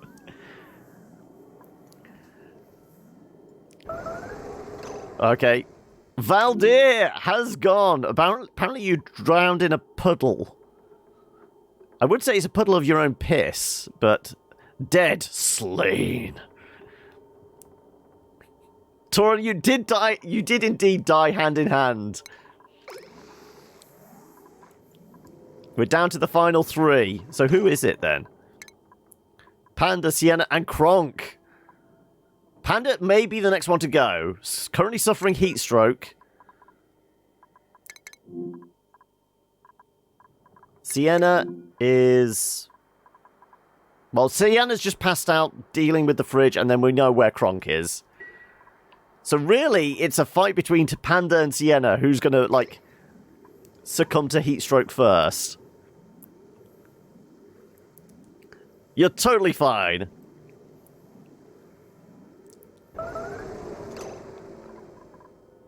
Panda has gone.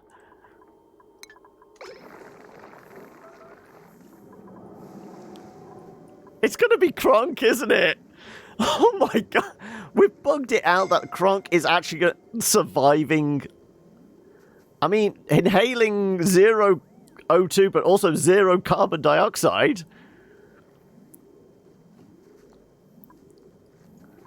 Well, I think we may have our winner then, don't we?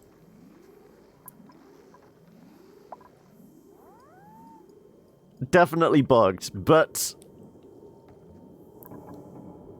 definitely the hero we deserve. But the race isn't over yet.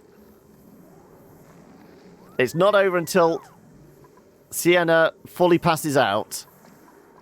I mean, it looks like your health is trickling down in 3, 2, 1. There we go. Sienna has gone. The winner. Surviving against all odds. And we can't even see their face. Is Kronk. But there we have it, folks.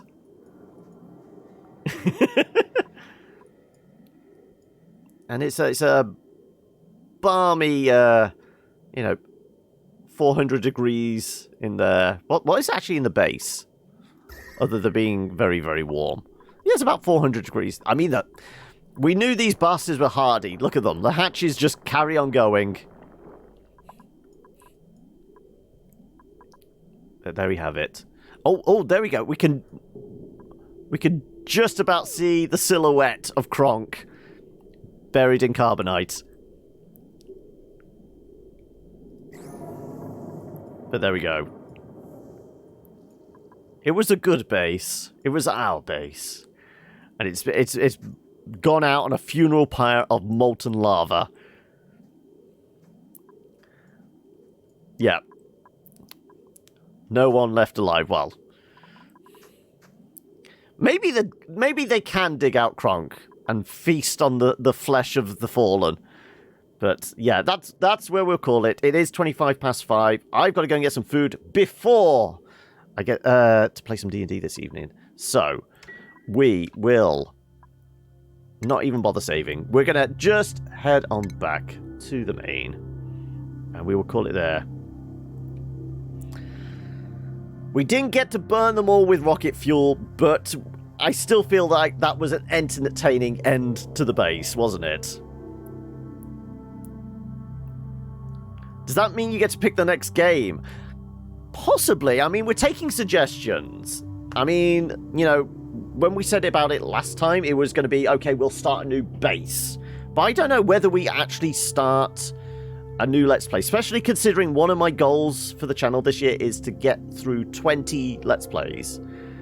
So if we can, start one with it in, the first, I guess, full week of January, that gives us more scope to actually plow through more games this year.